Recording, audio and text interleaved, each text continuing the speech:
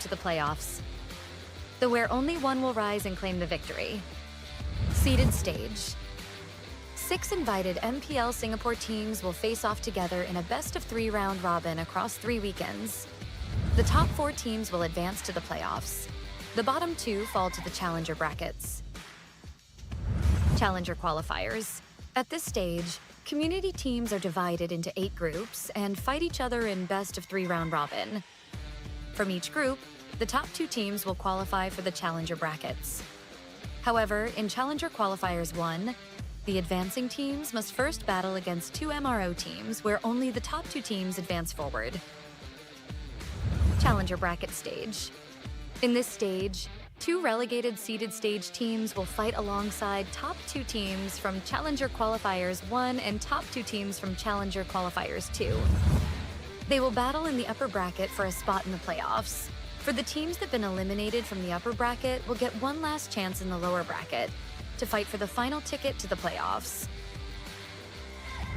The top 2 teams from challenger brackets will join the fight in the playoffs. The stage is set. It all comes down to this. 6 teams, only one champion. Who will rise and claim the MPL Singapore Season 10 crown? This is our pride, our passion. This is MPL Singapore Season 10.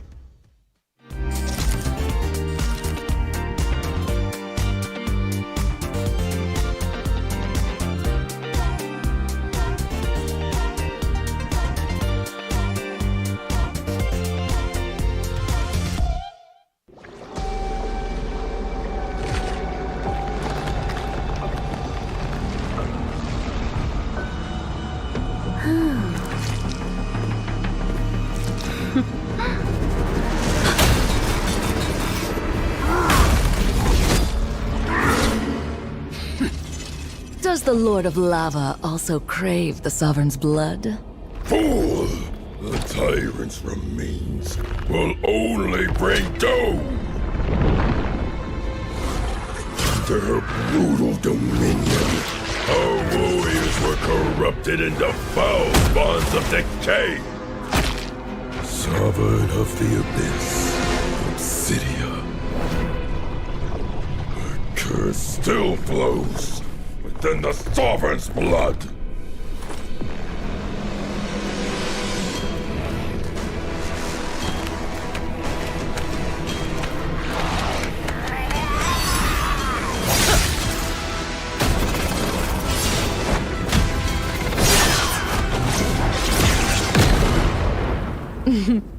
Such loyal little puppets, aren't you?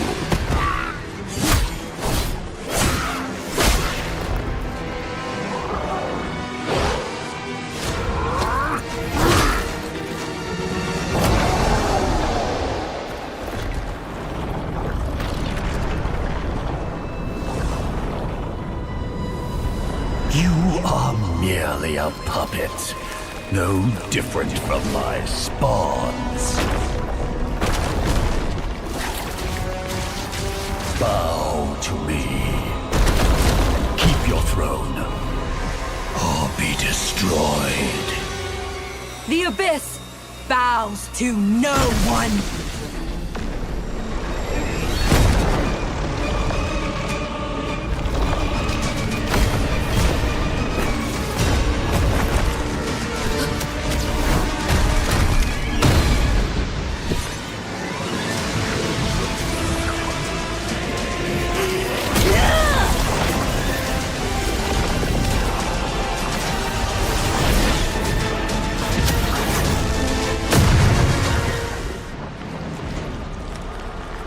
For the Abyss!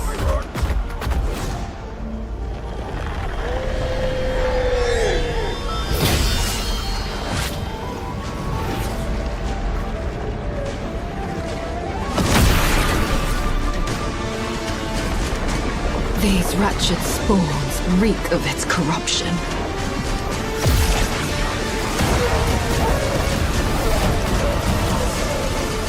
Your sovereign has a god to kill.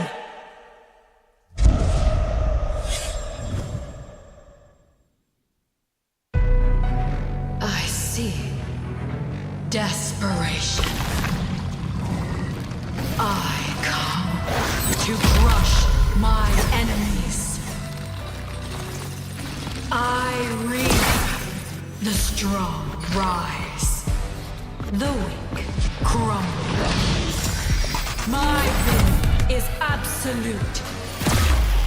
The abyss shall kneel.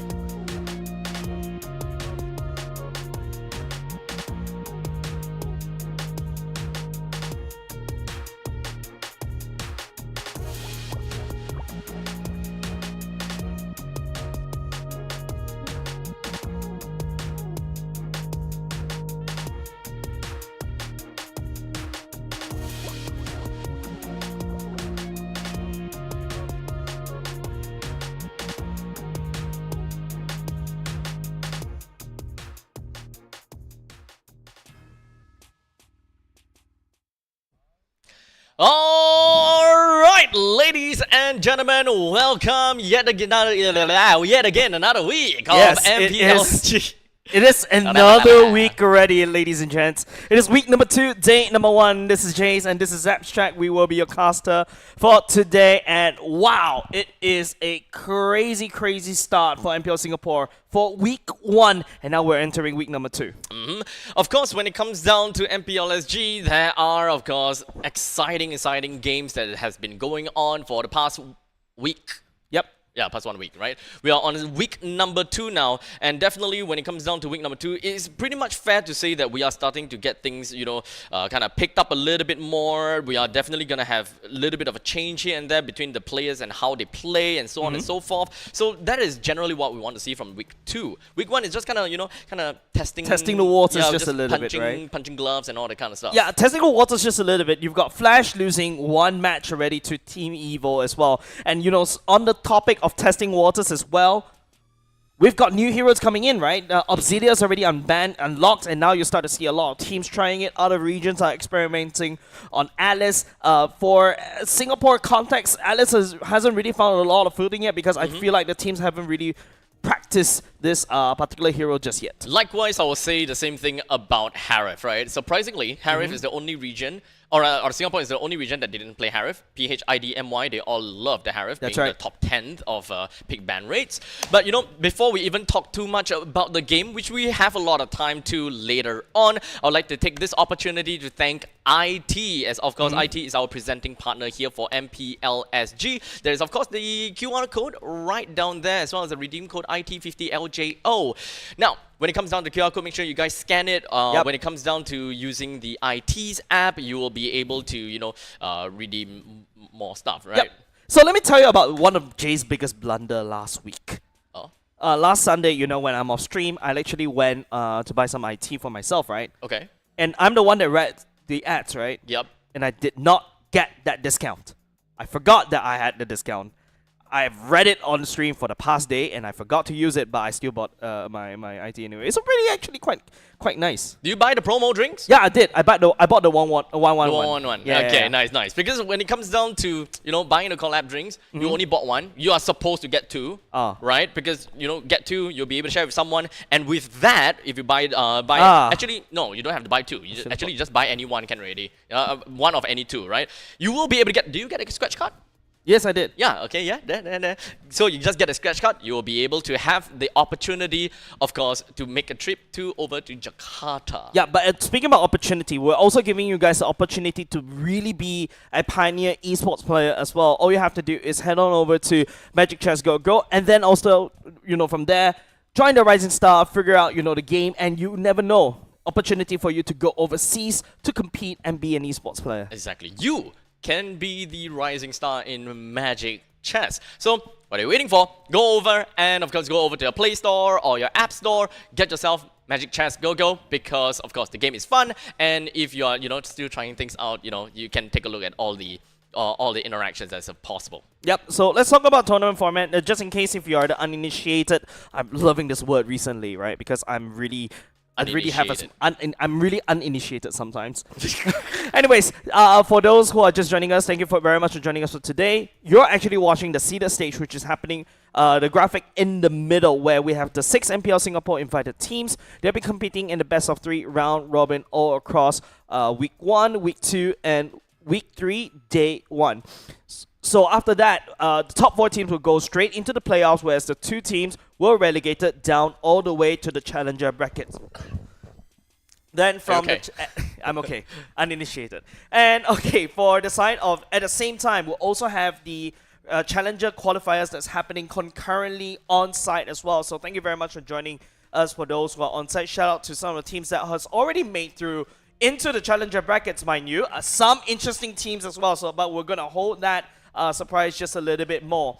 So after these challenger qualifiers has competed all those kind of stuff, they'll be able to make it into the challenger brackets, and then after that at the bottom versus the 2 teams that drop down from the MPL seeded teams, top 2 teams will be able to make it into the playoffs. So there's a bit of a last chance qualifier as well, but also open up an opportunity for the teams from the community stage to graduate into MPL and become an MPL seeded team. Exactly. Now, we move on from the format. We'll talk about the team standings as of last week, right? So this is the standings that is accurate as of the games after last week games. Evil currently takes the top with a total of 5 points, followed by Flash with 4. Kingdom as well as Absolute Zero tied for 3, while Ignite actually 3 as well. So there's actually 3 teams that's tied for 3, while RSG Singapore, unfortunately, they did not manage to score any points as of yet. It does seem like their opponents is a little bit tougher for them to, you know, kind of shake them down. Yeah, this is a very interesting thing, right? You know, usually you expect Flash to really go the mile, to stay all the way up top. Team Evil, usually you don't see them, you know, being so super strong in the regular season. Remember this? We talk about the playoff debuff, right? But then, you know, they're really good, doing a very strong showing in week 1, and I'm very surprised, and I'm very happy for them. I do like to believe that some of these teams would definitely buck up a little bit and, you know, kind of change things up a little bit, right? Yeah, shake things up a little bit. Yeah. Even for Flash, right? Day 1 and Day 2, they have a different change of players, such as they put Bear in and then they put Closer in. So generally by now, they should have a general good idea. What are the players, or who are the players that can, you know, give them results or give them a different way of playing that will change the team dynamics altogether.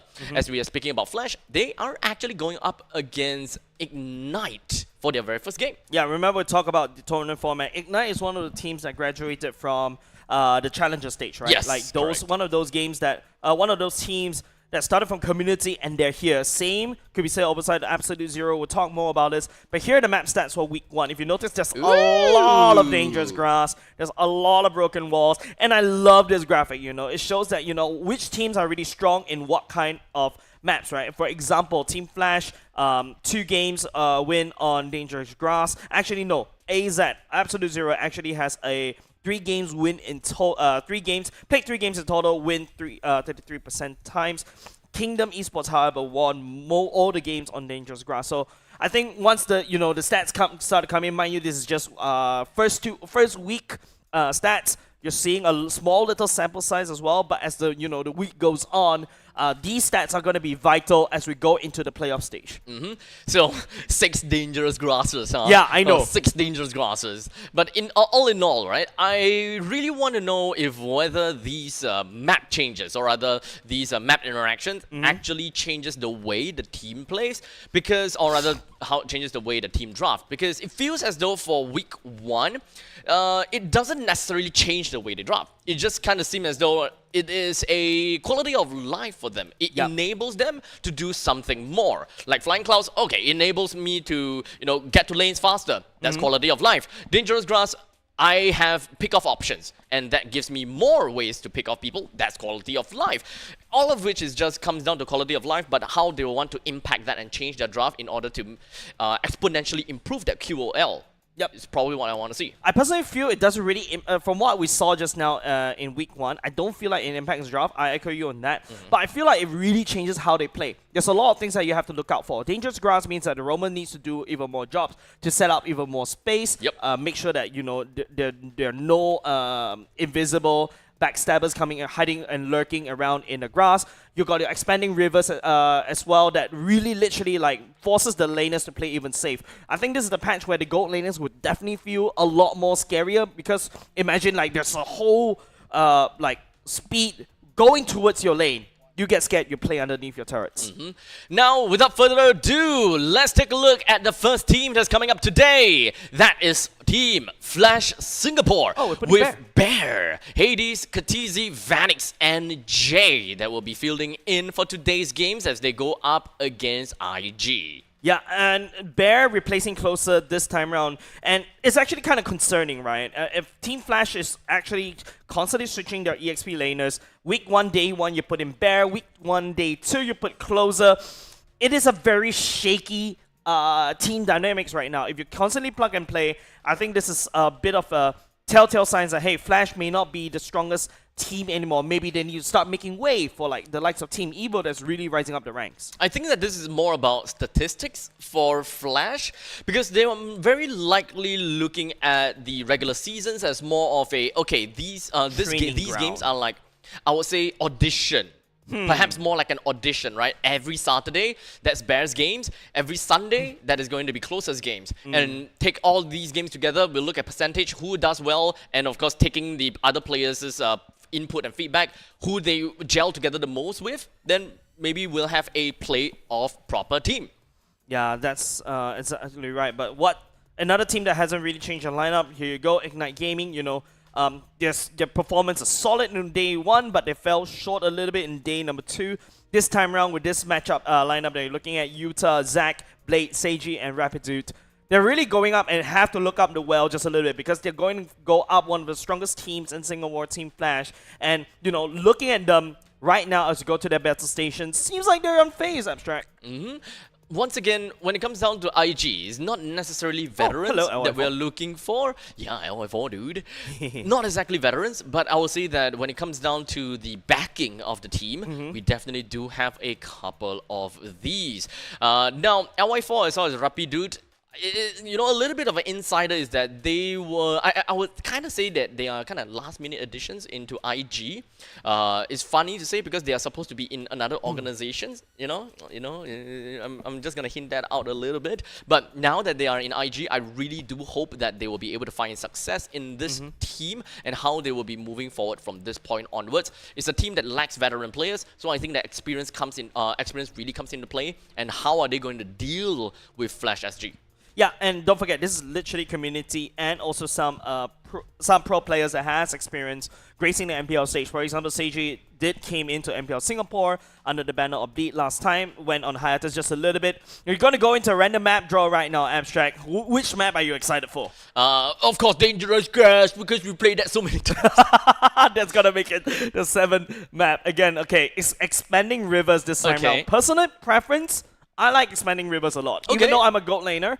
It allows also, yes, you get ganked once easily if the river's facing towards you. But if the river's actually facing away from you, you actually get to move towards a mid lane, whereas everybody's busying with the turtle. You can either go help the turtle, or you can clear the mid wave, put some pressure in the middle, and after that go back to your bottom lane as well. Now, when it comes down to Expanding Rivers, this kind of changes timing quite a bit, right? So it changes the way that the players play in terms of micro decisions, how safe they gotta have to play. So this map actually improves everyone else's I will choose my own path. in engaging in team fight. The only one that has been, kind of nerfed is actually gold laners. In Expanding Rivers, you are kind of forced to cower under the turret a lot earlier, especially if you don't have a winning lane. As such, having a team that actually allows the gold laner to be self-sustainable is actually super important, such as Harif. Or even the Bane gold lane, right? Definitely. Bane gold lane recently. So you just do a lot of damage. They call me a hero so because I saved my nation from falling especially in apart. Expanding River. So I would actually say that for IG to give away that is a very difficult choice for them to make. But alas, they still did. They gave away the Yin Sun Jin, but they backed it up with a Lunox as well as a Kalia, with quite a bit of possibility of trying to switching things around with their Lunox, as Lunox could go gold or she could go mid. Yeah, and which means that, Team Flash, last week, if I remember correctly, Vanix also did play a Lapu Lapu into the gold lane. So immediately if, Flash decides to bring a fighter to the gold lane, the Lunox will be able to bully that fighter almost immediately, right? Also, another consideration is, I like what IG is going for. I like what LI4 is going for, right? The Kalia going in is a very strong combo. This land is our Payback. homeland, and it will soon be your burial ground. Quickly, and now you see the Lapu Lapu being leaked out, throwing a bit of a question.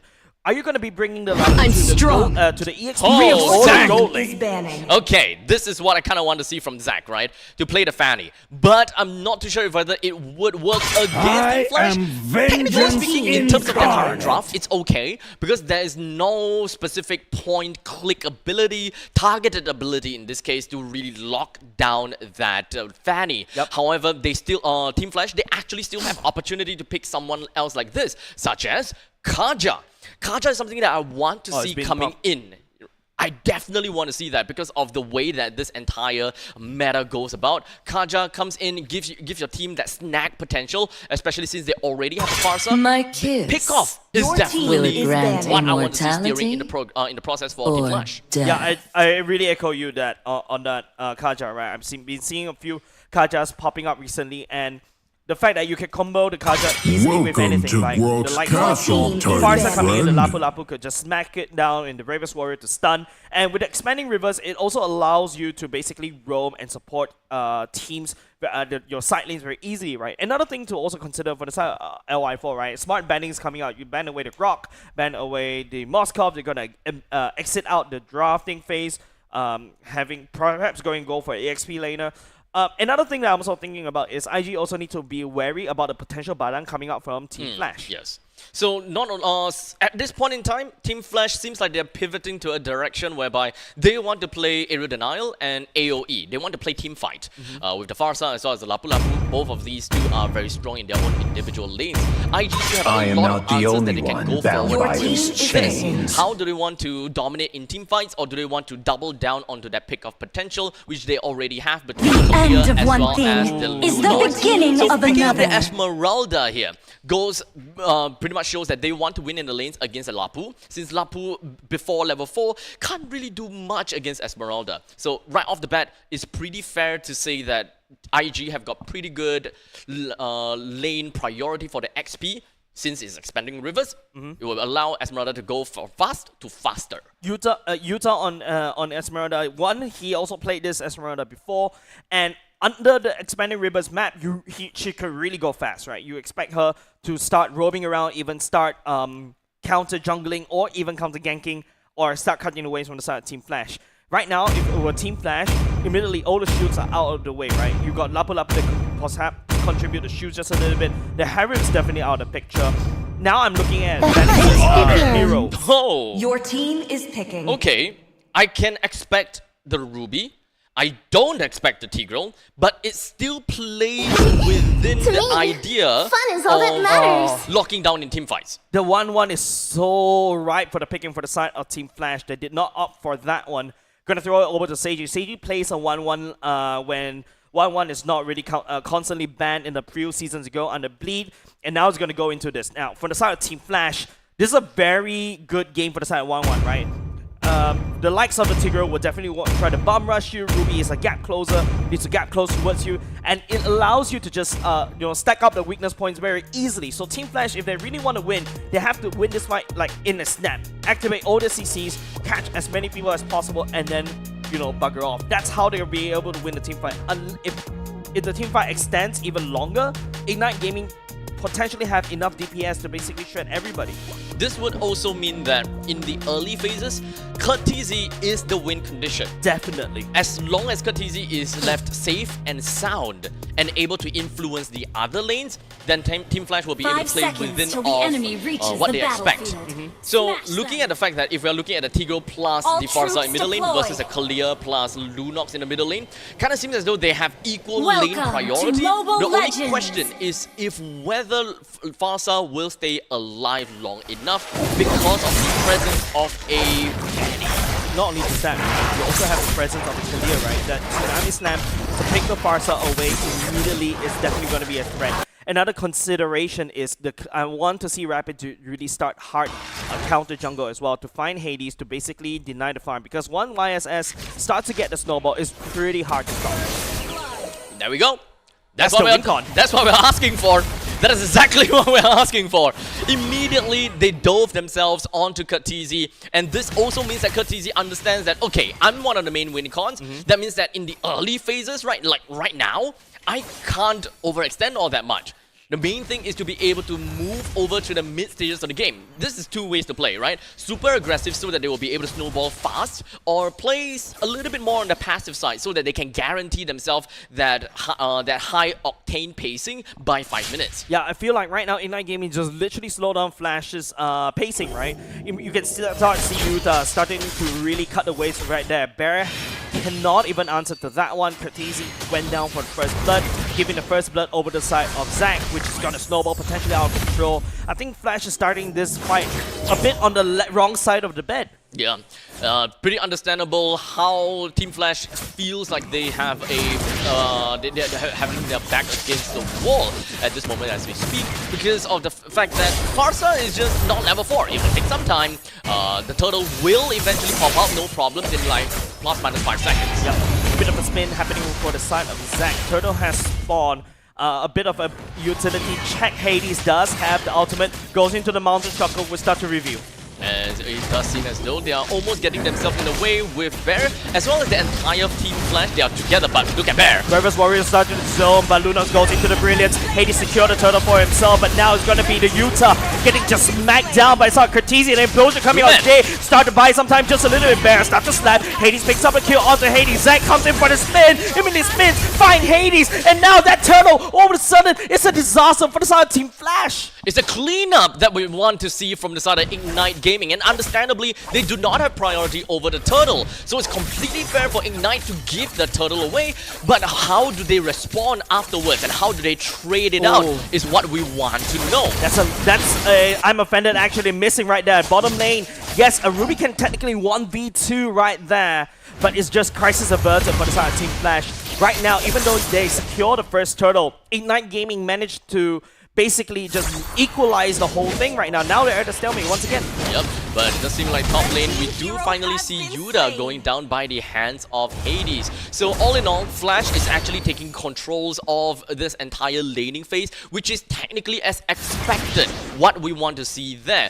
Although having a Lapu Lapu post level 4 is where things start to get a little bit scary from Team Flash. He starts to win lanes. He'll be able to move out of lanes a lot faster. And the very fact that Cortese is still kind of stuck in the middle lane is not what I want to see, but it's unfortunate because of the presence of Fanny. Yeah, like you're expecting the Farsa to really start roaming around the side lanes, right? But right now, it feels like Team Flash is playing mostly around the middle of the map, trying to get Cortese up to skill as quickly as possible, right? But the side of Ignite Gaming, they are definitely playing everything right, like trying to make sure that they get all the farm in, and also making sure Zac has a very good game. He's secured the first Blade of Hephaestus already. Yeah, he's starting to have a lot of hurt.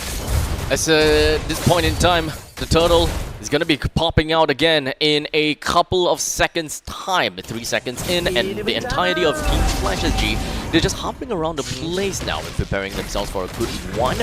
Fanny, unfortunately, nowhere to be seen, and I do believe that Ignite Gaming might want to concede this. Oh, maybe not! Implosion right there. He's going to be rapid to try to use the Tsunami Slam, but onto the wrong target. Unfortunately, Medic's coming with the Arm of Bandits to slow down just a little bit, but Yuta is right there in the midst, has to deal with 4. Will be able to take down Bear, but unfortunately, Seiji will be there to also take down Bear on the other side of the map. Yuta buying some time just a little bit. Cortese and Vanix get stuck out, but Hades went down unfortunately. The turtle still secured by Team Flash though. These turtles are expensive for Team Flash. And not only that, it's also slightly expensive for Ignite because they actually lost Zac within that process. Good target prioritization though. They are looking for Cortese to kill, especially for Zac. He knows that he wants to go for it. However, it's difficult because of Ruby.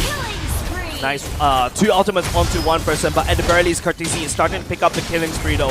Ignite Gaming, yes, that the momentum is swinging in the favor in the early game, but it's starting to fizz out. That's the power of 2 fighters on the side lanes, right? In the mid game, they're super strong, but towards the later parts of the game, when Seiji starts picking up the item, that's when Ignite Gaming will strike back. This is where the Ube will now start, right? As long as Team Flash is able to take down any of these turrets, T1 turrets, they will start to move together again. And remember, they have good mobility because of expanding rivers.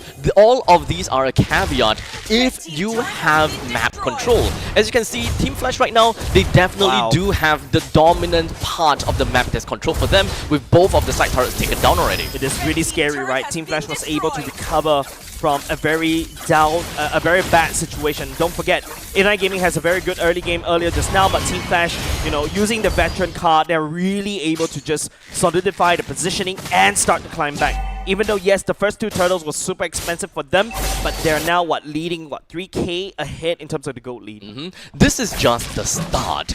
The earlier laning phase is just for them to slowly climb themselves up, and Kurt TZ, he played safe enough for him to get a good amount of kills right now, 3:1:2. So now he does have a very strong feathered airstrike, as I believe that he already got at least 1 item that will envelop the entirety of the map. Makes things a lot tougher for Ignite Gaming to even pop off. How does Zack even slip his way past the ranks of Team Flash in order to reach Kurt TZ is always going to be a concern that I'm looking out for. Yeah. Zack has no choice but to start. Hold on a second. Tsunami Slam. Try to isolate Jay all the way. Catching an implosion onto 4. Amazing one as Seiji goes up into the air. Takes down Jay. But Bear right now will be going into the Bravest Warrior. They touch and they go. Jay will be the sacrifice right here. Ignite Gaming picking up the roamer from the side of Team Flash. 1 for 0. But Team Flash wants to come up with better value, such as taking down the T1 in the middle lane. That's all the T1's taken down. Ignite Gaming, from this point on, they will start to lose ground. And the lands that they have is just dwindling down, and especially for a Fanny in the jungle, not having the purple buff, this is going to handicap them even more. Yeah, Abstract, it feels like Ignite Gaming is winning the battle, but Team Flash is winning the war, right? Yeah. Yes, I sacrificed Jay to be able to just lose his life right there, but Team Flash was still able to secure the mid lane turret, first hit turret, and that's big value for Team Flash. It's definitely going to be tough for Ignite Gaming from this point on. In terms of comeback mechanic, when it comes down to high ground as well as wave clear, I would like to say that it's not horrible. The only one that can reliably wave clear from a distance is understandably going to be the Mage, which is Blade as the Lunok. Seiji, more of a single target. Yuda, gonna have to go out to get poked by. Rapidude mostly wants to hide within of brushes in order to find the opportunity catch. Phoenix catching onto Rapidude right here. Bravest Warrior will be able to stack onto the feather airstrike, landing down artillery from afar. Ignite Gaming has to back off. Blade pops the brilliance, and once again, because of all that, Flash takes away another turret. This is solid efficiency coming out from Team Flash. There's a lot of diversity for Team Flash's lineup, right? They can play for teamfight exactly what we would expect, right? With the implosion followed by a follow-up from either Bear or Vanix. Otherwise, they can always be able to play catch with Vanix's ultimate as well. So they only need to find one opportunity, and in this case, it's mostly going to be either Rapidude or Yuda. And because of the abundance of crowd control, remember, as an Esmeralda, your #1 nemesis is disruption. If you're unable to spin, if you're unable to absorb shields, you are just a sitting duck. Yeah, Seiji just picked up the half toss, and speaking about sitting duck, right? 1-1 is not going to do well against a Farsight, right? Once a Feather Asteroid lands down, you really have to hop away, unless you are able to be very confident in your skills. Very telegraphic too. And telegraph your crossbow tank, right? But hold on a second. Here comes Rapidude. Goes in for the throw. Vanix flickers all the way back to safety. Once again, Yuta will be the main punching bag right here. Hades picking up that kill. The Lord immediately forgotten. And all of a sudden, Ignite Gaming lose one of their peels. Just look for one, and from that point on, they would generally win, right? Because this is a team fight, plus a little bit of that pick-off momentum as well.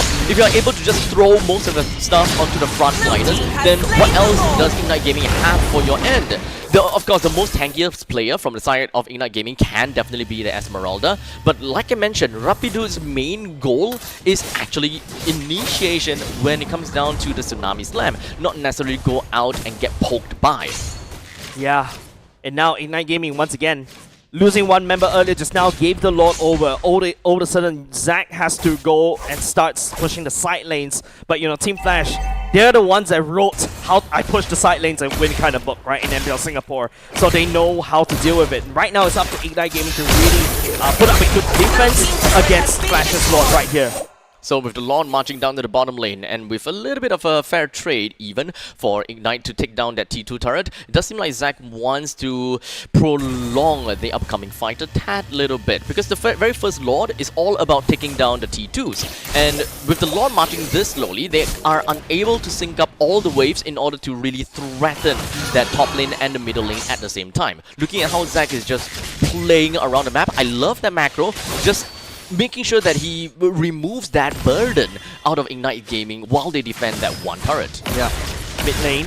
There's a siege right here, but there's a lot marching down the bot. Ignite Gaming, don't forget, they're really bad at wave clearing, like what you mentioned earlier just now. The Lord of Clash on the bottom wave, but I don't think Team Flash will be able to pick anybody off. But Ignite Gaming, I think a lot more pressure on Rapid Dude to basically play with the Tsunami Slam. Mountain Shocker will be able to land as Flash cracks open bot lane.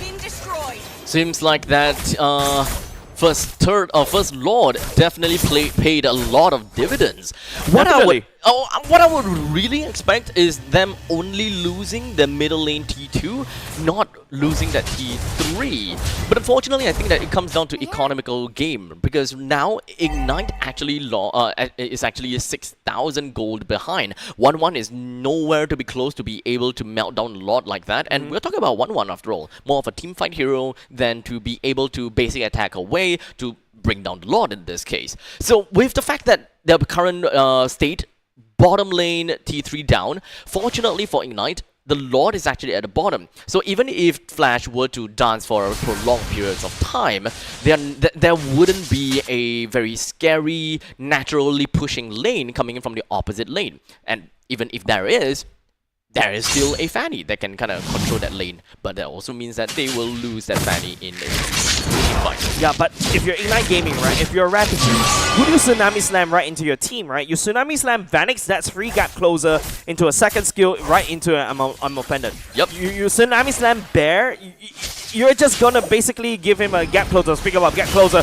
oh, Jay catching on to Zach. Immediately will be credited for that kill. Rapid Dude jumping in, will be able to swing Jay all the way. The flicker will be committed as well. But if you notice, Ignite know they're actually at the limit. They really cannot push their advantage as much as possible. Seiji getting busted out, unable to jump in the crossbow attack, but hold on a second, he'll be able to deliver the shot down. The Heart's Claws just absorbing all the HP back. All they wanted to do for Ignite is just enable Seiji to be able to fly into the air. But it looks like he already have got pretty good damage while he was hopping around Curtisi. So one thing's for sure, even if they do sacrifice Zac, there is still a way for a comeback as long as Seiji is able to position himself correctly. But unfortunately, they now lost another Lord, and that Lord is definitely gonna be bringing down more than just one turret. Yeah, but this is different. This is a different 1-1 right now.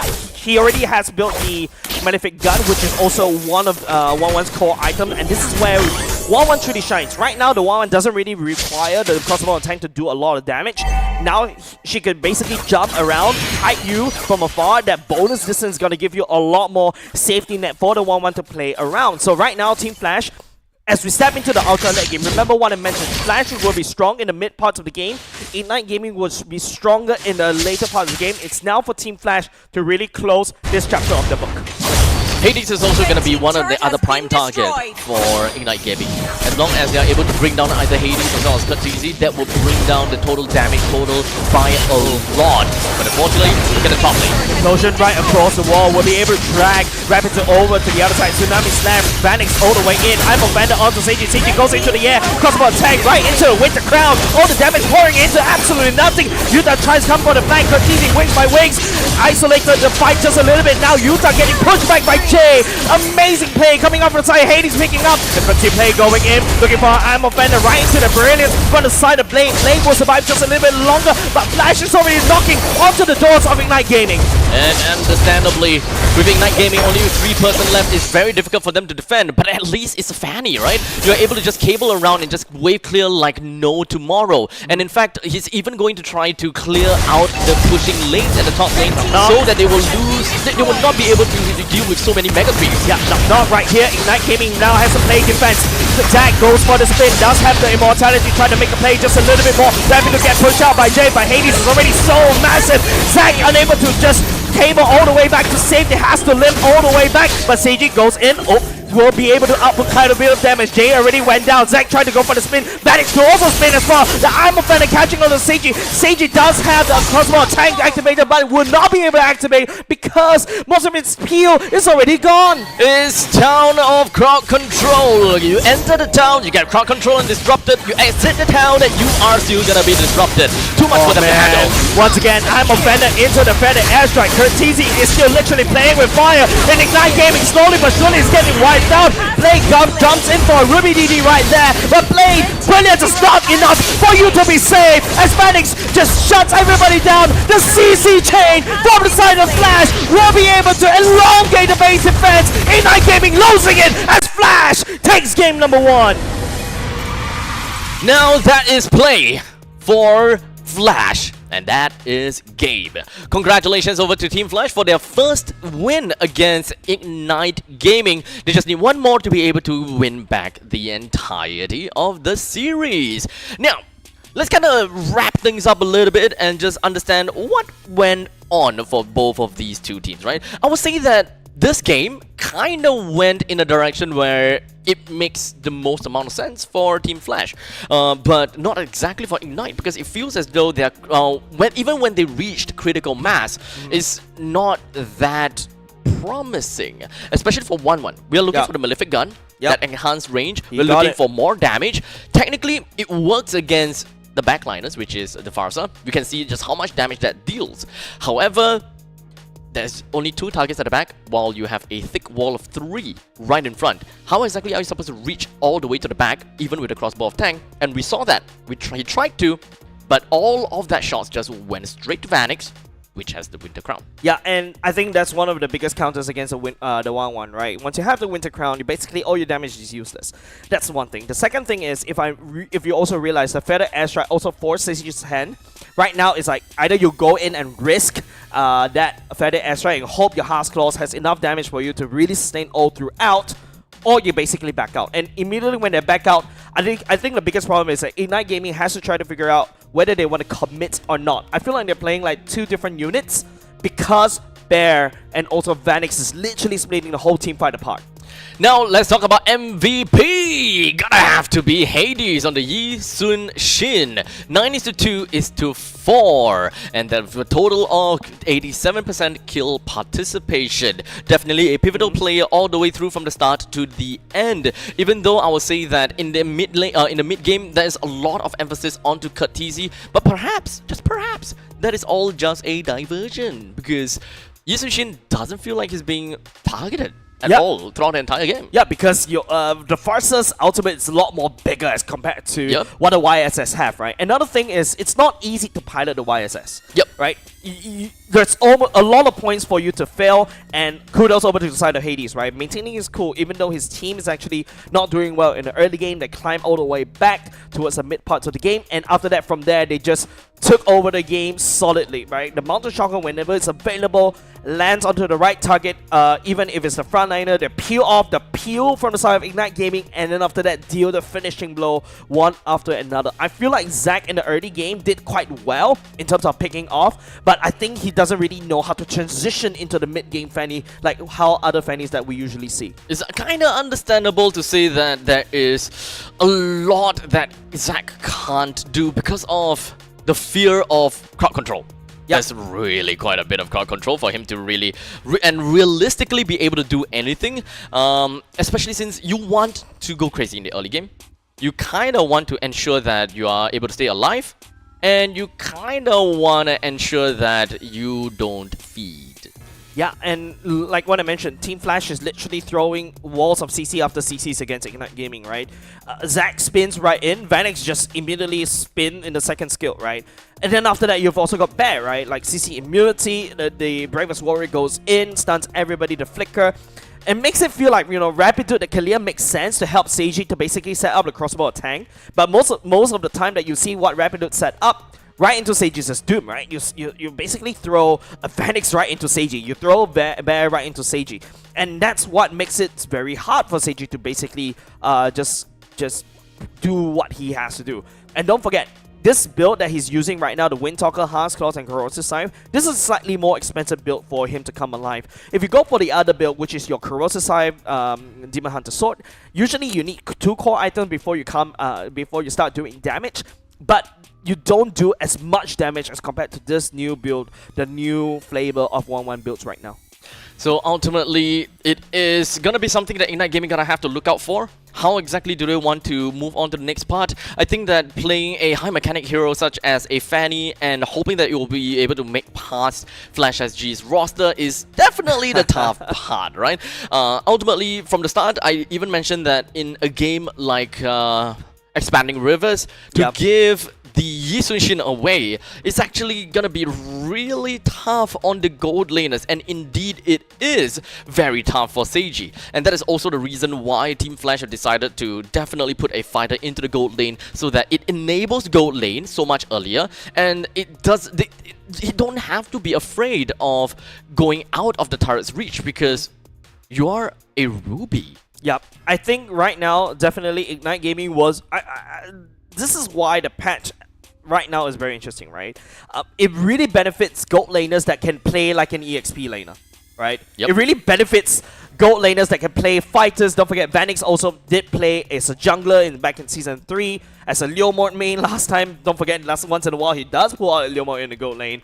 And it's really goes to show that gold laners must not linger in their, your marksmen anymore. You have to start exploring other things like your Banes, your perhaps even the Alice gold lane if you're crazy enough, or even perhaps like a Labu Labu gold lane.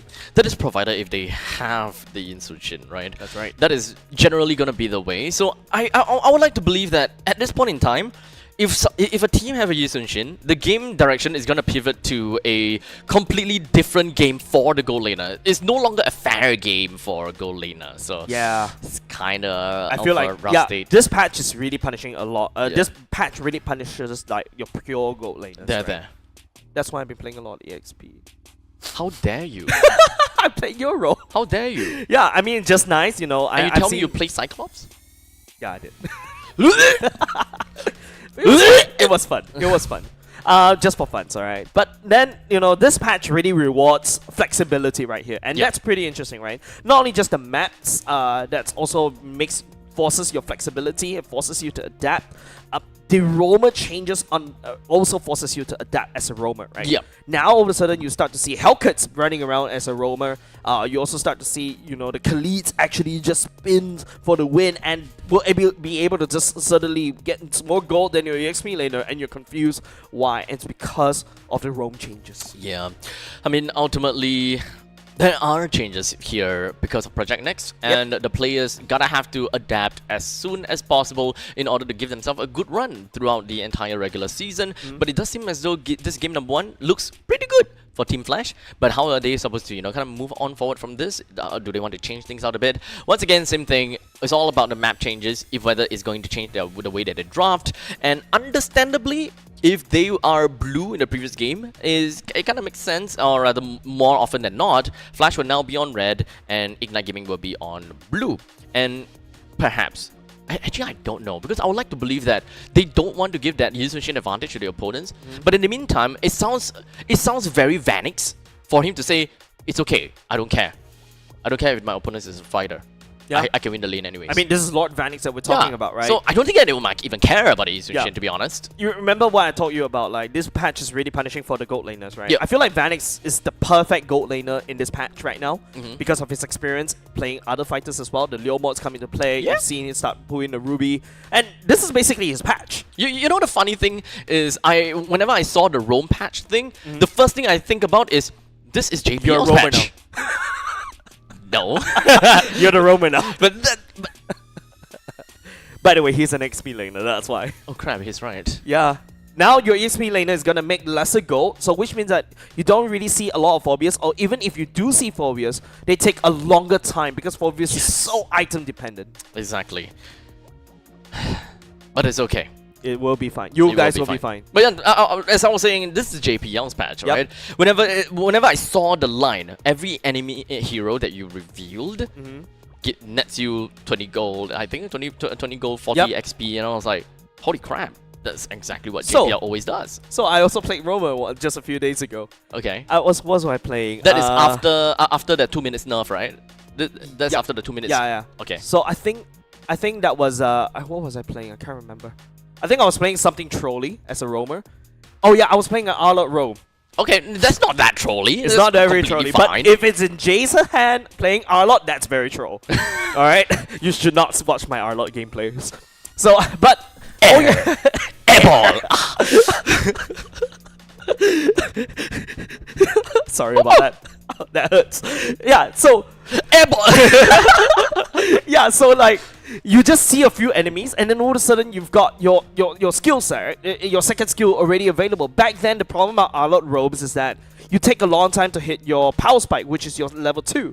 But in this particular patch, you see 2, 3, 4 enemies, boom, you're level 2, and you could start fighting already. Yeah, but technically, that means you played before the 2 minutes nerf thing. I think so. Yeah, I think you played 2 minutes before the 2 minutes nerf. So in context, for those uninitiated for what I'm mentioning about the most recent hotfix, I wouldn't say call it hotfix, but the recent patch notes is that because of the growth of the roamer, it's too fast. It's too fast. It's whereby too crazy. If a team have decided to stack 4-person in the purple buff, and the Roman just decided, let's see who's in the purple buff. Boom, level 2, Boom, level 2. fighting. Like, yeah, I was like, what the hell? So that has been changed whereby the first 2 minutes, instead of getting 40 XP, it has been halved to 20 XP. And only after the 2 minutes mark, then you will get the regular 40 XP. Imagine you go for a roam Paquito. Ew! Ew. Literally just go in 1-2 punch and just like, okay, goodbye. Yeah, and you have like half HP. Yeah, and then after that, you just basically you have your level 2 power spike very quickly.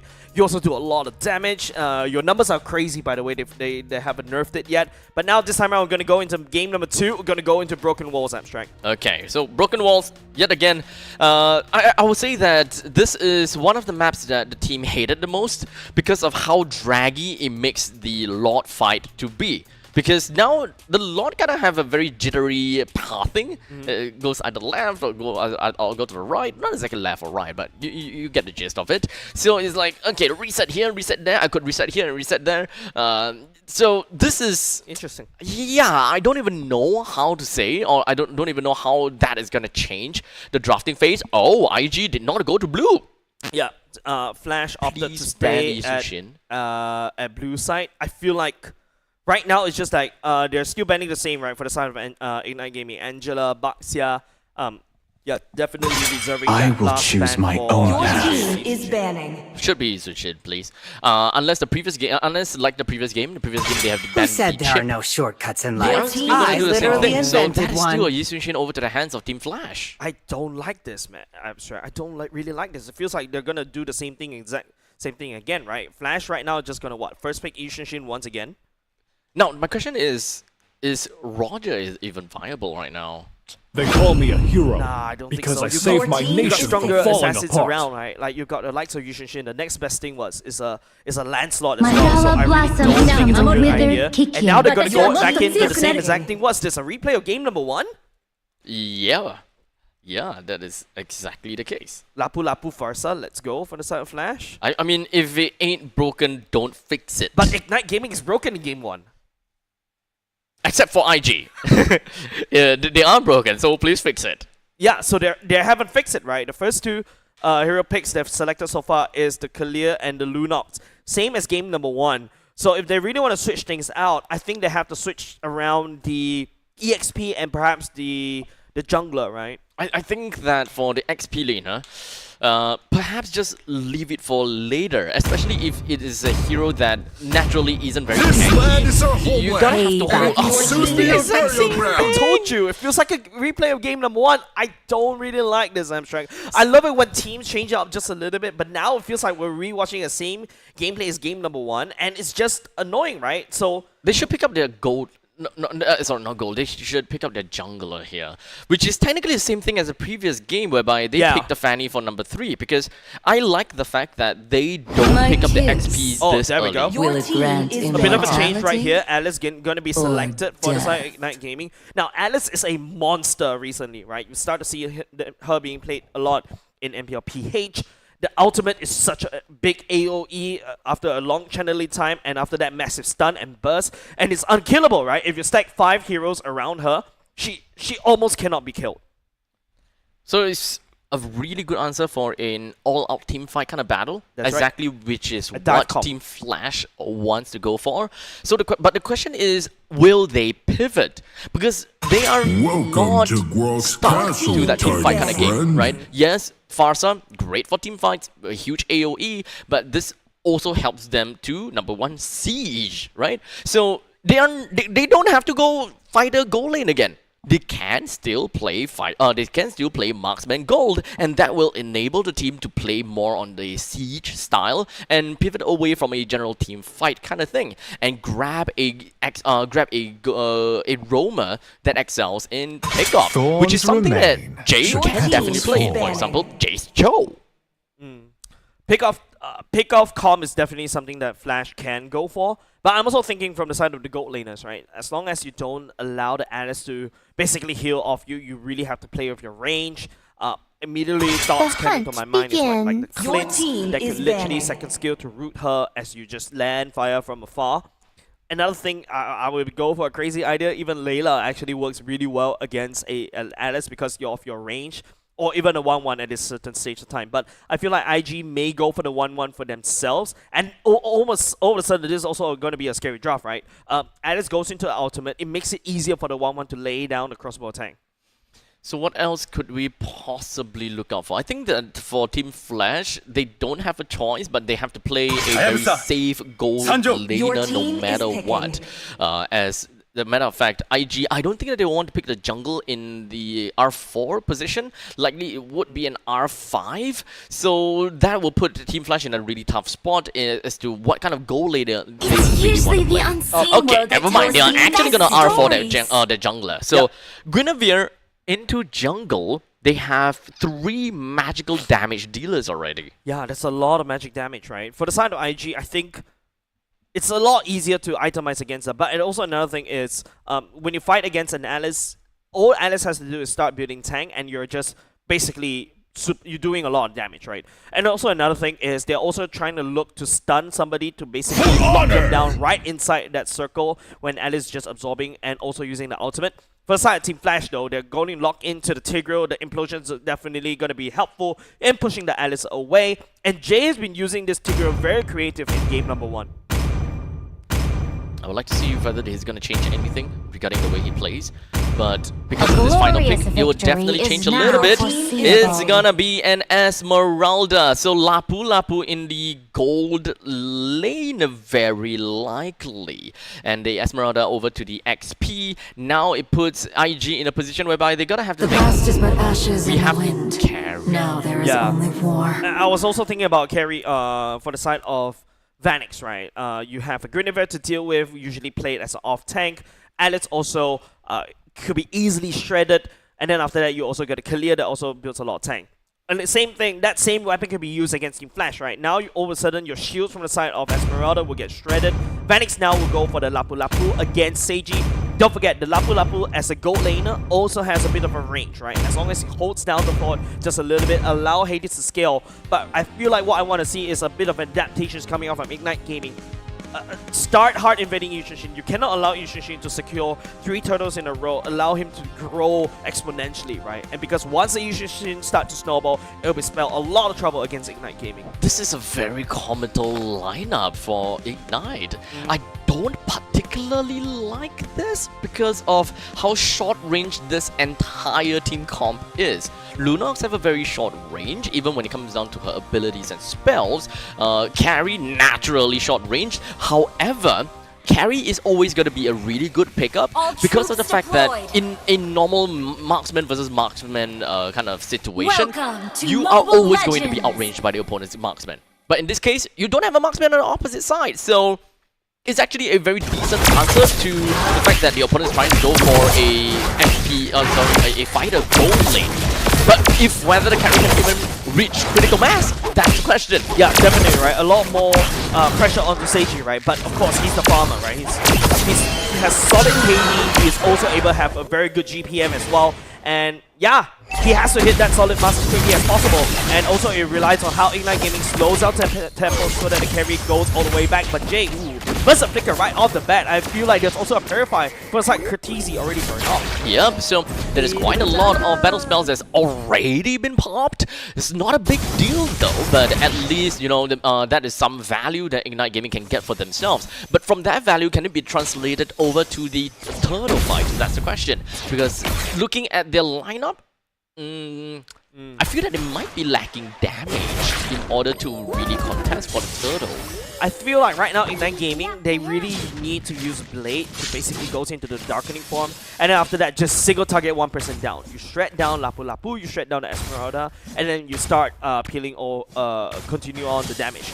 Utah on the Alice does have consistent DPS because of its blood thing, the passive thing, but Flash SG definitely on Hades. Oh, speaking of Hades, lurking down at the bottom. I think gets spotted out by Rapidude though. Shouldn't be a problem right now. There is quite a bit of a party down in the bottom lane, and I would like to believe that Ignite Gaming is very much ready to be able to swarm in to deal with the turtle. As you can see, Rapidude as well as Blade, they will shove the wave to the middle lane, leaving Cortese back in the lane at level 3. Only after she clears the wave, then she's level 4. So if they are able to, they want to spring into action. Getting tagged by quite a bit of damage. Hades actually saving onto the Mountain Shocker, so that's actually good news for the side of Flash. We'll be able to use it right now. Zac looking for an opportunity to jump in. We'll be able to find somebody from the side of Flash, but here comes the Mountain Shocker as well. Buzzbird giving over the side of Flash SG already. Cortese picking it up. Utah and also Rapidude throwing Vanix all the way deeper behind enemy lines while Hades works on the turtle right here. Bear baiting the rest of the members from the side of Ignite Gaming away as Hades secures the first turtle and goes in for the strike. Utah all of a sudden doesn't have a lot of damage anymore and also HP. Try to absorb as much as possible, but you never want to chase an Alice with the passive on. Well, he can't really do much because of the lack of numbers around the vicinity, right? So Yuta gonna have to go back home, but all in all, it's a 1-for-1 trade. Sounds great, right? But Cortese is the one that got the kill. The Lapu Lapu is the one that died. On the side of Ignite Gaming, the one that got the kill is Seiji. So that's actually pretty darn good for Ignite to further accelerate the growth of Seiji. Not quite enough yet though, because Flash still gotten the turtle for themselves in the end. Yeah, so it's kind of like an equal stalemate. It's the exact same thing that we saw in game number 1. Flash had a bit of a back foot in the early game, but hold on a second, Mountain Sugar once again, that's going to be a Tsunami Slam, catching on to Jay. Jay, unable to go into Implosion, will have to die for that one, but Hades returns the favor onto Zac. Once again, the jungle going down is expensive for the side of Ignite Gaming. Value for Team Flash. It seems like as though Team Flash, they're very willing to give Jay away because, hey, you take my robot, I take your jungle. Yeah. I win in the end of the day. And they just kind of have to grind that over and over again. Yeah, in chess terms, basically trading, what, a knight for a queen? I think that's definitely worth it for the side of Flash. Is it really a knight? I would kind of take this as a rook. Knight actually has more value. Actually, you know what? Yeah, okay. Yeah. Sure. I'll take that. I'll take that. It's been a long time since I played chess though, but it seems like Team Flash... Flash... on to another board game. No. I have sunken deep enough. Maybe not yet. I could sink more. Hobbies. Yes, speaking about getting as much economy as possible, right? Ignite Gaming, Seiji actually picking up the assist is definitely helpful, right? If Seiji picks up another 2 more kills, I think that critical mass will be achieved. But hold on a second, there's come the implosion. But Rapidude getting pushed out. CZ stun lock, no way for him to run, gets bursted down. But Bear, one-man army right here. The Bear Trap activated onto Zac, Utah, and also Blade. Still able to limp away. But it's also once again Flash finding value up top side. And eventually with the turtle gonna be available down in the bottom lane. We do have Team Flash that have got about 2,000 gold advantage on top of Ignite Gaming. Top lane T1 destroyed. So the way that Team Flash is playing at this point in time is completely ube. They don't need to they don't really care so much about a gold laner needing time to farm the lanes whatsoever. They can just bump from objective to objective. They still have a Yushin, so they can definitely play sieging. You don't want to give the second turtle over the side of Yushin once again. There's not a lot of contests coming off of Ignite Gaming. They're literally giving these for free and allowing Yushin to scale. The lack of high ground, buddy. This is hands down because of the lack of high ground. This entire lineup for Ignite Gaming is very difficult to kind of punch glove, right? if they want to jump in, they need to be committal. And they know that, okay, we gotta have to do this, we gotta have to do that. But we actually saw Rapidude do that, right? Rapidude went straight in, Tsunami Slam, hoping that that person will be bursted down, and it did happen with the power of Zac as well as Blade, Violet Requiem, plus Darkening, but that also puts Zac in a very tough spot. Why? Because they are a committal team! Yeah, and not only just the committal part, right? They're also being split apart by tons of CC. Jay and also Vanix always breaks all these combos, making it super hard for the side of Ignite Gaming to basically coincide all the skills all together. Because Team Flash, it doesn't really matter who is the first one to die. They still have a way. Okay, here comes the feather airstrike, a bit of a scare tactic landing down the artillery strike from afar. Seiji's still farming up though. I think that's the only thing. Once Seiji hits critical mass, maybe there's a bit of chance for the side of Midnight Gaming. But that would take long. It's only like 6 minutes and 50 seconds. Another 5-7 minutes? I think that 5-7 minutes might still be a far cry. His got 1:0:1. I think it's fair to say by okay, if we add on another 5 minutes, his goal should be somewhere around 8k. The Mountain Shocker once again reviews, gives so much information, and you know what Team Flash does with this information? They crack 2 turrets concurrently. I'm not too sure whether they will even be able to do anything to kind of come back, because this is actually a very punishing match in terms of comeback mechanic. There is not a lot of ways that you'll be able to come back in terms of the general battlefield feature, plus the fact that they don't have a lineup that really allows them to have a massive power spike at any time within that 5 minutes mark. And Team Flash just so happen to have that power spike within that 5 minute mark, because we gotta have to look at Curtisi, right? There. Taking on to Zac. Zac received some form of damage on the side of the airstrike. The Mountain Shocker will review. Turtle immediately forgotten because right now Flash, SG, kind of far apart, right? Right now, Ignite Gaming, they're just not too sure what they're gonna do, right? Okay. I do like what Team Flash is doing. Completely conceded the turtle, not wanting to touch the turtle, just so that they can get the earliest possible Lord that they could get. So the next upcoming Lord is going to be 8 minutes and 41 seconds. Rapidude, there's a flicker, picks up, but Jay comes into implosion. Hades down low just a little bit more. Zac onto the chase, will be able to take it down. Defended airstrike lands. Jay kills the Lord from Flash SG. No retribution required as Ignite Gaming will be there to clean it all the way up. Curtisi, the only casual, the only surviving member for the side of Flash. Who needs a retribution anyways? Okay, so the Ignite, they managed to get a wipeout. That is absolutely great. That's what I talk about, committal. But the very fact that they are able to win in that team fight is amazing to me. I would love to be able to see, you know, how that eventually played out from the start to the end. Ultimately, I would say that it is all about that catch potential, which Rapidude managed to pull off. But that was a beautiful catch. Who did he catch again? Hades. Oh, that makes more sense. They call it Hades, burst him down low just a little more. Zac dealt the finishing blow, but Zac unable to land a retribution because he's the one that took the Lord instead. The funny thing is Zac didn't manage to have the opportunity to pop the retribution as well. He had his retribution off cooldown throughout the entirety of the night. And for the airstrike once again, here comes the defense on the side. Ignite Gaming, the Lord is pillaging all the way up top, but Seiji is starting to shred. Look at that! Light will go! Seiji picks up a killing spree, and now Utah slapping onto Hades, and now it's just gonna be 3 members down for the side of Team Flash. Ignite Gaming still going strong though, but Hades takes down Utah. That's a 3-4-2 trade, but ultimately it is still a relatively good trade for Ignite because they managed to take down the Lord, they don't lose any inhibitor turrets, and they pick up the 3 as well. Yeah, they kill more of the high value members for the side of Team Flash. All of a sudden that gold lead is starting to equalize just a little bit. 1.7k in this part. Remember, talk about Seiji. He has escalated, right? Look at his items earlier just now. It was like the 3 attack Trinity items is already secured. You can start to see he's really starting to shred. Does he have the opportunity to hop around as what a carry should be able to do, right? That is mostly the question that I would have, if whether they can actually enable that that carry. But ultimately, I'll say that in the previous fight, being able to catch the Yuzushin definitely huge for Team IG, because so far in the entirety of the game, their idea is just catch one person. Just catch one person and we'll try to deal with it.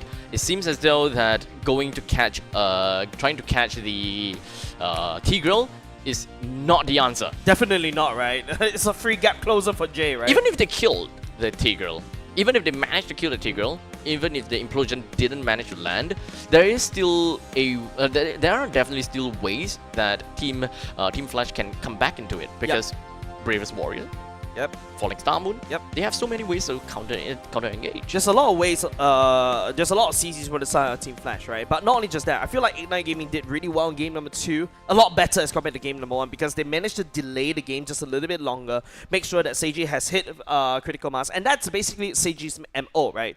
Literally getting into the necessary gold required. He knows how much gold, how much item he needs, and that's where he will shine. He reminds me a little bit of Sage, just a little bit, and now Hades knows what's up, goes into Purify right now. Sage knows just a little bit, shut down by the side of Kurtini, right in the knee to prepare the airstrike. Yuta goes into the ultimate, but Jay and the members on the side of Team Flash are losing steam because Ignite Gaming, Yuta is absorbing all the HP all the way back. Phoenix and Jay has to make for the run for the hills. Yuta on the chase, unfortunately will not be able to land the first skill as Flash loses 3 members for 2. Oh, Alice is huge though. Definitely. I think that is definitely going to be the game changer of Team Ignite Gaming. Seiji didn't have any impact in that fight because number one, he was slightly caught out. He had to use the Purify. Decided to turn back because Zack went in for the Violent Raptor down onto Hades.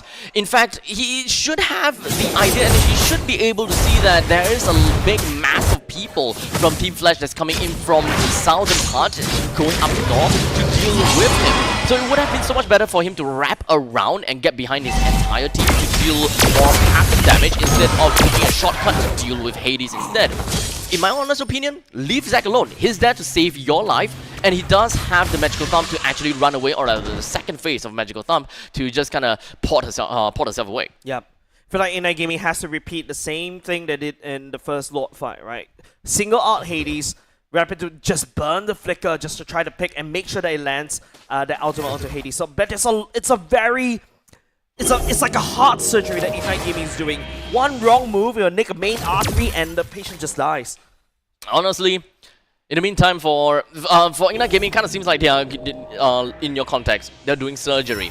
But for Team Flash, they are not exactly that meticulous. They're just going straight in for your juggler. Yeah, speaking about straight in, Vanix, immediately get melted by Sage's ultimate light wheels right now. Going for Implosion, will be able to catch onto 3, but the follow-up coming off from Flash is not really there. Yuta manages zone out, Kurtini.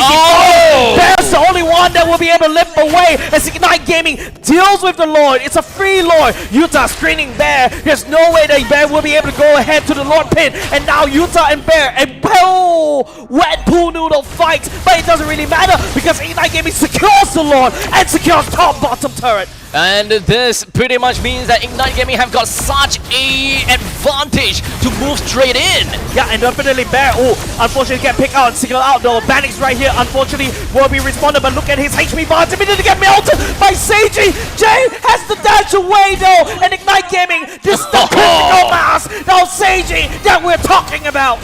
It's not over just yet. We do have the Lord that will still be crashing in and will take the T3 turret in the middle lane. Team Flash now have got the middle lane and the bottom lane completely destroyed. Ignite have got a massive advantage because of the Lord, and now with about 4,000 gold lead, they're just going to play a little bit safe and play possum for now. The economical gap, I mostly just want to look at between the gold laners, right? Actually, no, you can't exactly see it that way. Yeah, you can't because Carry's items are slightly cheaper. Number 1, number 2. He already secures a Malefic gun, means that he has gonna get more range, and that's super delicious for a carry, right? Remember, Carry's main weakness is the short range, and now extended range definitely gonna be very helpful. Because of the fact that there's 3 late gamers from Ignite Gaming, 14 minutes in, this amount of gold is pretty much on track. I would say this is the normal curve of what I want to see. Going with Final Requiem onto Bear right there. Here comes a feather airstrike to no avail. TC has to fly away. Utah gets pushed back. The flickers all the way forward. Bear try to split up fight just a little bit. All of a sudden, hey, Flash is a little bit disjointed, and Ignite Gaming will take advantage for it. The ability to shred the front lines is starting to come into effect. And Team Flash, they are definitely going to be scared now. Vanix, Bear, as well as Jay, they can't just go in and just face tank everything now because you are facing off against Seiji. And Ignite Gaming can play according to their win con and be committal because they have reached critical mass. Yeah. They can just jump in. Not a single car in the world. Yuta can survive for days. So he's likely going to be the one with the max amount of confidence. And guys, I'm going to open up the map for you. I'm going to jump right into the heart of Team Flash. You guys decide what to do next. Yeah, and now Rapid Dude can basically pick off Jay, right? All of a sudden, remember, we talk about how it could be an easy gap closer, but hold on a second, Tsunami Slam into a Purified Mind. You, the Feather Airstrike, will be able to land onto Rapid Dude. He walks away scot-free. And Ignite Gaming right here, they can rinse and repeat this over and over again, picking up members one after another, allowing Seiji to shred. It's all about the bravest warriors. Being able to be CC immunity, or rather immune to Rapidude, especially he knows and he can see that, okay, he's definitely coming in for me. Yeah. It just makes him waste an ultimate. Oh, I would say ulti for ulti. So that actually helps Team Flash to kind of buy a little bit more time by eliminating that pick-off ability from Ignite Gaming. Yeah, this Lord's definitely going to be very pivotal for the side of Flash, but we're going to start with this one. Rapid Dude will be able to toss right there. Hades goes in, try to do some damage, but he cannot step all the way in. Seiji! Quite easy, landing down the damage from afar, but Seiji starting to shred. Down low just a little bit more. Hades makes, oh, he falls! Seiji picks up a triple kill already. Ignite Gaming unable to basically push forward onto the Lord. They don't really need it anymore because they have the win con and they just have to go all the way in with critical mass. And Seiji just shreds one after another and wipe out for the side of Flash as Ignite steals one game back from Team Flash. Now, my oh my! Ignite! Literally ignited the fire within when they found their win condition and they managed to hit their peak performance. Yuta is not afraid of anything. Seiji deals more than enough damage to be able to run away from most of these damage dealers from Team Flash, because remember, the main damage dealer at that point in time will only be a Farsa as well as a Yi Sun Shin. Yep. And we know that when the artillery strike were to happen, it did land on the Seiji a couple of times, but it is still a carry after all, with great kiting capabilities. That's right. As long as he's able to kite, as long as he's not bursted down in an instant, that is great, and there is comeback possibility. Yeah, unfortunately, if you can't Bagon, that cockroach is going to come back, right? That's basically, unfortunately, that's what CG was, right? The feather airstrike landing down, you also start to see Yushin unable to enter these team fights nearing the end as well because of the fear. Because, unfortunately, Yushin is such a glass cannon. There's also the Alice that's also constantly dealing a lot of damage. And if you not noticed, Flash SG literally got split apart, right? Yes, they got so many front lines to kind of protect and cover for the Yijin Shin and the Farsa, but Yuta as the Alice could just jump all the way to the back and just do a lot of damage and wreak havoc at the back line. And now, MVP. I think that, in my opinion, it's gonna be Yuta. Honestly, I really find There's the a lot of MVP differing of opinion. Yuta. Yeah, very differing opinion, especially as an EXP laner, is kind of like a, yeah, he has massive amount of impact. Yeah, so we believe the prod is definitely a jungler, right?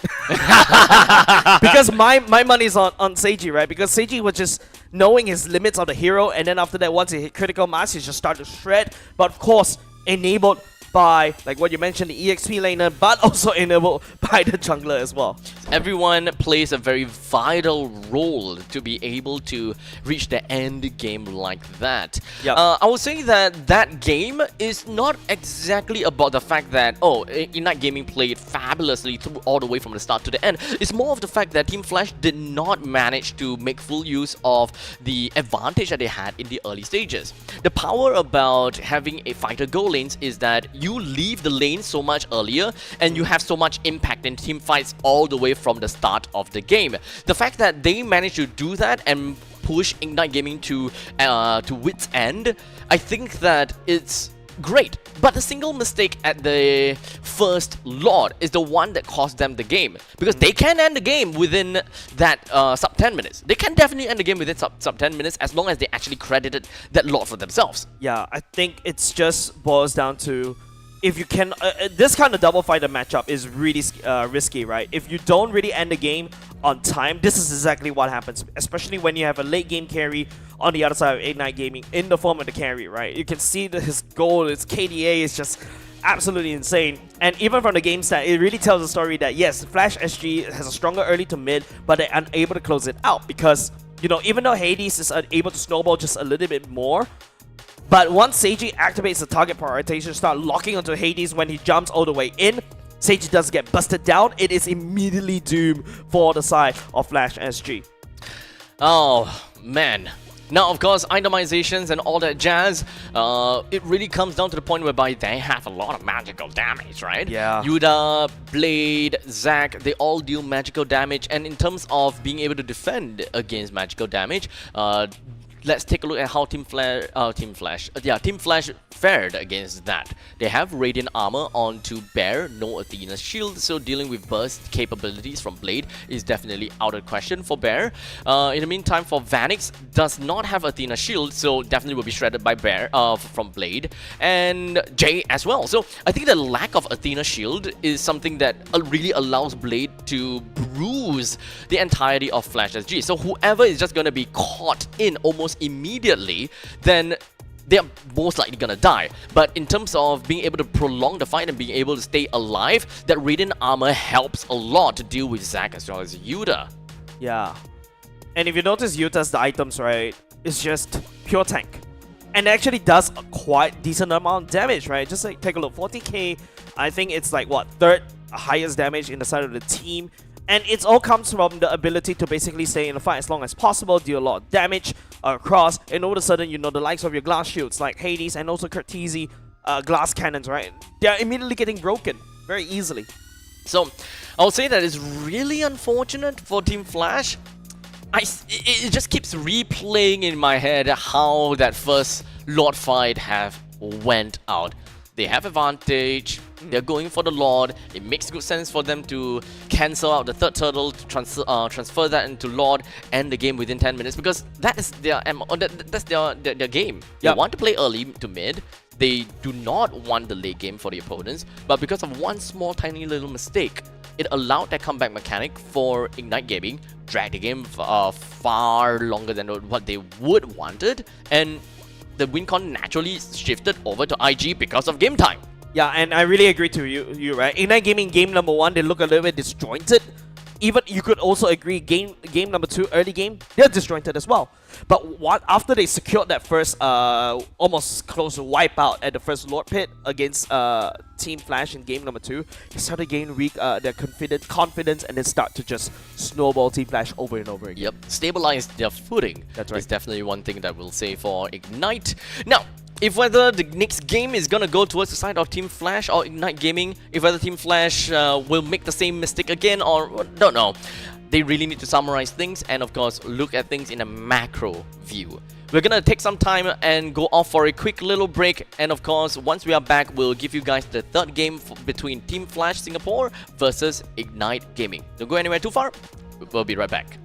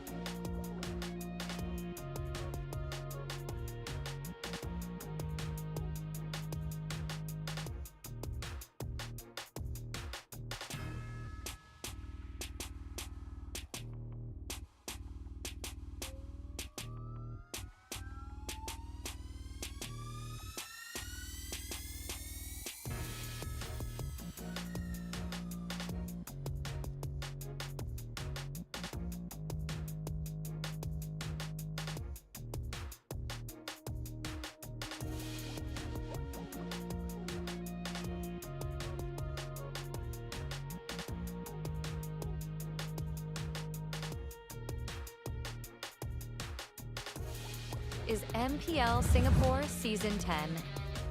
The regular season has 3 key stages: seeded stage, Challenger Qualifier 1 and 2, and the Challenger Bracket stage, all leading up to the playoffs, where only one will rise and claim the victory. Seeded stage. 6 invited MPL Singapore teams will face off together in a best-of-3 round robin across 3 weekends. The top 4 teams will advance to the playoffs. Alright, ladies and gentlemen, welcome back once again. We are in the midst of concluding the game between Team Flash as well as Ignite Gaming. Yeah. The way that both games played out, the early game definitely always fared over to Team Flash because of the early game potential of fighter gold lanes. Releases them out of the lanes and into the wild so much earlier.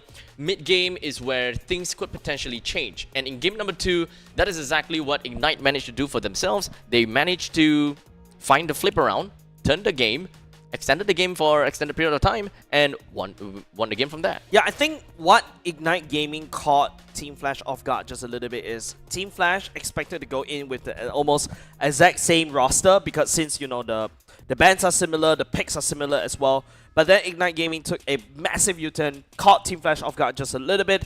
Yes, they try to force the fighter side gold lane once again, but fighter gold lanes cannot last all the way to the end game. You need to end the game as quickly as possible. Team Flash almost did that, but you know what you mentioned before we go into the break, they made a small little blunder at the Lord Pit, and then after that it they lost control of the game. Yeah, they lost their footing, they lost the advantage, and they are back to playing, you know, in a very, I would say, a tiny little catch-up because they are completely neck and neck already, and they just need to play for team fights. And ultimately, their team fights just did not go that well. I think solely because of the fact that Yuda is just tanking so much damage, and a lot of these damage then eventually goes into the oblivion because those damage that could have really ended someone went to no one.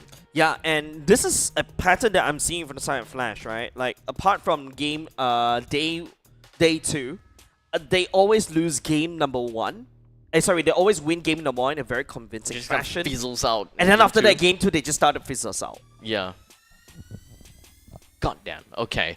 So this is a team that I think I would say they always start strong, and then they fizzle. Yeah, and then now game number 3, it forces them in a very awkward position, and now it's now Flash's turn to really start to adapt as quickly as possible. Right now, Ignite Gaming, if they bring in the Alice, I believe it was also Alice being banned in game number 1 by the side of Team Flash as well. That kind of costed them a win, right? They let go of the Alice in... Oh, sorry, they did not let go of the Alice. It was Ignite Gaming that snap picked Alice in R3 position. Yes, that's right. That's what earned Ignite Gaming and allow Alice to basically zone out, you know, the likes of Bear, and all of a sudden your Kurt TZ and also Kurt TZ and also Ishushin doesn't really have the necessary peel. And if you compare an Esmeralda versus a Ruby, right? This Flash SG roster in game number 2, they lose out a lot of CCs. A lot of CCs. But they kind of trade that off by having a tougher body at the front. And reach. I think that the main thing about Esmeralda is reach. Being able to initiate or counter-initiate with that Falling Star Moon is always going to be a very valuable spell to have. But ultimately, that also means that they need to throw someone into the mix to be able to, you know, eat abilities like that. And in this case, it's mostly going to be Jay playing as a Tigro. As long as it gets caught by Kalia, even if it dies, there is going to be more valuable trades that they can come out from that. But the one that we always spoke about is that number 1 Lord. The moment that Yisunshin got caught because of positioning, and I think that at that point in time, it's kind of like a no choice kind of situation. You don't have enough macro view. That could also likely because of the fact that Esmeralda as well as Tigro, they did not expand themselves far enough to really know what is going on, right? It's also broken walls, so there is so much more avenues for Ignite Gaming to just jump over to Team Flash. Yeah, there's also another argument on that one, because if you notice, if you recall that particular fight, Rapido actually burned a flicker and dash just to be able to be in range of in the pit, Yushin just to be able to use the Tsunami Slam back. Yep. That delay, and don't forget, Tsunami Slam does considerable amount of damage, and especially when you're Yushin, you're basically a glass cannon. Yep. You're just gonna get destroyed. Yeah, so it's an unfortunate situation, but how they come back from that is, I think that's just micro magic, team fight magic, right? Lunox deals a lot of damage in AoE context, right? Starlight Pulse plus Darkening. Darkening is great for to just single target shred. Single target shred, correct. But if you have Brilliance, then that is also something that you can use to pop in order to avoid from the artillery strikes coming in from Farsa, while still dealing massive amount of damage to a lot of people. Okay, maybe not massive, but a good amount of damage to a lot of people, which translates into a lot of damage in a one big health bar kind of situation. Your zoning capabilities, right? The ability to outplay that iframe is definitely going to be allowing you to basically reposition yourself into a better place. But right now, it feels like, Team Flash just another day in the office, right? They still seems unfazed, even though after that loss in game number 2, right? Don't forget, day 1, their loss against Team Evil is a little bit of a shame, I would say, because you're expecting big things from Team Flash, right? This is the super team of Singapore that we talk about. We're lacking of Flying Clouds, huh? I think we only played one Flying Clouds throughout week 1. And it would be great. You asked for it. Yeah, I asked for it. You asked for it and ye shall deliver. But personally, as a gold laner, I like Flying Clouds. It allows me to play a little bit more aggressive, and then after that, I could be back in lane very quickly. Yeah, and it helps you to get in the middle of the team fight.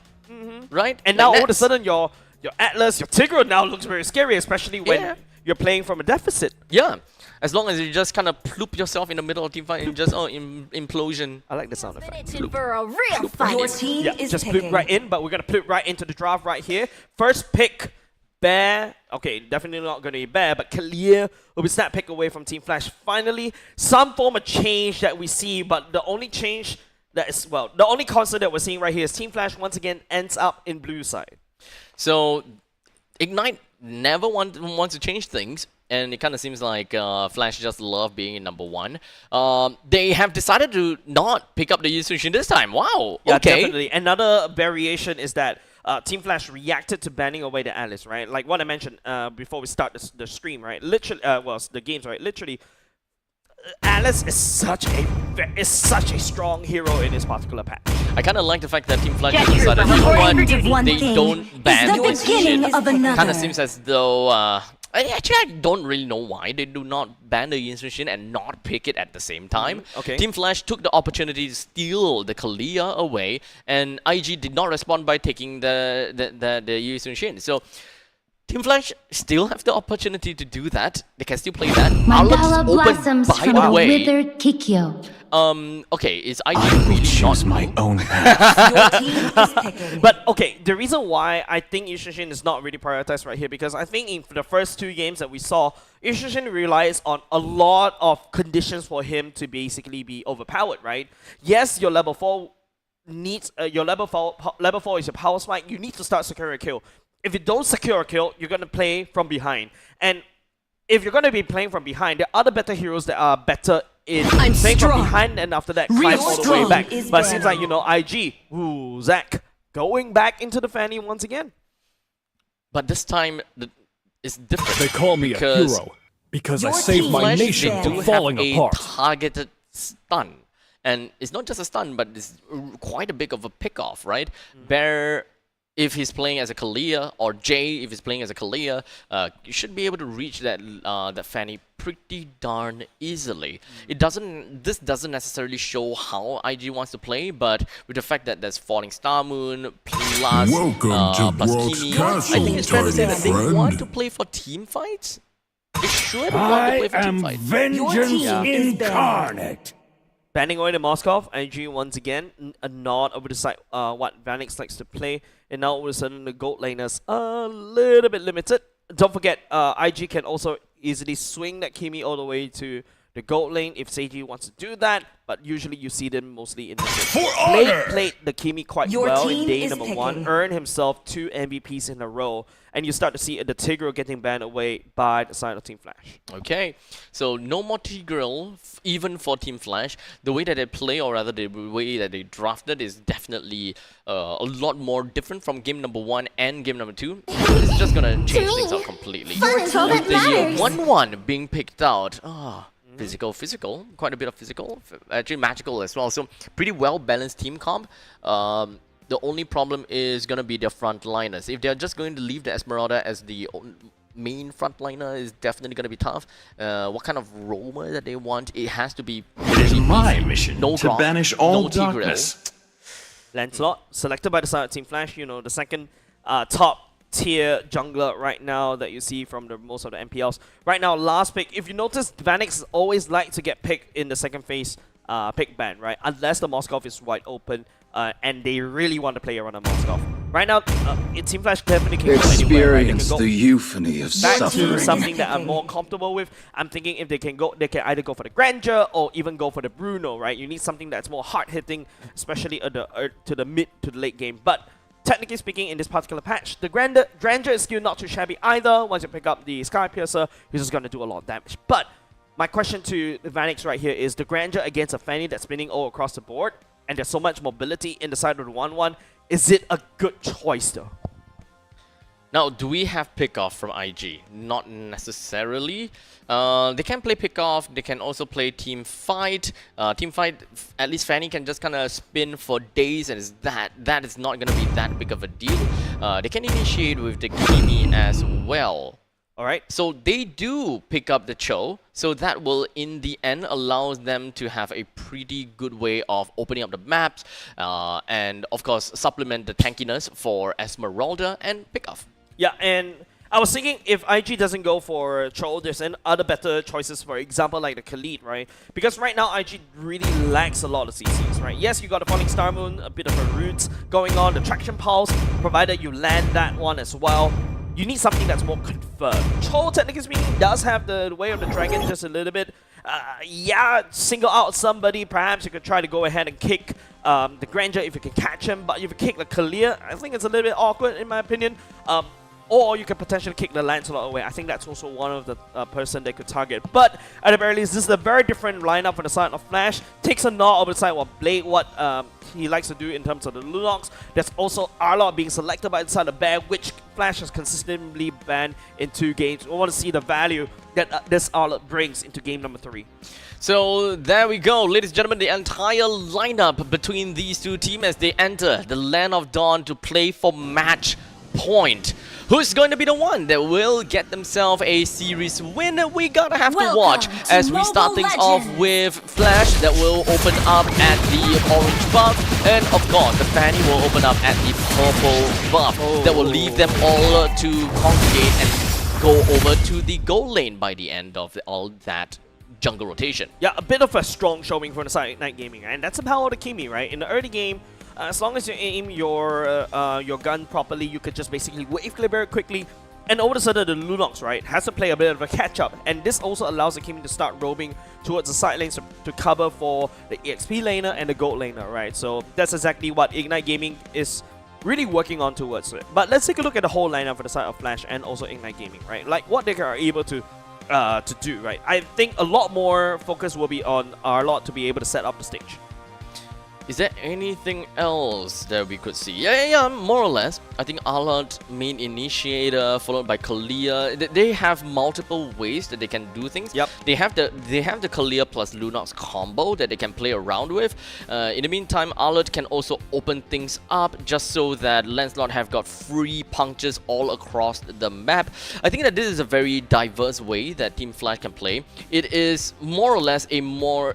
this is definitely a lot more difficult for them to pull off. This is a more difficult draft to play, aside from that initial combo where pick off and then we have numbers advantage. Yep, going back into game once again. We're gonna pick up exactly where we left off. In fact, Kimi doesn't really hasn't started rotating yet. Kurtz has to farm underneath the turret. a bit more pressure, but if you notice, Ignite Gaming starts hard invading Flash SG's jungle. We'll not be able to see Hades as of yet, but because Hades is already on the other side. So looking at things, lane priority and all that jazz, Granger definitely have prio. That's one for Team Flash. Yep, in the early game. Yeah, in the early game. In the middle lane, Team Flash should be the one that has got lane prior in the middle lane because Kalia plus the Lunox is pretty darn strong as well. That's 2 points for Team Flash, and in the XP, Esmeralda is the one that will be able to win in lanes until it reaches Level 4? No, not really. Level 4 in terms of ulti, they are kind of the same. So Flicker already committed by the side of Vanix. That's good information for the side of Ignite Gaming. And you know, you have a Fanny on the other side. Now Zac definitely has his eye trained on Vanix if Zac wants to pick up an easy first blood. So I don't think that the XP lane is gonna go anywhere. We do have endless regeneration coming in from the Esmeralda. While in the meantime, the Arlord can do quite a lot of damage in lane. While in the meantime, Esmeralda, I'm not sure whether he can realistically do anything. Oh, immediately getting deleted right there. First blood given the side of Seiji. Once 1-1 starts picking up steam, exact same thing. It's a snowbally kind of hero and allows her to go all the way to the later part of the stage. Now Flash SG needs to find a way to track this back. Maybe a turtle kill and maybe a first blood. It could go to anyone at this point, but Hades will take the turtle. Taking turtle as well, unable to find anything more. Jay, I think Burns of Flicker as well, try to reach out. Taking away the purple buff is definitely going to be valuable for the side of Flash. However, it's going to be Zac securing it for himself. Yep, no problems whatsoever for them to get that. So a good amount of, I will say, good footing for Ignite. They're not too far behind just yet, especially since looking at Team Flash's lineup, they can go pretty darn ham in the start of the game, as long as they kind of feed a little bit more over to the side of Vanix if he does pick up a Sky Piercer. Yeah, and right now, technically speaking, if you notice, it's a lot easier to play the Esmeralda because all the Esmeralda has to do is really to spin, gain shield, whereas Bear has to, you know, calculate the trigonometry, making sure that the passive lands, the hypotenuse, solve for R and pi at the same time in order to be able to do damage and stay in the fight. Damn, man. All Yuta has to do is spam skills. Yeah, that's why Team Flash's lineup is definitely and inherently more difficult to play out. Well, Ignite, they just kind of need to throw their bodies to a certain extent. But both teams, the most basic way of playing for both teams is just pick up. Rapid Dude wants to find someone, in the same way Jay wants to find someone. From that point onwards, it really just completely relies on the players, on how they want to move on from there. The only thing difficult about Ignite Gaming is Zac playing as a Fanny, right? Yep. How do you even move from one place to another? How do you navigate yourself within other team fights? And he is undoubtedly one of the main damage dealers of the team. If you don't get good cables, then the team loses a lot of damage. I love the timing coming off both these two teams, right? Especially from the side of Team Flash. But hold on a second. Hades, may have got caught just a little bit more. Rapid was just knocking out Tsunami Slam, but Curtisi picking up Zac is definitely one way to equalize this, and Hades still staying alive, juking out Ignite Gaming. With all of the members from the side of Team Flash rushing their way over to the turtle. All 5 members just congregating here. While Ignite, it kind of seems as though they are not too interested in this turtle at all. They want to focus on their lanes a bit. So with Esmeralda all the way down the bottom lane proxying, they want to look for post-turtle fights. And if they don't get anything, then this entire proxy just does nothing. And the worst part is, right, hold a second, Vanix sidestepping Rapid to just a little bit more. Jay onto Rapid to Seiji down low just a little bit. Will be able to get on the way, but the burn coming off of Curtisi to find a slash going in, will be able to miss.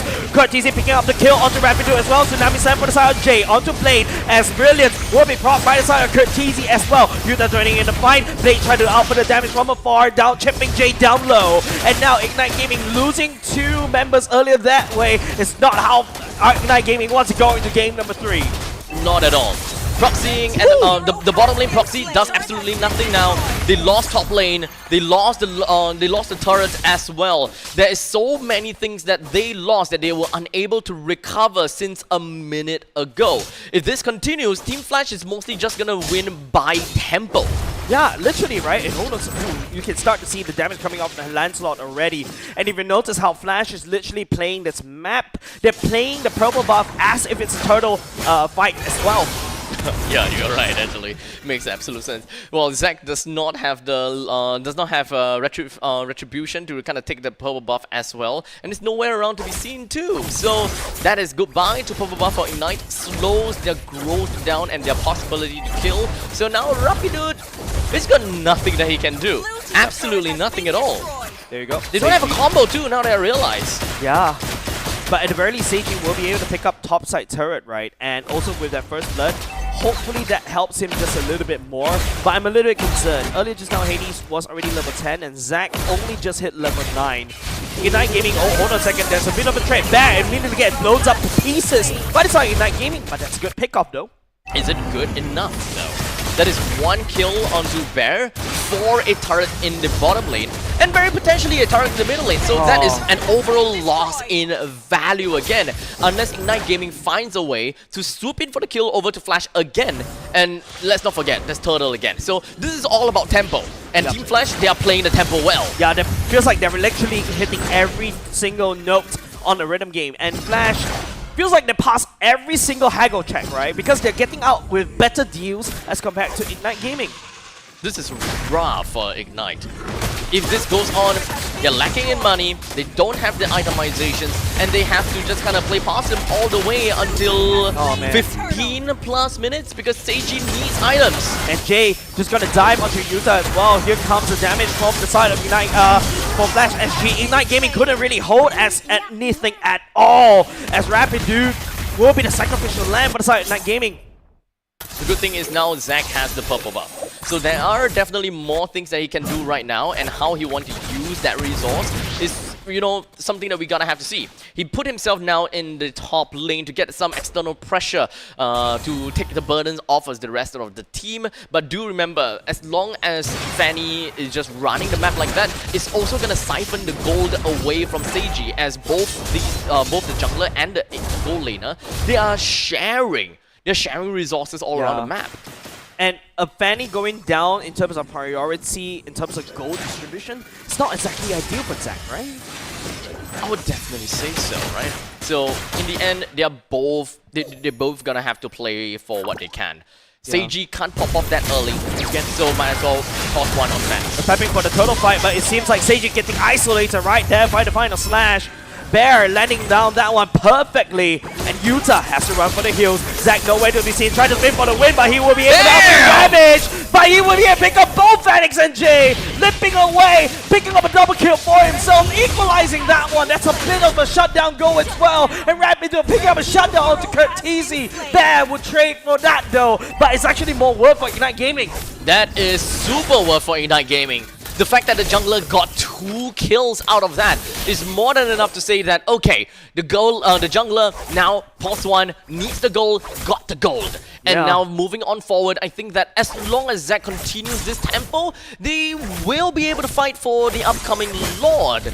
But if it syncs up with the purple buff, or rather desyncs with the purple buff, it is definitely going to cost them a fight, because Cho can't really dance around the Lord that well. It leaves to the Esmeralda to do that, and that means that Esmeralda gotta have to enter a team fight with very little. Oh wow. Oh, that was a very obvious product placement. I wasn't expecting this.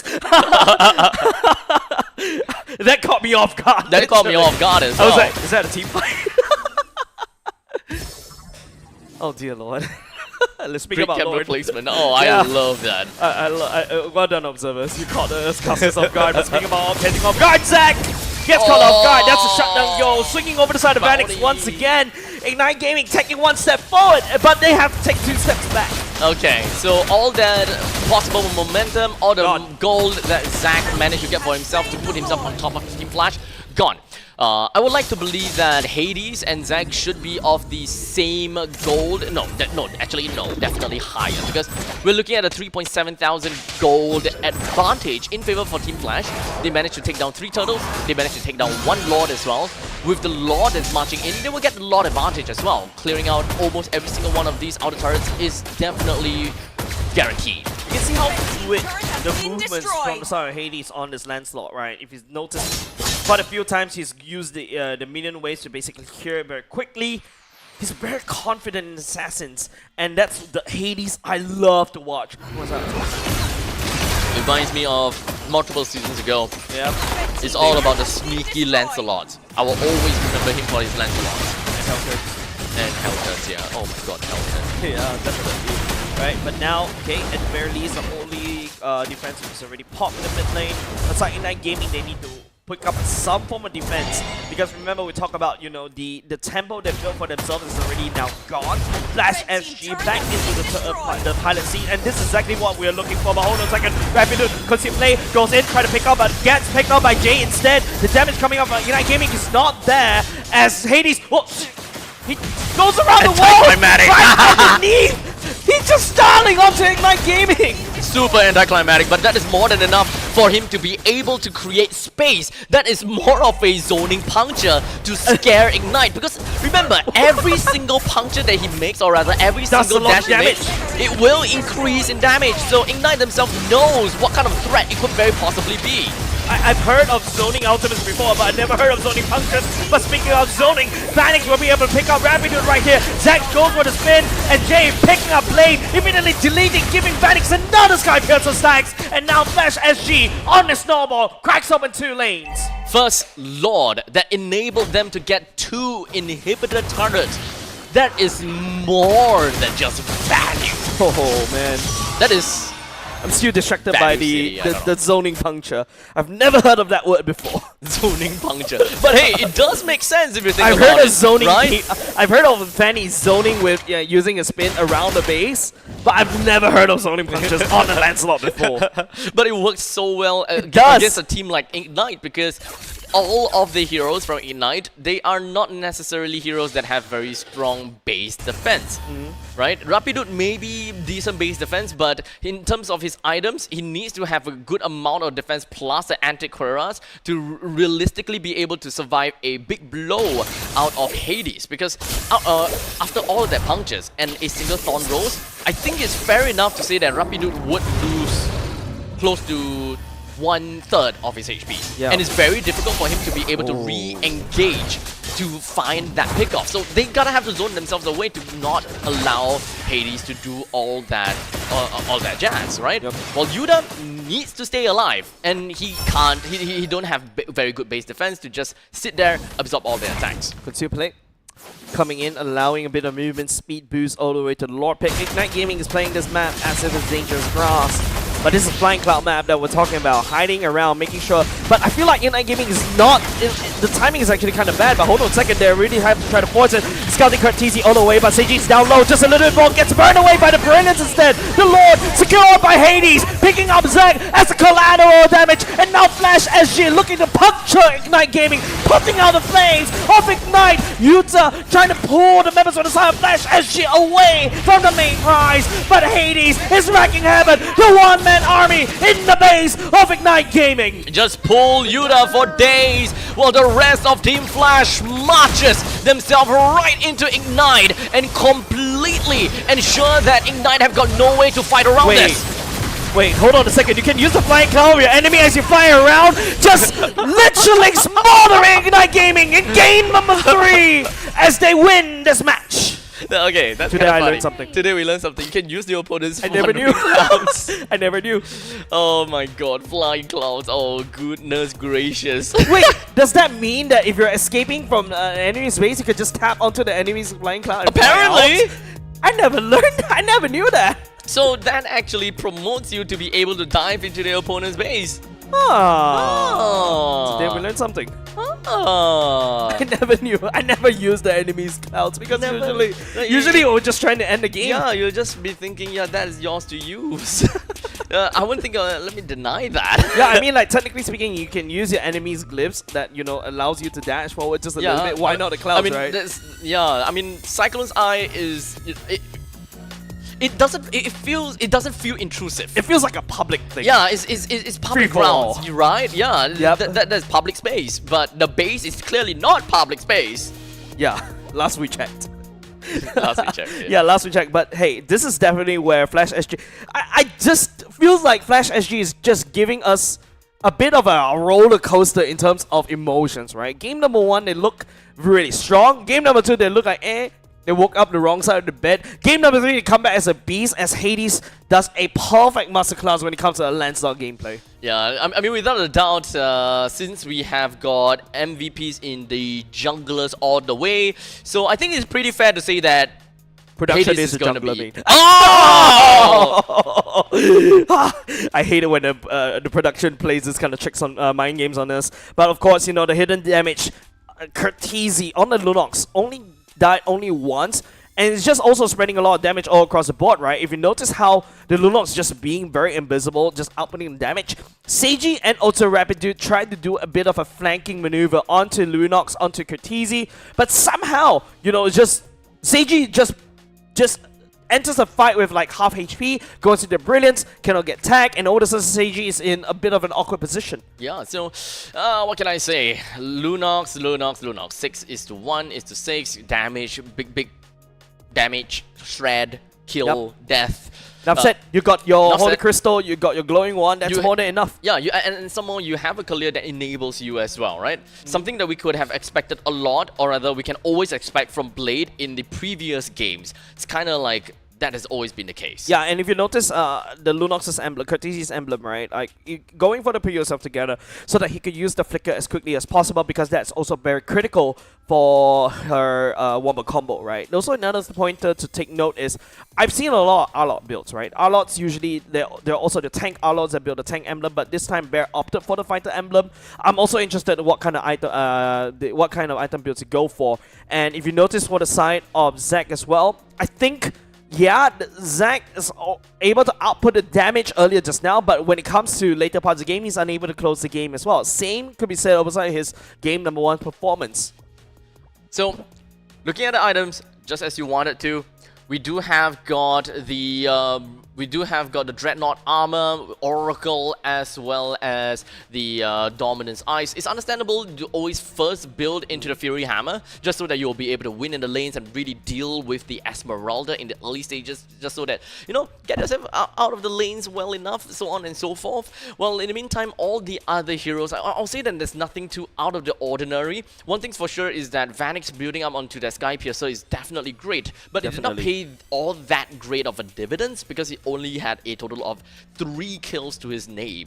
Yeah, but that's good enough, right? Because I've seen Grangers before back against the wall, but once the Sky Piercer starts racking up stacks, oh boy, he's doing a lot of damage. But the Wind of Nature is definitely very ideal at this particular game, because you're going up against Seiji as well on the 1-1. Once you go into crossbow attack, you just need some form of invulnerability, and that could helpfully tide across the damage. But also another thing is, for the side of Jay, going for the fleeting time as well, allowing the spam the Tsunami Slam over and over again, catching key targets, definitely going to be helpful in terms of picking up these kills. Yep, and all in all, of course, kill participation is just all over the board. As much as I thought that Jay might have the highest kill participation because of the fact that he is literally one of the main and only catch, okay, not only, one of the main catch of the team that enables Curtese, he's only got 50% KP, so it's more of the fact that there are a lot of other kills that is credited somewhere else. Could be because of the fact that Ignite Gaming, they are a team that have a lot of range, right? We've got the what's that? Kimi, we've got 1-1. They are all generally very far apart, and let's not forget Fanny. Yeah, but it's also easy for Curtese to pick up these kill participation. The fact that you're also your first skill in your light form actually just deals a lot of AoE damage. Go to Brilliance, it also takes damage as well. But you cannot also deny the fact that he's also doing a lot of damage, even in the Brilliance form, right? And of course, if you look back at game number 1, this is where Flash SG is such an absolute beast. And then after that, Ignite Gaming, you know, Zac also picked up Fanny this time around, hopefully, and was hoping, you know, game number 3 was a different case. But I feel like Flash SG is more than ready to deal with, you know, Zac on the Fanny, especially when Zac comes from a community space where they don't really know how to deal with a Fanny that's, you know, just doing a lot of damage all across the board. But this is Flash that we're talking about. This is an extremely drawn out fight. This is the fight. This is the game Yes, that we this is are the looking pivotal for. one. Damn. So one of the only... Okay, Bear was the last man standing. And it's kind of understandable. 1v5 is not much that you can do. But we don't really have the excerpt all the way from the start of that fight all the way to the end. But one thing's for sure that we know, that was Hades that just got caught. Yeah. Game went a little bit too... way longer than Yep. they would expect. That's why I'm really not a massive fan of Yushin Shin, right? Even though, yes, it's like S+++ tier in MPL, but I'm not a big fan. It's either you go big or you go home. It's either you go super big or you just go home. There's no gray area, right? Whereas as a Lancelot, there's still a lot of recovery for you. This because of your iframes and everything. Yes, your Mountain Shocker, you can argue that it also provides a lot of vision and also stun, but provided you land them. Honestly, I just want to see that triple marksman thing again. Triple. What? To be honest, it doesn't make sense. Okay. But they have so much damage in the early game, mid game, late game. Like, what the hell? And it's okay. Marksmen, they're not skill reliant, right? Yes, they're not. They're skill not reliant. super skill reliant. Ouch. They're no, not that. They are not skill 1, skill 2, skill 3 reliant. Okay. Right? So it's a lot of basic damage, a lot of passive damage. Granger. But its cooldown is not that crazy, right? Okay, There's good. still a lot of passive damage that can be done. Alright, definitely. So even if they were to catch someone, they poured everything onto this guy, they can still deal with everyone else because they deal passive damage through their basic attacks. So it's kind of crazy to me that you can catch people, pour so much damage onto them, and you still have so much more abundance of damage that you can pour to everyone else. Yeah, but it's also depends on how, the team sets up for you, right? Because definitely your EXP laners and also your jungler and even your roamer needs to set out for your gold laners to deal the damage from afar. Now, with that all said and done, that's the end of game number 3 and series number 1. And of course, the entire MPL SG, of course, is backed and of course helped by our presenting partner, That's right. IT, with a redeem code down at the bottom. You can use the QR code in order to get yourself that. And of course, I will always repeat that over and over again. As long as you buy one of the 2 promo or collab drinks, we've got a Kadita one as well as the 111. I bought the 111. You got the 111? Yes. Oh, 111. 111. I just realized how weird that sounds. Yeah. But hey, it's fair enough. So every time you buy any one of these 2 collab drinks, you actually get yourself... Shut up. You get one of these scratch cards, right? You scratch the scratch card and you might be able to get yourself the big chance of flying over to Jakarta, where you will be able to participate or you will be able to watch the international games where the Singapore MPL SG champions will go for. So you will be able to support your fellow Singaporeans in that. And thank you very much, IT, for actually helping us. But of course, don't be like me. Please take a photo or basically scroll back, get that redemption code, and save some money as well. So, we're gonna have to clean up the battlefield first though. Yep. Because we do have 2 more series that is coming up for you guys. So, once we clear up the battlefield a little bit, make sure that there's no more blood splatters in the Land of Dawn. Scrub it all out. Yeah, there should be like a game called... Wait, there is a game like that. Like Clean up Battlefield cleanup on MOBAs, right? Yeah, actually, that should be cool. That should be fun. That's smart. So, with that all said and done, we're gonna go off for a short little break, and once we are back, we'll give you guys the 2nd series of MPL SG Season 10, Week 2, Day 1.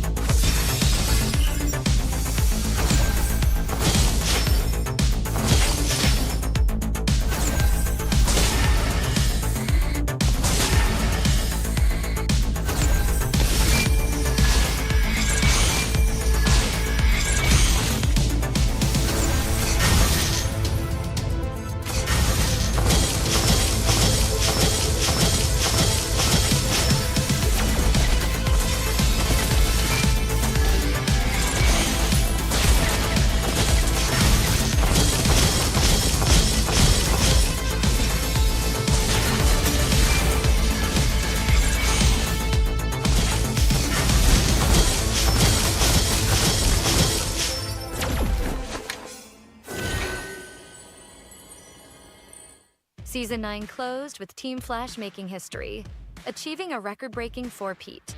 But legacies don't guarantee the future. This season, with a new format and new challenges, every team must fight harder than ever. This is MPL Singapore Season 10. The regular season has 3 key stages: seeded stage, Challenger Qualifier 1 and 2, and the Challenger Bracket stage, all leading up to the playoffs, where only one will rise and claim the victory. Seeded stage. 6 invited MPL Singapore teams will face off together in a best-of-3 round robin across 3 weekends. The top 4 teams will advance to the playoffs. The bottom 2 fall to the Challenger brackets. Challenger qualifiers. At this stage, community teams are divided into 8 groups and fight each other in best-of-3 round robin. From each group, the top 2 teams will qualify for the Challenger brackets. However, in Challenger Qualifiers 1, the advancing teams must first battle against 2 MRO teams where only the top 2 teams advance forward. Challenger Bracket Stage. In this stage, 2 relegated seeded stage teams will fight alongside top 2 teams from Challenger Qualifiers 1 and top 2 teams from Challenger Qualifiers 2. They will battle in the upper bracket for a spot in the playoffs. For the teams that have been eliminated from the upper bracket will get one last chance in the lower bracket to fight for the final ticket to the playoffs. The top 2 teams from Challenger brackets will join the fight in the playoffs. The stage is set. It all comes down to this: 6 teams, only one champion. Who will rise and claim the MPL Singapore Season 10 crown? This is our pride, our passion. This is MPL Singapore Season 10.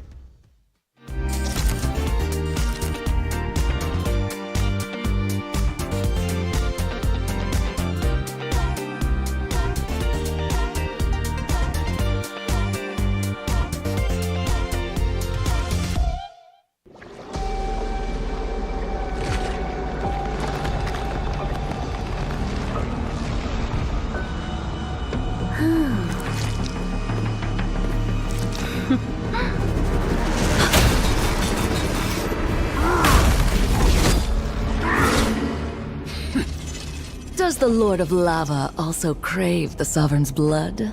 Fool! The tyrant's remains will only bring doom! Under her brutal dominion, our warriors were corrupted into foul bonds of decay! Sovereign of the Abyss, Obsidia.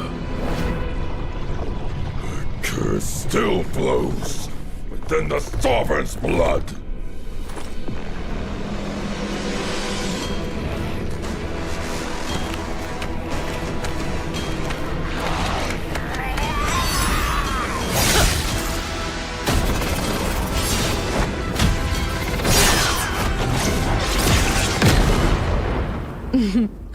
Such loyal little puppets, aren't you?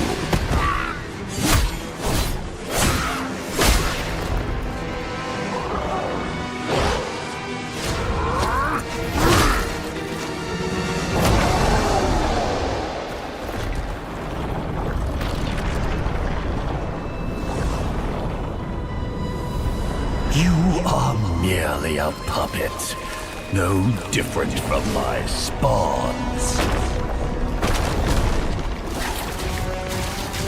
Bow to me. Keep your throne, or be destroyed.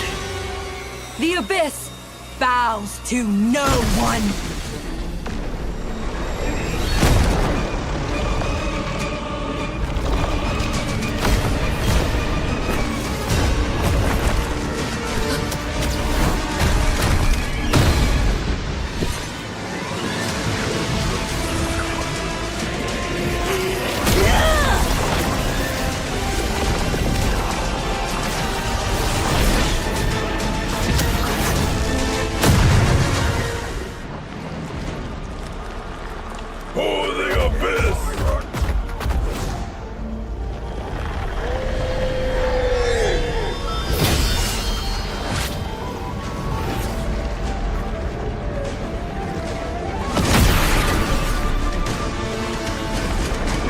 These wretched spawns reek of its corruption.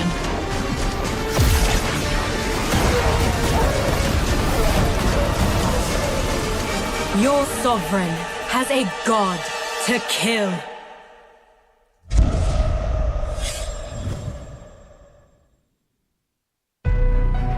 I see.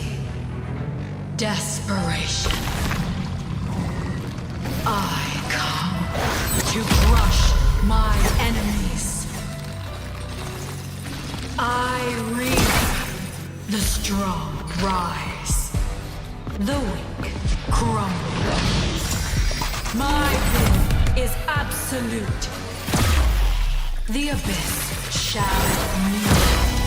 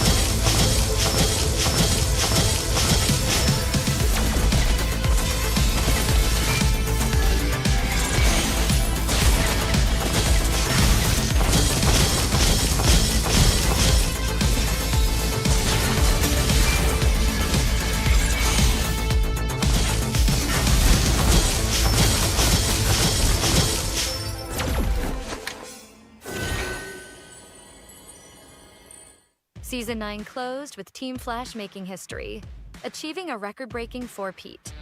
But legacies don't guarantee the future. This season, with a new format and new challenges, every team must fight harder than ever. This is MPL Singapore Season 10. The regular season has 3 key stages: seeded stage, Challenger Qualifier 1 and 2, and the Challenger Bracket stage, all leading up to the playoffs, where only one will rise and claim the victory. Seeded stage. 6 invited MPL Singapore teams will face off together in a best-of-3 round robin across 3 weekends. The top 4 teams will advance to the playoffs. The bottom 2 fall to the Challenger brackets. Challenger qualifiers.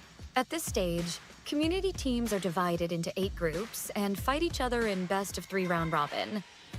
From each group, the top 2 teams will qualify for the Challenger brackets. However, in Challenger Qualifiers 1, the advancing teams must first battle against 2 MRO teams where only the top 2 teams advance forward.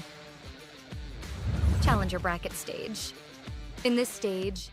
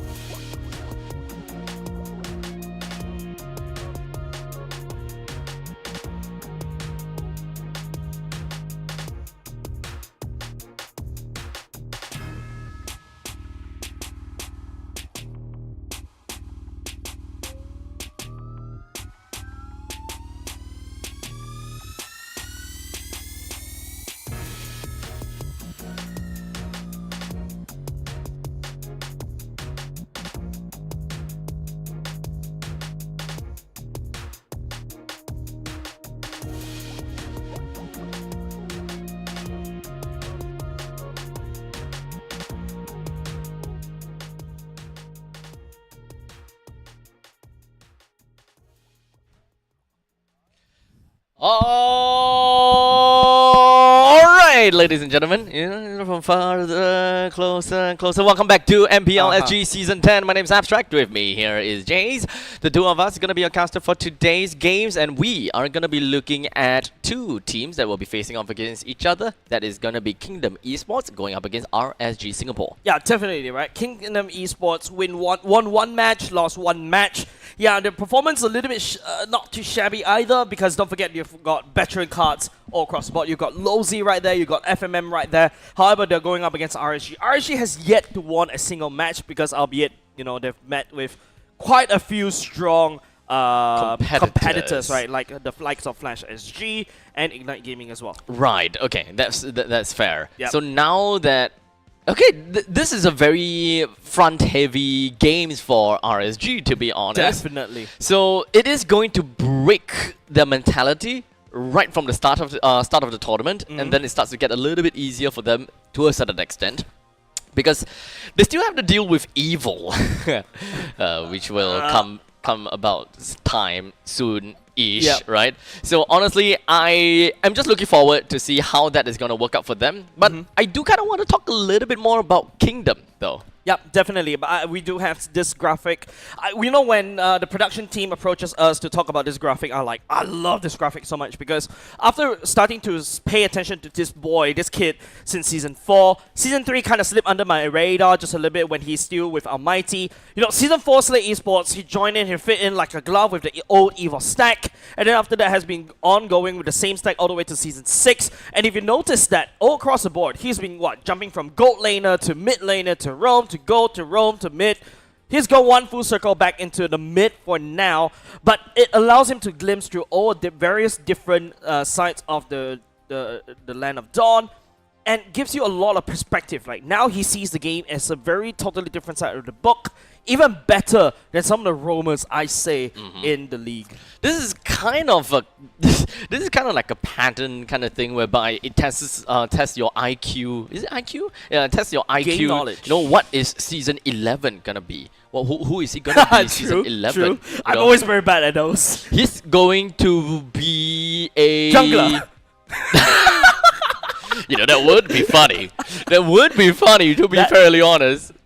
We'll see how that's gonna go, right? To be honest, my brain's very smooth. I really always botch this kind of IQ test. But here it is. In his all Drain Sanity in the EXP lane, Yawn, FMM, Grant, and also Lozy. Lozy used to be from Team Flash, now he's finding himself Kingdom Esports, alongside with Sammy, by the way. I know they are very thick together as friends, always go out and hangs out and chill. And now, if we go to the battle stations, hopefully we'll be able to see Sammy also there as well. There you go. There we go. Yeah, boy. Sammy boy. Yeah, and also, he's definitely very knowledgeable in the game, right? Now you got Sammy, now you block another person already. Now you got three of the very...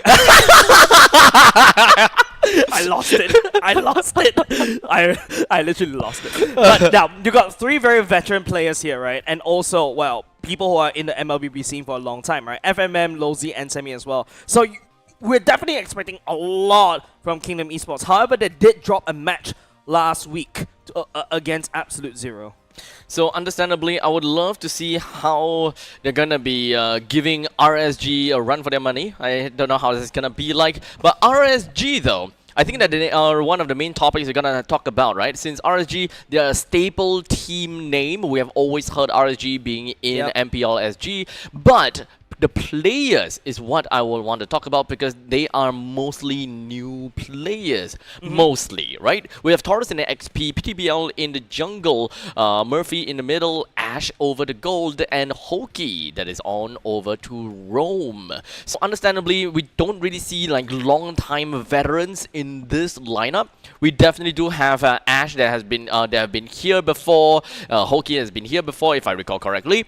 So all the other players, they are relatively new. So I do want to find out how are they dealing with the stress, how are they dealing with, the pressure coming in, dawning onto the RSG jersey, saying that, okay, we are here to really do some big work. Yeah, definitely, right. Don't forget, this is RSG, 4.0, 5.0?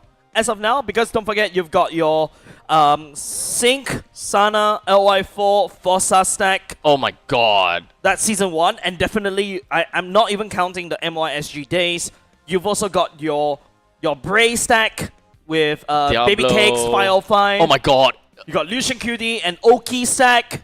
And then you've got your Closer and CS stack. Now Closer is in Team Flash, and this is definitely going to be a brand new one. They've got big shoes to fill in, and there's a lot of high hopes and expectation on this brand new fresh faces. But don't forget, RG is always known for picking up new talents, and then after that, grooming and shaping them. Don't forget, remember Season 1, Diablo was a joke. He was a Paquito! Right? And then after that, he became the face of MPL Singapore itself. Yeah. And that's where, you know, sometimes people come from humble beginnings. Yep.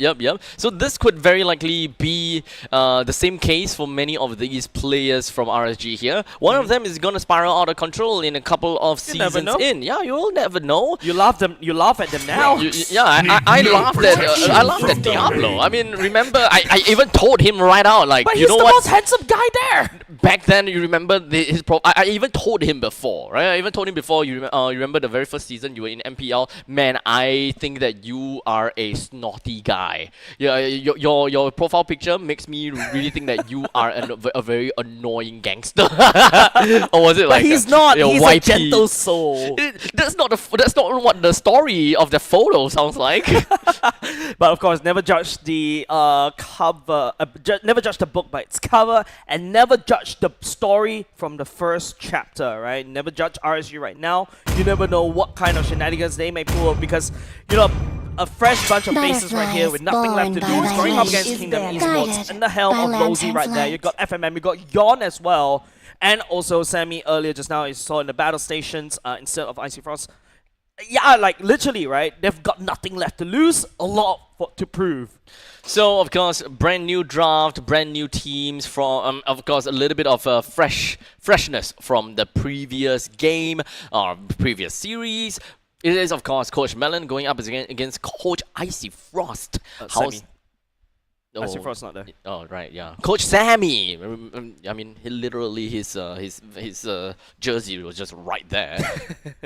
So, I just want to know how Yi Sun-shin is going to come into play, right? Because so far, I would like to believe that Yi Sun-shin has got, what, 100% pick ban? Yeah, 100% pick ban. 100% pick ban, and don't forget, this is Expanding Rivers. This is the map for Yi Sun-shin if both these teams want to prove it. So I believe if I were, especially RSG, right, I take it away. Just go Scorched Earth style. Don't allow the Yi Sun-shin, because right now, it's S++ tier.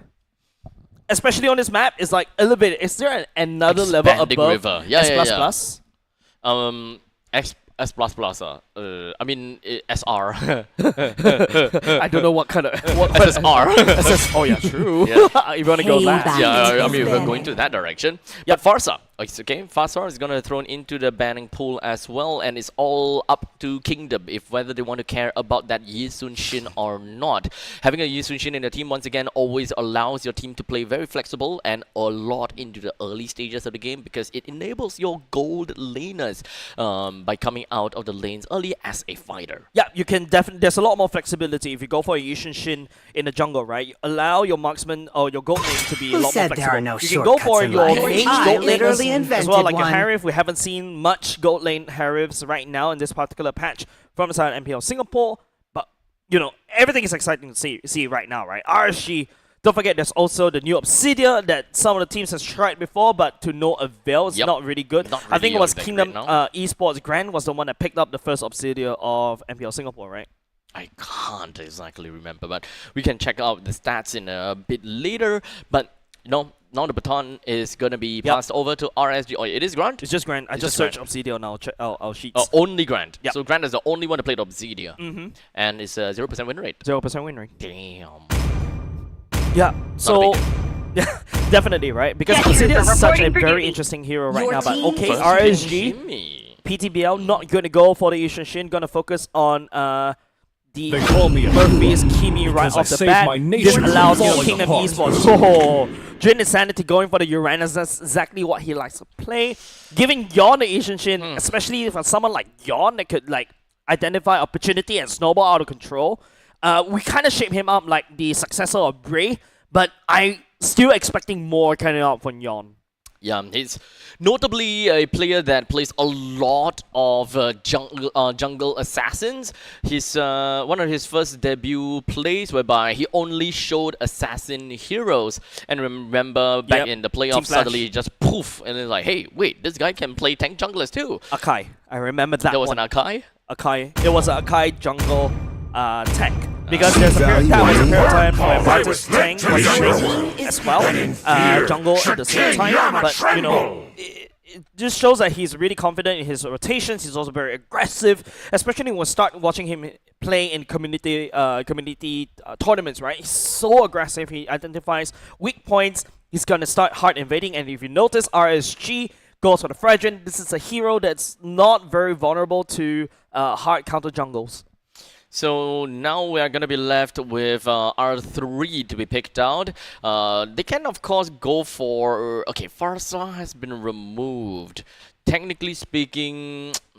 The Eve, perhaps? Eve? Remember, Eve and the Uranus is a perfect wombo combo together, and you're also immediately immune to the Franco Bloody Hunt, and also if I want to go into the real-world manipulation.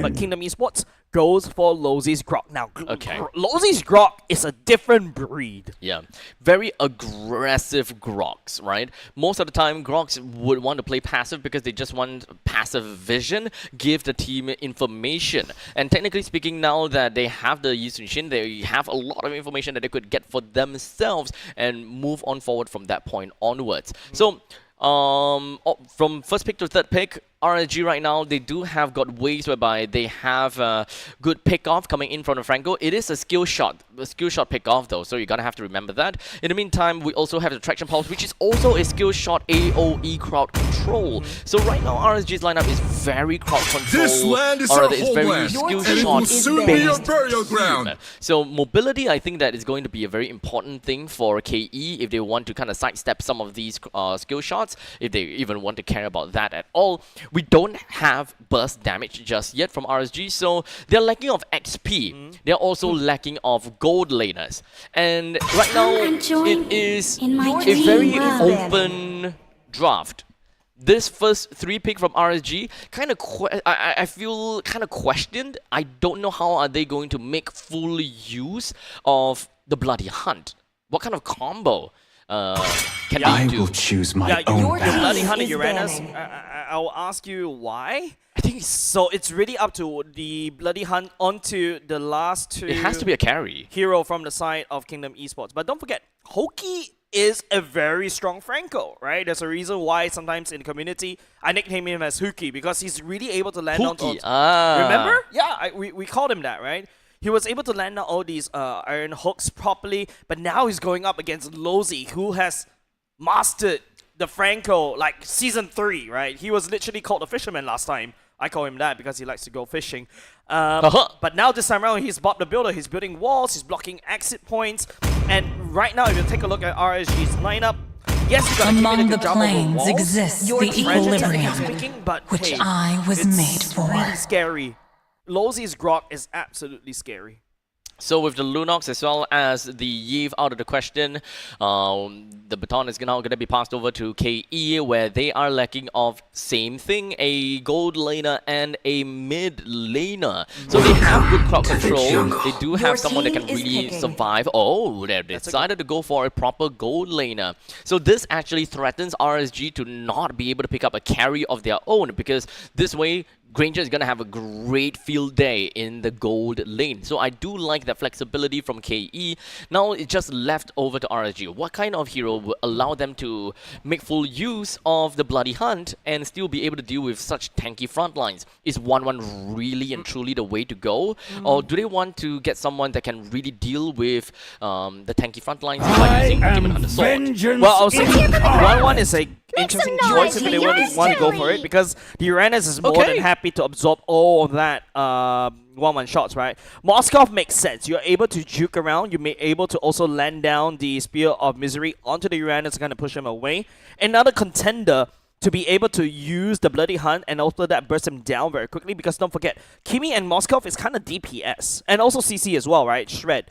Another potential gold laner that I think RSG could have gone for, technically speaking, is a Bane. Bloody Hunt, Spit, Ultimate, done. I would say that it's not too bad considering the fact that they do have the Kimi, but the lack will of find reach a way, might be a bit of even a when all is problem. forlorn. But regardless, that is gonna be a Vexana pick coming in from the side of KE. So Vexana and Granger being R4 and R5. I like this one because the problem about Grox is that usually, just in case the wall actually builds in a very awkward position, you need range, right? So from the Granger and also the Vexana point of view, they have that range to kind of compensate for the wall. Basically, they can play around the wall or behind the wall and allow, you know, the frontliners like the Uranus and also the Grok to absorb all that damage. So it's really pivotal on how Lozi lands down the Grok wall. But hey, you know, this is Lozi we're talking about. I've seen him literally build the walls in very interesting ways. And don't forget, right now, this expanding rivers, the Grok is able to roam very quickly. Same could be said over the Franco because of his passive. So ultimately, Kingdom Esports generally play for a front to back kind of thing. They deal with the front lines and then slowly advances to the back side of RSG. And technically speaking, RSG would do the same thing because at this point in time, yes, they do have a CC that they can kind of combo with the Franco, but it's not exactly a true combo because you can't immediately kill someone even after that hook and the Bloody Hunt happens unless the entire team of RSG just literally dove onto that one person, which we know is not gonna go well because of the fact that, you know, everyone just congregated together. Yeah, you got a tech charge that Lozi can easily disengage everything, and all of a sudden, yes, you're able to dive onto somebody with the Bloody Hunt. All Lozi has to do is just charge at one person down. Then after that, you got the FMM's ultimate at the same time. So all of a sudden, everything that you kind of built up for may go to waste. So RSG, I feel like if they really want to win this one, Hoki needs to land down the perfect hook into the perfect Bloody Hunt or flicker up Bloody Hunt. Everybody bust this person away and get out of there. And of course, let's talk about lane priority, right? I would say that Granger definitely have got more lane prior than Ash due to the inherent way to just poke the opponents out. In the middle lane though, it is Kimi and Franco. Kimi and Franco is not exactly much better than a Grok plus Vexana, so priority goes over to Kingdom Esports. While down to the bottom lane, I don't really want to talk about this because it's just Uranus, right? It's definitely going to be a winning lane for CC, right? CC can easily strat against a Uranus. Uranus needs some time perhaps to heal up all the way because of the passive stacks, but it's going to take a little bit longer because Taurus is more than happy to shred, especially when Green Insanity step forward just a little bit. So he's going to step forward a little bit over there, gets taunted by PTBL. See on the face though, but he heals all the way back up. Yeah, he don't mind that. In fact, it's much more encouraged for him to get hurt because he do want to keep up with those radiant stacks. Oh, lots of damage landing onto Lozi. Lozi tanking up as much as possible. The damage coming up from FMM is there, lands onto Murphy, but Lozi has to limp away, doesn't have level 4 as of yet. Insanity is looking for an opportunity, and so will Lozi. Lozi is not level 4 just yet, but they're going in. Here comes the traction pole as well. Yon steals away the turtle right away from RSG Noses, and also Ash throwing the Moscow Spear of Destruction all the way into the turtle pit right there.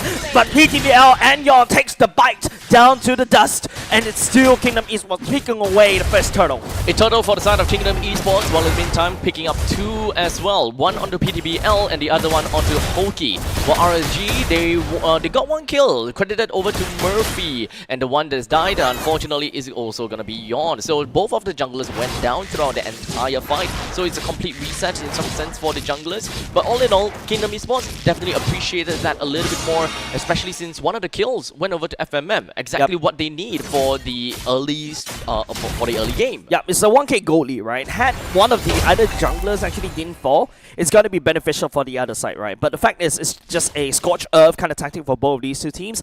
I lose my jungler, you lose yours. It's still a-okay, but Kingdom Esports definitely got the better part of that trade. So ultimately, it comes down to how much influence we are able to see from Kingdom Esports because of the advancing wave clears from them. So once they have managed to clear that out, where do they go? How do they make use of their time? So at this moment in time, they moved all the way to the northern side, completely zones out the Moskov, not allowing the Moskov to get into lane, and gives free farm over to Grant. And this way, there is a lot more of those turret shields that he can take off, enhancing more farm for him, just so that Grant can get the kill, get the Sky Piercer, number 1 earlier, number 2 be able to pop off way earlier so that they win the game under 15 minutes. Yeah, Grant picking up the Sky Piercer is what you mentioned already, and of course a level advantage for the side of Grant as well. And now as we go into the mid part of the game, but hold on a second, there's a lot of damage onto Lozy by the side of Murphy though, but the wall is a little bit awkward, and now Ash landing down onto the Spear of Destruction as well in the middle right there, but not going to take it once again. Turtle has spawned, but this means that Ash is completely locked out from the turtle fight. It's not too big of a deal, unfortunately. Kingdom Esports, they do have got the turtle enmity onto Drinsanity, but the rest of the members from RNG, like literally 4 members here, they're just holding themselves.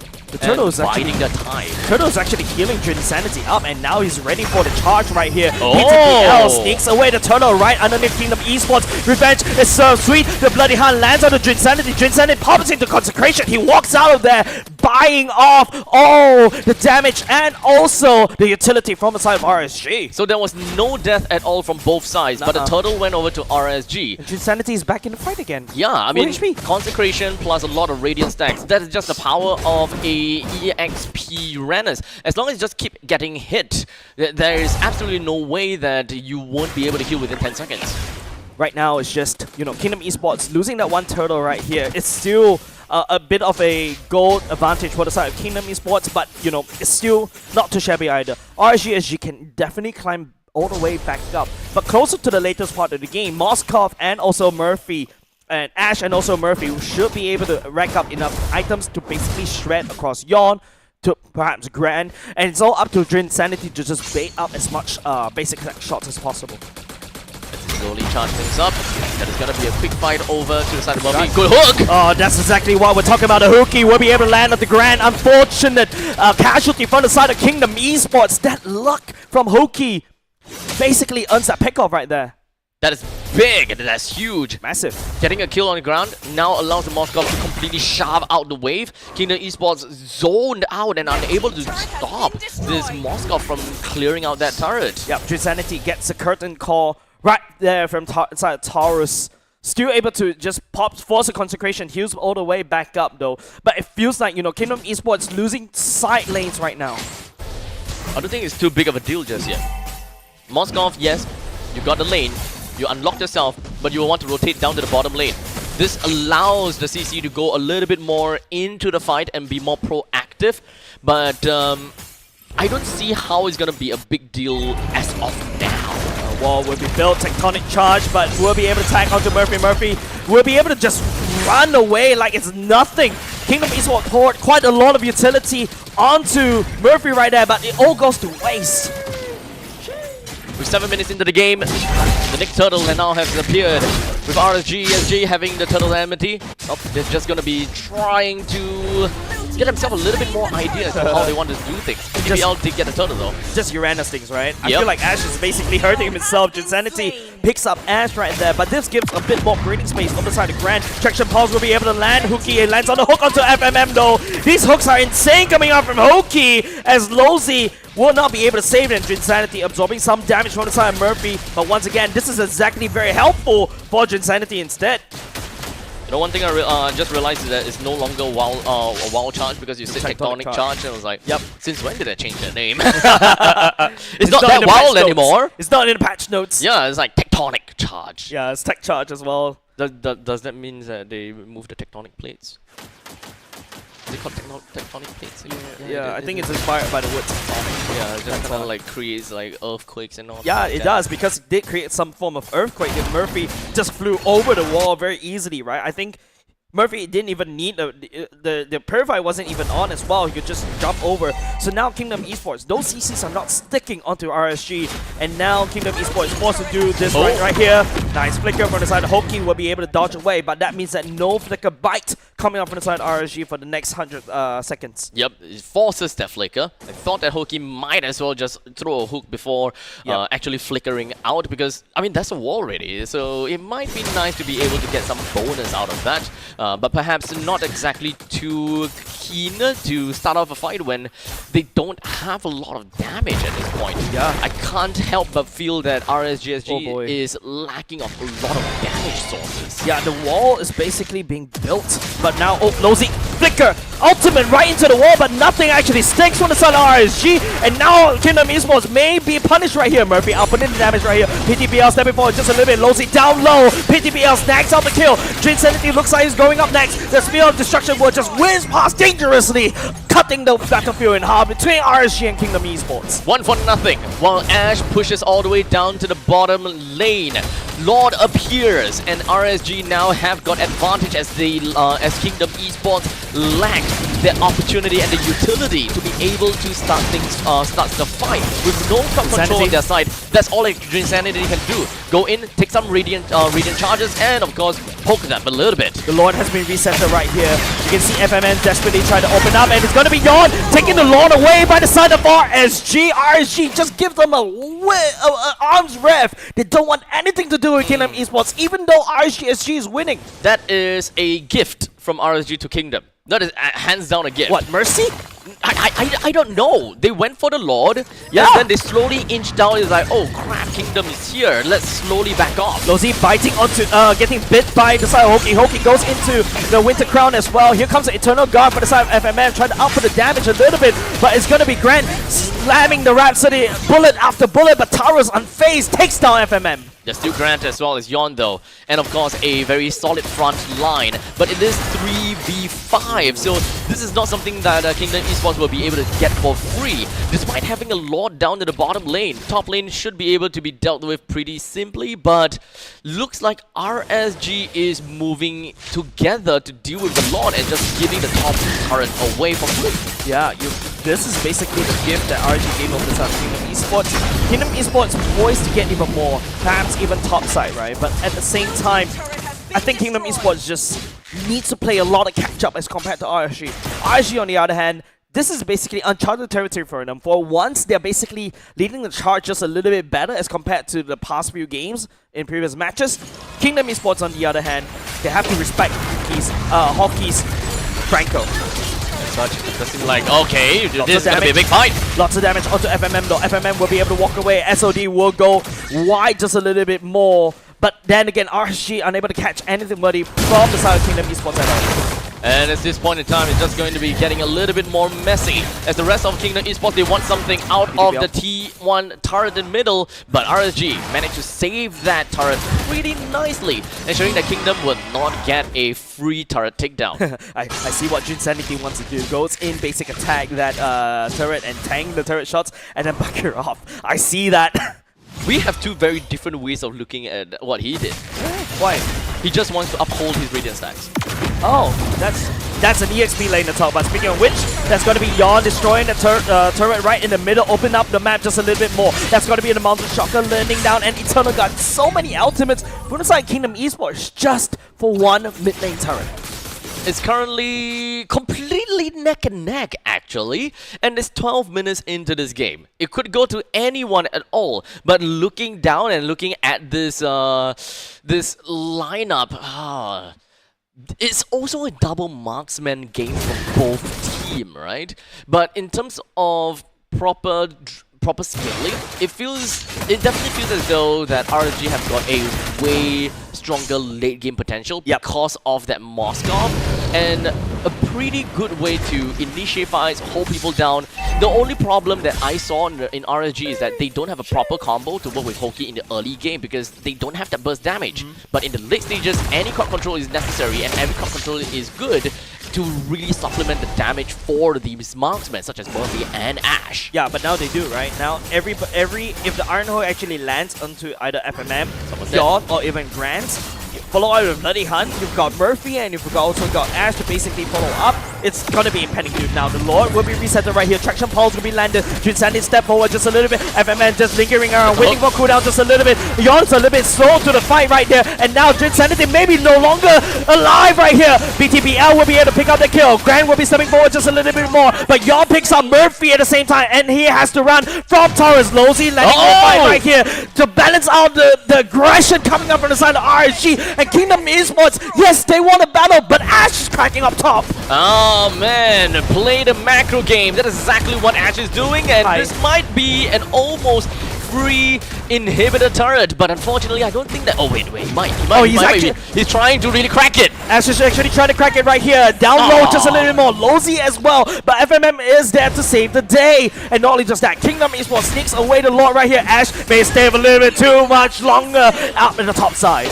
A little bit of unfortunate prioritization from Ash, because there was actually a lot of opportunity and a lot of time that he could have knocked away that T3 turret. So he lost his life at the final second while the Lord is marching in. So now RSG may have a little bit of a problem trying to deal with all of these waves marching in, while Kingdom Esports is at a full it's a 5-man roll call. They can push down this inhibitor turret in the top lane, rendering Ash's efforts completely useless. Right now the Lord maybe charging just a little bit more. The Guardian's Barrier will be built right there, blocking up any form of entrance right here. Don't forget, this is still a pick-off composition by the side of RSG. If RSG lands a perfect hook onto Yon, Grant and also FMM are forced to follow up. This is gonna be a game that might last to like 20 plus minutes, very likely. Unless Kingdom Esports somehow manage to find a way to close it out. Oh, Traction Pulse lands. Traction Pulse lands onto that Taurus jump all the way in the fray right here. He's actually quite tanky, but he gets busted down by Grand. Rhapsody right in the middle of the forehead. Murphy spreading the damage right there. Yon will be able to limp away just a little bit. Murphy up close right there, but the damage coming out from Kingdom Esports is not there. Murphy will be able to chase them away. The game will definitely drag on for a bit. Kingdom and RSG, they are looking for more items in order to really just pop off for one another. It is kind of a skill-based fight coming moving forward. All about the micro, I would say. Ranger currently completely decked out, while Yi Sun-shin is the same. While we look at Kimi, not decked out just yet. You got 2 items short. While for Moskov, 1 item short. So there is clearly a benefit going over to Kingdom Esports because of the 4,500 gold lead. I think that they got an exponential increase in gold lead because of the failed top push from Ash. Yep. If you notice, Kimi's these days actually pick up the Demon Hunter sword as well.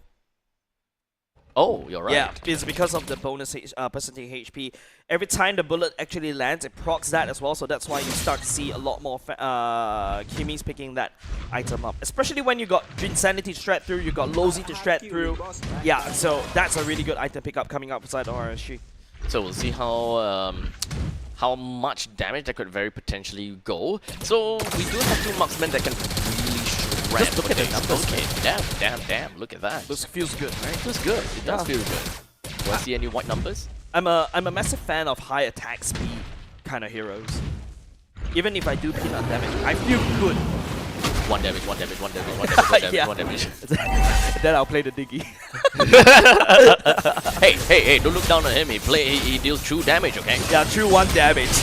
Anyway, speaking of true damage, here we go. It's gonna be Hoki get knocked up sky high just a little bit more. The SOD will be landing in a bit of an awkward position. Ash doesn't really dare to take it as Kingdom Esports pushes SG back as a setup for the Lord for themselves. Not a problem at all, but the fact that Hoki doesn't have a lot of HP is definitely gonna be a problem. He doesn't have Flicker as well, so he can't go for any form of Flicker hooks. He can just go in and just try for a hook, but that means that he will lose his life. And not only just that, FMM will be able to pick it up, and all of a sudden the catch potential for the side of RSG is completely gone, and Yon will step forward, doesn't really have care in the world onto Taurus, and now it's just gonna be leaving Grant all the way back. Yon sidesteps Appraiser's Wrath from the side of PTBL as Ash destroyed once again, trying to sneak as much infrastructure from the side of Kingdom Esports as possible, but Kingdom Esports snacks away the Lord. Oh no, so that might not look good, look that good for Taurus. But regardless, I'm kind of surprised that Insanity is actually still alive throughout this entire fight, considering the fact that there are 3 shredders from RSG. Yeah, I mean, that's a Uranus, right? Just pops Consecration, and then after that, just proceeds to live in green health. He's able to just outlast all this damage. Don't forget, this is technically RSG's territory. They have the damage to deal against Kingdom Esports, but they lose 2, well, make that 3 Lords over the side of Kingdom Esports. I think that the main thing that they're lacking in really closing out these fights is a lack of burst. The one thing that Uranus is scared of is burst damage. If you just keep on dealing pellet damage over to Insanity, that is exactly what a CC, that is exactly what a Kimi and a Moskov does. So no one that can really truly burst him down for good. He will just get out and come back in again and just relentlessly come in with that endless painful cycle. Yeah, it's just constant reset, right? He's able to bait out as much damage and also a nice bait coming outside RSG, putting the Lord over to the other side. Traction Pulse to set up a bit of a zoning area for the side of RSG, allowing them some for a brief. Lozy tech charge air just to try to cut away and try to push as many minutes away from the side of RSGSG as RSGSG holds down the fort in their base. Still 0 value out of that push. But my main question and main thing that I'm looking out for really boils down to damage numbers. Yes, I talked about no burst damage from RSG, but they are still kind of scary. Moskov is still really scary, but Kingdom, we cannot underestimate the power of Vexana in the late game too. That burst damage. Grant can also burst pretty darn well. Very good kiting capabilities, goes toe-to-toe with the Kimi. Not like I believe that the both of them will be on a wild goose chase. Yeah. I mean, the only reason why Kingdom Esports is having trouble to end the game is because of wave Ash, clear. right? The wave clear from the side lanes has been really making it really hard for Kingdom Esports to really put the final nail into the coffin. Because Kingdom Esports, this is a roster that really wants a team fight, right? That's really want to go in, do a team fight. But RSGSG, this is a split push comp, and at the same time could easily become a pit comp, which is something that Kingdom Esports will fail against if they don't play the cuts right. It could generally be a front to back too, because they can shred front lines pretty darn easily, right? So as long as they're able to kind of drop Lolzy down to an all-time low, they effectively eliminate one of the frontliners and force Kingdom Esports to reset. So it boils down to pokes. Can RSGSG actually poke to win? I highly doubt so, because they don't really have that big of a range as well.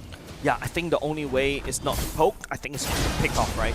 Pick out somebody from the side of Kingdom Esports and walk away. But Kingdom Esports, on the other hand, for the side of FMM, can constantly throw skills right there and also drop down Eternal Guard, bring that in that additional body. We can start to see Insanity just zoning the Traction Pulse will go. Here comes the Mountain Shocker onto PTBL. Big ultimates committed by the side of Kingdom Esports. But Kingdom Esports, if you notice, they're hesitating just a little bit because Ash is spotted all the way up top. I think I finally understood what RSG is lacking, and that is the fact that their team lineup lacks mastery of one win con.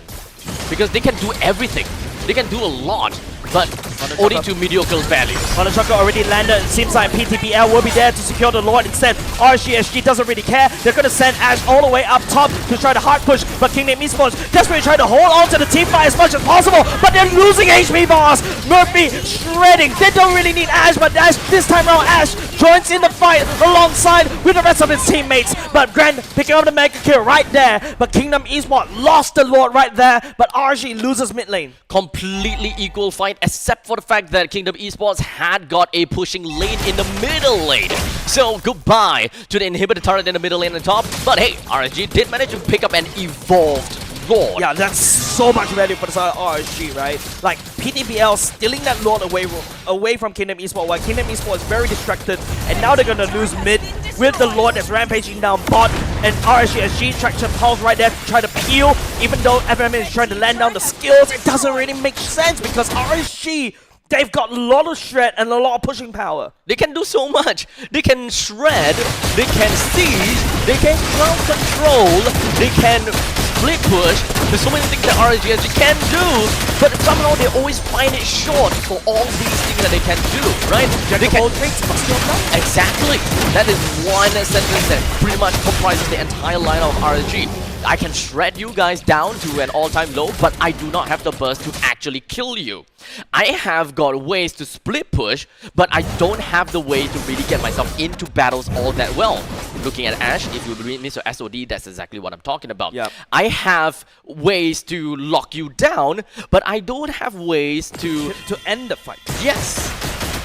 So that is the main problem. That's why when they are lacking in certain elements in their fight, Kingdom Esports have got what's missing. So they will always end up in a situation whereby I lose one, you lose one. I lose two, you lose two. Yeah, so it's just basically a never-ending trade. It's a constant stalemate between these two teams. Yep. But now the Evolve Lord is already dealt with. Kingdom Esports was able to hold on the fort just a little bit more. Top side looks a little bit weaker. So RGSG, what is their game plan right now? Do they repeat the same thing as, you know, sending Ash all the way up top and then start split pushing? But knowing Lozy, he's definitely gonna communicate over and over again. And now, look at the Lord timings, right? It's spawning faster and faster. Oh, so with tight. expanding rivers, it's gonna make traveling there so much quicker. Exactly. I think that this overarching game narrative really just boils down to playing to the opponent's mistakes. The moment you find a mistake from the opponent, you need to capitalize it, and you need to play flawlessly. The more mistakes you make, the more it would impact your gameplay and impact your end game. I like how Kingdom Esports trying to adapt. They're trying something different. Usually what you expect is Kingdom Esports and RSGSG, you know, they kind of congregate around the Lord pit right there, trying to prep for the Lord fight. But you saw Kingdom Esports trying to make a pickup on the side of Ash right there, down in the bottom lane, albeit to no avail. And now they have to try to bite the bullet right here. They have to try to take this Lord. As RSG already realizes that Queen is no longer the bottom. Then here comes a Mountain Shocker just a little bit. The wall is already built up. Lozy, the tech charge does miss right here. Hoki, takes the traction guard, and now it's just going to be Murphy spreading out damage. Torres will be able to stay young. Normal jungler for the side of Kingdom Esports. That's a massive one. And the SOD lands. Grants managed to dash away just a little bit more. But now Jin Sanity gets suppressed by the Bloody Hunt from Hoki. He gets busted down. That praises Rav to end everything. And now Torres leading the charge. Grant and Revenant has to try to hold and defend. Unfortunately, the battle for mistakes definitely and truly did happen right there. As Kingdom Esports missed a tech charge, we should be able to bring them into a good fight. As such, it's a complete wipeout over to Kingdom Esports, and making full use of the opponent's mistakes is utterly big. And this is them. a massive confidence booster for the side of RSG, right? We talk about how Hoki, I nickname him Hoki, the Franco lands so many critical iron hooks and also Bloody Hunt at the same time. And not only just that, if you notice how Ash is constantly pulling the attention of Kingdom Esports away and dividing the fight over and over again, and that's literally, I think Kingdom Esports suddenly got lost. They're not too sure what to do. They cannot match the momentum. I think it just throughout the entire game, they played their own tempo, and it comes down to the point where it didn't even matter anymore. What happened in the early game, mid game, yeah, throw that all out of the trash, because it helps them to get where they are in that 23rd minute mark, somewhere around there. And all it comes down to is each fight, whoever makes mistakes, equals to lose. Yeah. And unfortunately, that spotlight will be painted onto Lolsey for that fight. Unable to reach a tech charge properly and being able to land over the wall to give the control that they want. And because of a missed tech charge, it actually puts him right in the face of Kimi, where he's got nothing at his disposal, no one to help him. And that is one of the frontliners completely out of the main battle. Yeah, and if you notice how I really want to shout out Murphy, right? How he's able to land the traction pulse over and over again, and even though it doesn't hit anybody, is able to zone out the main damage dealer, right? Cutting off Grant, cutting out FMM is actually wonderful, right? Now the Kimi just has to deal with the likes of the Grok and also Jin Sanity. If Jin Sanity is unable to reach the Kimi, constantly getting shred, and because of the weakness finder emblem, he's able to kite. And it's just as easy as backing off just a little bit. And if Grant and also FMMs unable to do damage towards the frontliners of the side of RSGSG, it's just gone, right? Oh man, that was a very long and drawn out game, but that's kind of how a double marksman composition would have been for these two teams. They have an idea, you know, let's go late game. Doesn't matter, right? So either ways, congratulations over to Murphy, the MVP of the game, with 5:1:5 for the KDA, and of course GPM of 663 with total kill participation of 71%. Fully decked out items that have the Holy Crystal. We've got Blood Wings, Divine Glaive, Glowing Wand, and like you mentioned, the Demon Hunter Sword that help with the shred. Yeah, and apart from the Demon Hunter Sword shred, the one I was talking about is definitely the Weakness Finder, right? That's really clutch, especially when you're dealing with Jinsanity and also to a certain extent Lozy, right? And all of a sudden, yes, we talk about range, FMM and Grunt. It's always PTBL stepping forward in the middle, Taurus also wrecking havoc in the backline. If you notice, right, RSGSG has been fighting Kingdom Esports with a 4v5 constantly. Ash rarely appears in the team fight unless absolutely necessary, but Ash also did buy himself a lot of time to go all the way to the late game. Mind you, this is a 25-minute game. It's one of the longest ones we've seen thus far for the side of MPL Singapore. It is very drawn out, but regardless, let's take a look at the equipment builds for all of them. They definitely, all of them have got max items, let's just be honest here, right? Yep. Highest gold, it goes to Grant. I would like to believe, oh, it's actually Ash, right? 19,316. So they've got full items. They don't care about boots anymore. Grant, on the other hand, have decided to double down onto some defenses, gets himself immortality. Yawn still have his boots on this case. Some heroes require boots in order to really excel.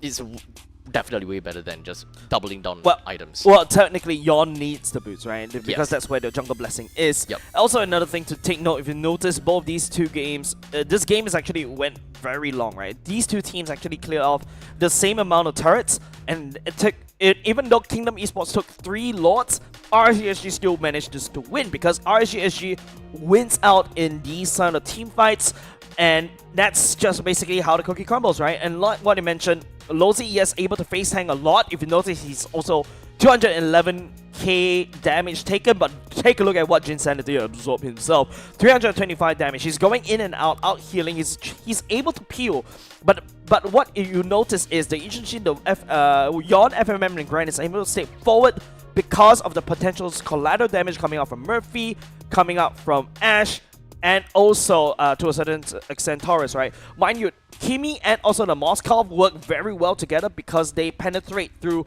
and basically a basic attack turns into an AoE. Oh yeah, that's true. So even if the opponents were to, you know, kind of group up together, not only are you just dealing damage to one person, like what a Granger does, you spill over to people behind. So that's kind of annoying to really deal with, especially since the main frontliners such as Jinsanity and Lolzy, when they tank, I think it's fair to say that they would overlap each other sometimes. They would definitely. And apart from that, another thing to also think about is that Kingdom Esports, this kind of matchup relies on Uranus and Grok frontlining, and then you have your backline. It's a very clear backline. You poke using FMMs, Vexana, and then after that stepping forward. But then again, if the damage could splash from Uranus or be it the Grok onto the potential backlines like the Yushinshin or Granger, I don't think the main damage dealers dare to step up if you're from the side of Kingdom Esports. I think that this comes down to these invisible impact that these heroes could be is able to put out there. Their passives is not something that really shouts at you, but only the players would really be able to feel it. They know the pressure, they know what kind of zoning potential some of these heroes is able to apply without realistically needing to cast anything. The moment that they are there is a layer of zoning potential that they could just generally use or generally be able to. Yep. And I was expecting a lot more from the side of Critical Grok, right? Lozy, I think there's a few tectonic charges that kind of miss a little bit, kind of awkward just a little bit. It feels like he's not able to find a very good one, and even if he finds a good one, the fight was always constantly being split up because the Taurus was just able to just jump over him, and then after that start curtain call onto the back lines, and after that just start shredding everybody from the back. And all of a sudden, you know, FMN and Grand forced it back forward, leaving the front line to the Doom. And that's basically the recurring team that we saw over and over again for the side of Kingdom Esports. I just want to see, like, you know, even more coming out of Kingdom Esports, because don't forget, this is a team that we kind of saw and were like, hey, this looks really good on paper. Yeah. And day one, yes, they're able to show that, hey, they're really, really strong. They won convincingly. But now this is RSG, a team that hasn't won a single game until today. And week 2, between week 1 and week 2, feels like this day, RSG was able to perform better as compared to the last week. I do hope that it is not a fluke though, because as much as I really want to see good games, I really want to also be able to see RSG turn from a 0-pointer and just flew up because of Kingdom, right? And Kingdom is one of the teams that is actually at the top part of the... Is it top or middle? Is basically not in the top. Yeah, middle or back. Middle, okay. Yep. So it's still they are in the middle, so they are definitely still a team that we gotta have to look out for, with a good amount of veterans as compared to RSG that is full of young bloods. Yep. And the fact that the young bloods have managed to take one game out of these veterans speaks volume. Yeah, especially Yawn, right? Like Yawn, I would say, has been a jungler that I've been hyping up all the time since like the first time I saw him. I feel like he has a lot of potential, but I feel like sometimes he also needs to start, you know, getting into the zone, because I feel like once he gets to the zone, he looks really scary. He's very aggressive, and of course, you know, enabled by his team. I feel like FMM wasn't very comfortable on this Vexana. There are a few times that, you know, Hoki and also the fact that BTBL was able to catch him off guard just a little bit. And the walls, I think, kind of, initially I thought the walls make sense because you can build a wall to block off and protect Vexana and also the Grandeur. But it just doesn't feel like it wasn't able to do set things at all. So I think ultimately it just boils down to the fact that it could be a point. It could be a case where Kingdom Esports underestimated their opponents in this one, or it's just the fact that the players are forced into a meta that they are not too comfortable with, or something along that sort. Right? Yeah. Personally, I do really like to see Yawn playing assassins. I do. And you don't really have to always pick out Yuzushin as you mentioned before. In fact, I think you mentioned that you like Lancelot. I like Lancelot better. You like Lancelot better. You're not the only one that thinks that, to be fairly honest. Even Wolf from Philippines, he adored Lancelot. In fact, sometimes if Lancelot trumps over the priority of Yi Sun-shin even. So I do understand where you're coming from, and in this instance, I think that we can apply that and just ignore the Yi Sun-shin. Go for the Lancelot, because that seems to be one of Yawn's comfortable heroes. Yeah, I remember, I want to call back Yawn's, not only just the Lancelots, right? To a certain extent, the Hayabusa. The heroes that have considerable amount of iframes is where he's really comfortable with, and he's also able to kind of juke and zone other people. He's able to also identify opportunities. But if you notice earlier just now, the Yushin is unable to identify opportunities because the ultimates and the CCs aren't able to land. If he knows he goes in, he's just gonna get melted, and that's why I don't really like Yushin in this particular patch.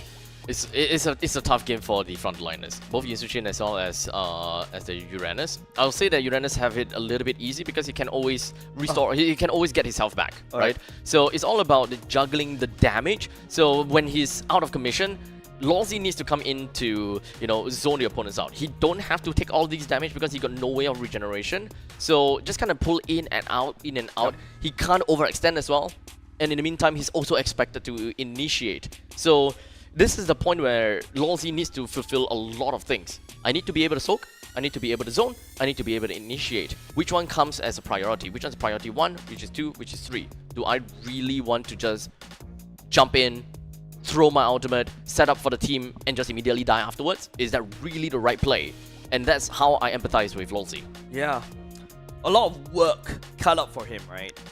And it's definitely going to be something... I feel like the Grok can do all of that, But now as we go into game number 2, right, of course, it's match point for the side of RSG. If RSG wins this is going to be the first match win in MPL Singapore. He's one of the only teams that doesn't have a match win as of yet. It really makes you feel, right, you know, the middle of the pack of MPL Singapore, it's just so randomized right now, right? Because we thought, you know, Kingdom Esports should be able to lead the charge, especially in the middle of the pack, but Absolute Zero was able to beat Kingdom Esports down. So, in terms of power rankings, it is a mess, in my opinion.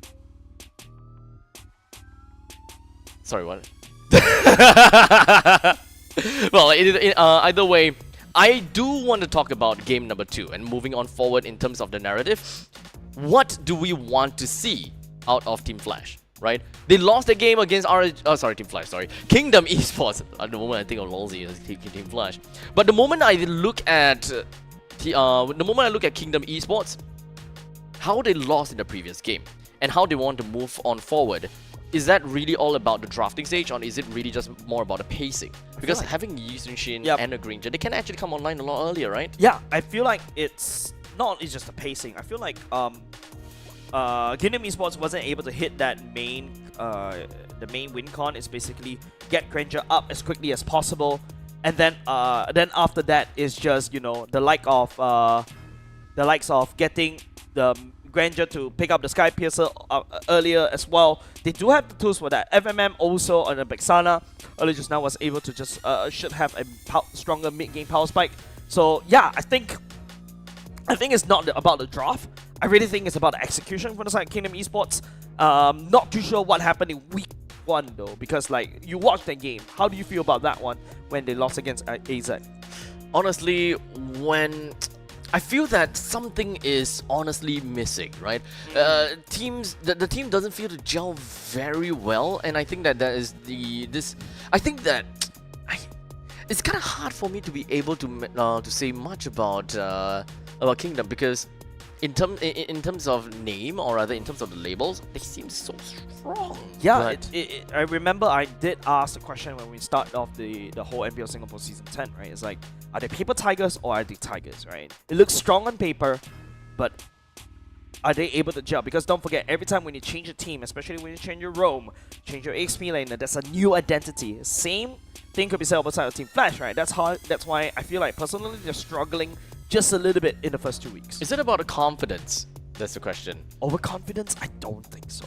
That is right. Yeah, I think that it is about either number 1 is about the confidence, or number 2, they need some more time to really understand or really like identify what is gonna be their main win con, right? Because as much as we see from some of the gold laners, right? Yep. The moment that we reach almost critical mass, right? When they're almost there, they know that they can go a little bit crazy already. They can start to play around. They can start to play for the team fights and just show that, okay, I have the items, I can dominate you guys, and they have that surprise factor. Yep. And I think if you want to compare gold laners earlier just now in that previous team, if you compare Kingdom Esports versus RSG, you compare Grant. I think Grant is a very interesting player, right? He's one of the first few players in the side of MPL Singapore that actually tried the Bane Gold. Actually, it's fun. You guys should try it out.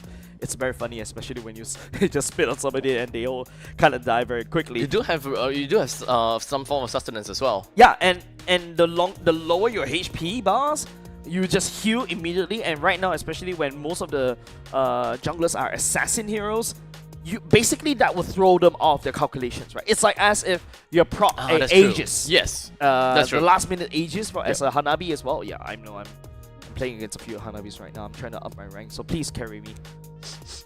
It's, in some sense, the skill is kind of like a form of vampirism. Yep. Where you heal that much and you deal that much. Yep. And so you can see like your health bar, you heal that much, you can kind of expect that this is the amount that they will lose. Yep. In some sense. Yeah, and the Bane build, the Bane magic build that I find a lot of success on is just ridiculously stupid. You just buy 2 items. Holy Crystal and Holy Crystal?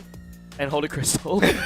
And maybe Blood Wings if you feel like it. Yeah, I mean Blood Wings is a natural, right? Yeah. It gives you passive movement speed, and it also gives you that shields. The shields is actually very beneficial. I mean, of course, there's caveat. With the shields, then only you get that. And it's also the second highest magic damage item. 120? Yeah, around there. The highest is definitely the Holy Crystal, right? Holy Crystal 200. And your second skill actually reduces its cooldown as the more magic damage that you have. So that's why it's very beneficial to just spam this one item over and over and over again. I haven't even fixed my preparation. Good times. Because of that, but it seems like we're going to go back into game right now once again. Kingdom Esports playing a bit slightly behind right now. The Uranus and the Farsight immediately getting banned off right off the bat. Uranus is something that Drin Sanity did play, and he kind of respects the power of that Uranus. Completely off topic, but since we are on the topic about Holy Crystal, remember you mentioned right the special property, the unique skill is the more magic power you have, the more more you get, right? Yep. So remember there was this point in time where when you play, what was that? Make some noise for yours truly. Yeah, I knew you were going to go there. Yep. Edith. Strong guy. Just built a huge chunk of physical defense, and it just so happens that Blade Armor have the most amount of physical defense, and then you convert all of that because of your ultimate, and then because you have a lot of magic power, you increase it even more with your Holy Crystal, and then with back then it's called Calamity Reaper, but it's now Starlium Scythe. Starlium Scythe, yeah. So all of that magical damage converted into true damage. So you actually one-shot people with a single basic attack. I love that. Yeah, I just wish I was better with numbers. It was fun. It was fun times. It catches people off guard in rank so much. They call me a they hero weren't expecting that because I saved my nation from falling get apart. to see the Yushin get banned out by the side Finally. of Kingdom Esports. I really don't want to see the Yushin anymore because it's but Lancelot is taken out too. Yep, I think it's just literally what I call the Scorched Earth tactic. So expect other junglers popping up. I want to see more Hayabusa. Yon also well known for playing the Fanny as well, so I'm not too sure whether I want to respect that. But especially in this particular meta, there's so many CCs, right? Once you have your Bravest Warrior coming out, the Lapu coming out, you also got your Bidang to also look out for. Ash has shown that he plays the Moskov. I think Fanny first phase pick is not. Jet Trooper reporting for duty. I do like myself a Arlot, to be fairly honest, and RSG can actually set themselves up for that Arlot pick. Quite a bit of crowd control that they can actually add into the mix if they want. If the Farsight is taken away, so in terms of XP and of course roam is rather flexible. You can play for the Arlot. Since CC is taken away, there are quite a bit of options that you can actually play into the EXP lane. So having an Esmeralda, that's fine too, since Urid is taken out. I personally feel that in this particular patch, the Esmeralda, Who said there unless are no you're winning shortcuts lane, in life? you're not able to I provide literally much, invented right? one. Even as a Lapu, even if you're losing lane, your Bravest Warrior was still able to stun. As a clue, you're still able to possess somebody and then drag somebody and pick somebody out of position. And Think about Lapu. Here you go. ground. From the side of RSG, it's going to be Taurus piloting this particular Lapu. Hoki will go back to a chip for getting the opting for the Franco this time. Yep, so there won't be any form of flexibility between Lapu since Yushin is already out of the picture. So we know for sure that it is going to be a roam chip as well as an XP Lapu. So not much diversity or not much vagueness in the draft as for now. For Kingdom, they have quite a bit of options now that they already know who they are facing off in the XP. They can pick up an Esmeralda pretty effectively. But they have decided to go for Alice and a Gato Gacha. Oh, that's a lot of massive AoEs, right? Especially when you could, as Lozy on the Gato Gacha, you're able to support. Wait, hold on. I don't think so. I don't think you'll bring a Alice to the jungle because your passive doesn't really work well with jungle creeps. But Alice has proven a lot of worth in other regions, right? And that's also Alice is also the one hero that literally brought Ignite Gaming that win, right? When Utah was playing it against Team Flash. So moving on forward, R3 pick coming in from RSG. They might want to focus a bit of the mage at this point. They can go for more utility, such as a Juicin in this case, or if they want to have a little bit more firepower, they have to wait for later on. Your team is banning TBL Hayabusa. Yeah, Hayabusa counter picked away, in my opinion. from the side of Yon. And if you talk about mid laners that I feel if Kingdom Esports want to look out for, definitely is the Lunox, right? Lunox could shred the Gato very easily, could shred over the Alice, dodge the Alice's ultimate as well as the Brilliance. RSG takes away the Fredrin instead. Okay, so the fact that they took away Fredrin kind of seems as though they just want to whittle down the amount of heroes that Yon can potentially play. Oh yeah, okay. Actually, can Alice go to jungle? Yeah, that was the idea that I was kind of floating because Alice in the mid lane can look very scary as well, right? You got more minions to absorb the HP away from, wave clear very quickly, and then move on. You got mobility to gank the side lanes as well. Controversial opinion in my opinion. Yeah, but instead it was Kingdom Esports that takes away the Lunox. I agree with that one. That's one of the heroes they're really weak against. But there's also another thing that you also have to consider, Abstract. Chip goes in with the ultimate. Alice just easily falls out with the ultimate, right? So easily. Yeah, that's true. Yeah, that's a very easy counter for the side of Kingdom Esports. That also means that if they really want to find a way to, you know, get kind of like a get out of jail free card, at least they can play with a Loi. Loi plus chip combination can still be a very scary one for RSG, and they still have got ways to, you know, right after the shortcut, they can always just pop off somewhere else. You know, good engage, disengage, great way to stop KE from trying to huddle up together, given that they have a lot of area denial skills coming in from them because of the Gato and the Alice. I'm thinking if you don't go for the Loi, there's also a potential Yves pick, right? But I feel like we're looking at how RSG... because there's already Gato I don't like that. True. So which means that you don't open until you see the Gato. But looking at how RSG has been drafting recently, this is where they like to make Ashes heroes. There you go. That's going to be a Nathan going into the gold lane. Okay. Wasn't really expecting the Natan coming in, but... Shredder. Yeah. Okay. Burst Shred. Collateral damage, like what Akimi likes to do. You've already got a Hayabusa that's contributing into physical damage, so I'm not too surprised as well.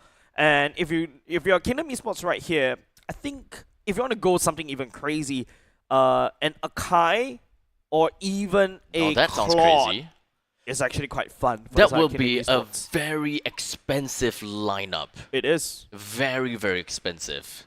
Especially since RSG, they can actually pop off a lot earlier in the game. And the scarier thing is that RSG haven't even showed their mid lane. The dead exist in the box. Oh my god. Must tend to the future. Pause one Ling. Alright, okay. Same idea. The Ling does have iframes, exactly what Lancelot would like to do. The Ruby to make sure you hook somebody right back into the Alice's ultimate, albeit the Gato ultimate. Traction Pulse, make sure everything sends there. Kingdom Esports feels like they're really overloading their toolbox with this one. It is still a relatively expensive lineup, definitely. But still, they should be able to do decently in the early phases of the game still. Can they siege well? That is the question. They do have ways to kind of hop around, and at least whenever you look at a Hayabusa, I think it makes very good sense that you're going up against a Hayabusa, it makes total sense to pick up a Ling yourself so that they are in a 1v1 context, you can't just go down to that Ogi Shadow kill. Yep, there's going to be an Odette coming in for the side of RSG. Once again, zone denial is the way to go, right? Like, yes, Alex can go in with the AoE ultimates. You also got the Ruby as well to basically lock everybody in, the Gato. But once your Swan Song comes out from the side of Odette and also the passive just keeps bouncing around, that's a lot of damage that the Odette can just output in this small little span of time. I do kind of like the early game wave clear that RSG have got for themselves. That will allow the gold laners, that will allow the mid laner to influence the XP and gold quite a bit. Especially since they would probably want to give some assistance over to the gold lane. It is a Ruby going up against a Natan. Okay. Okay, a Ruby actually scales faster in terms of as compared to a Nathan. But the ceiling of scalability for a Nathan is so much higher as compared to a Ruby, right? Because the Ruby is constantly going to get juked down and even busted down by the Nathan if the Ruby sidesteps incorrectly. But that only happens in this ultra late game. Nathan takes a long time to build. Therefore, RSGSG needs to hold. They have a very strong mid game. They have a decent, not as very strong mid game. as compared to Kingdom Esports, they have a weaker mid game, but still considerably strong. But when it comes to ultra late game, Ash and Murphy will just melt anybody in the vicinity. I'm mostly concerned about how they're going to be funneling the kills over to Ash in order to accelerate his growth a lot further, because they don't really have a very good way of crowd control, right?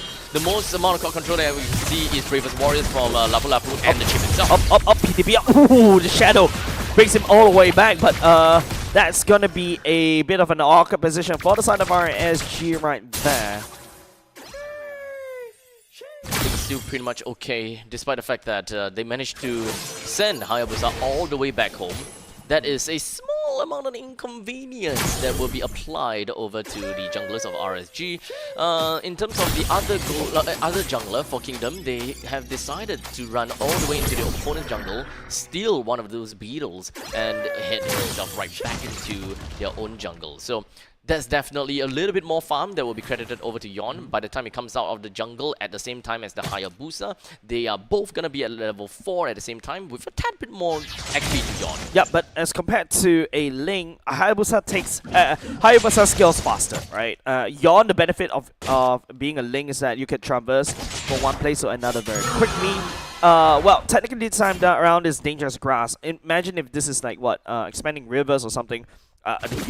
Ling would just jump from one place to another. It doesn't really require the jump. You could just run there, saves all energy, jump to a wall, and then after that he could just like dash for days. Turtle and Mitty going up against the Kimi. The entirety of RSG, they still don't have a shortcut that they can play around with as of yet, but Hoki, he's still one entire level away, so not much of a special gaming that we can see just yet, and I will say the same thing for the God of Kacha. Drisani does have the ultimate ready go. He will be trying to use it right now. Murphy goes all the way into the ultimate, and look at Drinsanity melts right down. The shadow kill right there, doesn't able to finish the job right there. The turtle will be forgotten, but Yon picks up Hoki instead. Yon looking for more, looking at Murphy right here, goes into Temples of Blades, jumps around, picks up 4 blades, and jumps back to the turtle easily. Yep, Kingdom Esports didn't even lose anyone at all, picks up 2, and also manages to pick up the turtle. No problems at all, great value that will be able to send them all the way to about 1,000 gold lead on top of RSG. A great way to further accelerate the growth of how expensive this draft is. Yeah, great start, right? Especially if you're a Link. If you're a Link player, this is exactly how you want to start every game with. Picking up 1 kill, picking up 1 assist, goes ahead with the turtle. Yeah, PTPL right now has to play a little bit behind. And Hayabusa, like what I mentioned, should have a better scaling as compared to Yon in the early game. But in terms of mid-game prowess, FMM onto the Kimi should have a better time than Murphy, because I would say that Odette is also another hero that is quite item dependent. You can, of course, pop off the Swan Song and hope that you do enough damage, but it's more so of a zoning tool in the early stages as you slowly pop their HP down, but it's nothing too life-threatening until you're able to get items such as Light Trunnion as well as Holy Crystals. We talk about the gold lane right now, right? Ash, if you notice, is playing underneath the turret, but he's able to absorb quite a bit of a gold plating away from Grant. Not too sure how that happened, but in terms of EXP-wise, Grant is still ahead. 2-0. The game is slightly slower. They're not exactly wanting to jump themselves straight into battle time and time again. Ash did manage to pick up the Feather of Heaven for himself, so that is one step closer to be able to really deal with Grant. I don't think that is quite enough to really just push Grant away, but hey, at least he does have range control against the Ruby, but Ruby can, of course, regenerate back, and of course, poke you as well. That's what makes Ruby such a great contender in the gold lane too. Yeah, there's a few fighters or EXP laners that are suitable for the gold lane, right? Lapu Lapu is one of them. Ruby, I think it will be a close second, because Ruby does have the regen to basically fight against your gold laners, right? Another fighter as well in my books, definitely Paquito. It's very annoying to deal with Paquito, especially when you're late game, right? Paquito just slap you twice and then all of a sudden you just couldn't do anything. Especially since we are talking about dangerous grasses. Yeah, right? Dangerous grasses actually really enable the Paquito. But it's been too long since we last seen that, and it seems like it was forgotten. Oh, Hokey Flicker tries to aim onto FMM, literally for the side of RSG, pouring everything they've got onto FMM, deletes him right off their bat. There's one main damage dealer for the side. Kingdom Esports already gone. Insanity goes all the way in. Murphy gets caught in an awkward position, but don't forget, Yon can do a lot of damage as a Link as well. That is Kingdom Esports now. They will be able to once again get a good priority over the turtle. I don't think that Taurus as well as PTPL will be able to do anything from this point onwards unless PTPL tries to look for an avenue for a quick little steal. However, PTPL is currently at level 7 as compared to Yon at level 9. So in terms of the retribution battle, is nowhere close to be able to close that out. Yeah, if you notice, Yon identifies that one, right? Decides to actually snag most of the farm away from the side of his gold laner, because technically speaking, Grant doesn't really need as much items. Link is the one that needs more. Link wants farm, man. Yeah. As much farm as possible. In fact, give the middle lane farm to him.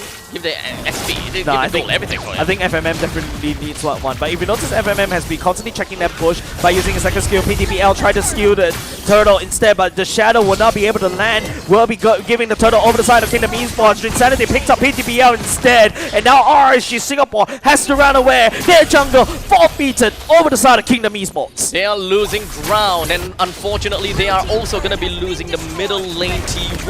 I would probably say the same thing for the top lane, but at least the Lapu Lapu is there. A little bit of a trade-off though, as we do also have Ash that actually made his way down to the bottom lane to take down the T1 turret. But in terms of importance, middle lane T1 is so much more beneficial. Oh, just look at Grant, look at what he's doing, landing down the shortcut as well, calling the mess of time. Bemba for the side of RSG, Singapore Hokey down slow just a little bit. Swan Song just running out the damage, killing off most of the members of the side. Kingdom Esports, Insanity the only one alive. That's big!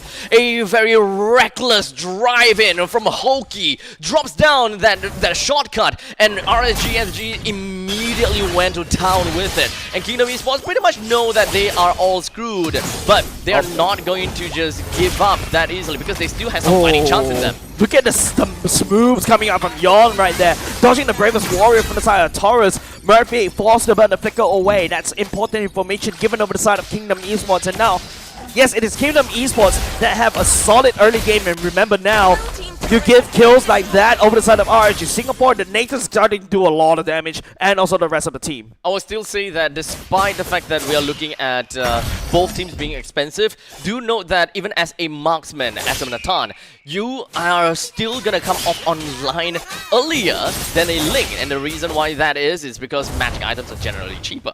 Remember that, and you pop off a lot faster as well as with each items that you bring in. Especially you gotta have to deal with some of these frontliners. RSG definitely front to back. They have a good mix of magic damage as well as physical damage that Kingdom Esports really have to take themselves into. Yep, got the spot right here. This is going to be the first one. RSG Singapore, on the other hand, they tasted victory already. A few steps closer towards winning the first match in the middle of Singapore, and they look really hungry for it right there, right? Look at how Hokey just basically jumped onto FMM. We'll be able to kill him once earlier just now. Can easily bring in the nuke with the help of Murphy as well. But can they close out the game? That's the question. I think that ultimately items and economy will speak for itself. Kingdom Esports still have got the gold advantage though. So I'll still like to believe that Kingdom Esports, they will be able to do a really good job, but it also depends on who's the one that has the money. Oh, Murphy immediately gets deleted, and all of a sudden Hokey doesn't look really scary anymore, and that's what Kingdom Esports wants, right? Small little pick on whereas RSG thought they're itching up for a Lord fight. Kingdom Esports takes their objective elsewhere. Ash once again takes down side turret as if he's playing Moscow. Completely neglected. While Kingdom Esports focuses onto the Lord, it seems like RSGSG, they are preparing themselves for a showdown. It is going to be a 5v4 because Murphy is going to be a little bit late for the party. Insanity popping down, the ultimate allowing Hokey at the same time. Hokey's shortcut will be gone very much soon, but FMM will be able to take down Ash. FMM down low just a little bit more, and it's just going to be the Alice holding on as much. Murphy using the Swanson just to try to escape, but Insanity is following onto Hokey, and Yon attacks onto Hokey as well, picking up a double kill as well. and the Lord ultimately goes over the side of RG Singapore though. It is unfortunate, but hey, wait, hold on a second. PDPL is not over. As he himself, as well as Taurus, wants to go for a little bit more. They picked up one over to Lozi, while Drinsanity is still in the mix. Yeah, definitely right. He's more than happy to basically pick up the fight like this one. There's a lot of the jungle creep that he can actually rely on his passive to constantly proc. That did absolutely nothing to Drinsanity. Of course. Damn. Yep. That's why Alice is so prized, right? But unfortunately for the side of Kingdom Esports, right? RSG Singapore still secures the Lord for now. But RSG Singapore, they're looking for any form of pickup right here. Look at how Hoki is just jumping onto Insanity right here. Brings in Murphy with a swan song at the same time. Taurus fights underneath the turret. It doesn't really matter as Yon jumps all the way into Temple of Flame, but there's nowhere to run because Ash has already farmed up. He's able to melt him all the way down. Now Insanity leading the charge just a little bit. Shuts down Taurus, picking up a double kill at the same time. And now RNG Singapore leading the charge with the Lord. They crack open mid. As much as I would like to say that Drinsanity is one heck of a raid boss that is difficult to kill, ultimately, RSG still have the real raid boss up in the top lane that is managing to clear out the wave and putting the pressure down onto Kingdom Esports. And of course, despite how tanky Drinsanity can be, there is someone that can truly shred on the opposite side, and that is going to be Ash. This guy will stay alive for a long period of time unless Yon manages to find his way to scoot himself right in to be really comfy onto Ash. Yeah, and now all of a sudden, you know, Kingdom Esports, remember what I talked about, the power spikes, it's around the early and mid game, and now it's starting to swing all the way back to RSG. Just take a look, you've got your Genius 1 already, the glowing staff, and if you take a look at what Ash has already built himself, haha, speak of the devil. Holy Crystal already on top of the Wind Talker. He has a lot of movement speed and also attack speed. That is exactly what a healthy Nathan needs. Honestly, aside from Nathan, I want to look at Odette. Odette has such massive ground that they could cover. And the moment that you are able to just pop off the Swan Song with no one being able to stop you, because you will only be disrupted by high-level control effects. And I think that in this case, it will only be Lozi's taunt. Yep. And I don't think that knockups is counted as a high-level crowd control. So it should only be Lozi's taunt. There's also an I'm offended for the side of Grant, right? It takes That's just a stun, so it doesn't help. I'm offended is a displacement. Displacement... I don't think displacement helps. Yeah, well, anyways, you saw Grant and Yon basically need to tag team just to take down Murphy. You know, we talk about how Alex can set up this no-go zone with the ultimate. Same could be said over side of Murphy, right? But this no-go zone actually does a lot of damage. And I think what RG Singapore identifies that with Murphy on this Odette. And now it's all about Hoki, you know, sending Murphy using that Swan Song onto the right target as well. If that Swan Song lands onto a weak person, like, oh, hold on. Yon deletes off Ash. Oh no. That's a massive pickup. Yep, that is huge. And now without Ash, there is gonna be no way that they will be able to defend against Kingdom Esports and especially even take a proper fight against the Lord.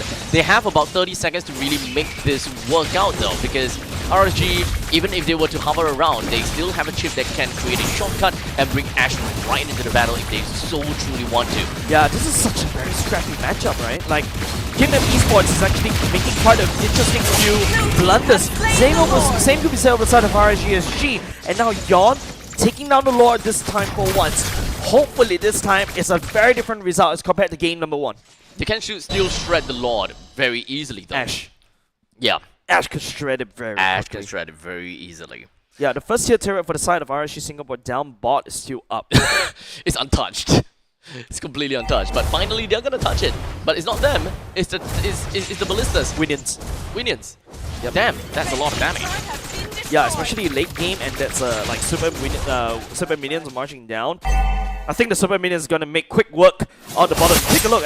I don't think members of the side Kingdom Esports not interested onto that one. It's actually a naturally pushing lane. In fact, there's a lot of standing goal that Kingdom Esports will abuse attraction pulse to basically zone away the rest of the members for the side. RSGSG, Bravest Warrior coming up from Taurus though, trying to make a play right here, trying to defend and protect and try to wave clear as much as possible. Drinsanity goes into the passive already, and Taurus has to get out there. The Lord is chunking down low just a little bit more by the side of Nathan. Lozi down low as well as RSG Singapore just basically defense against the attack from Kingdom Esports. I like the fact that RSG is not very trigger, is not very trigger finger onto that fight, right? Because they had a lot of opportunities to just jump in and go for the fight, but the main thing that they wanted out of that is to just bring down the Lord and have a proper reset, because they want a proper fight somewhere else, not right there with a big Lord and bunch of creeps just marching onto them, because they don't necessarily have very strong wave clear the moment some of these key players goes down.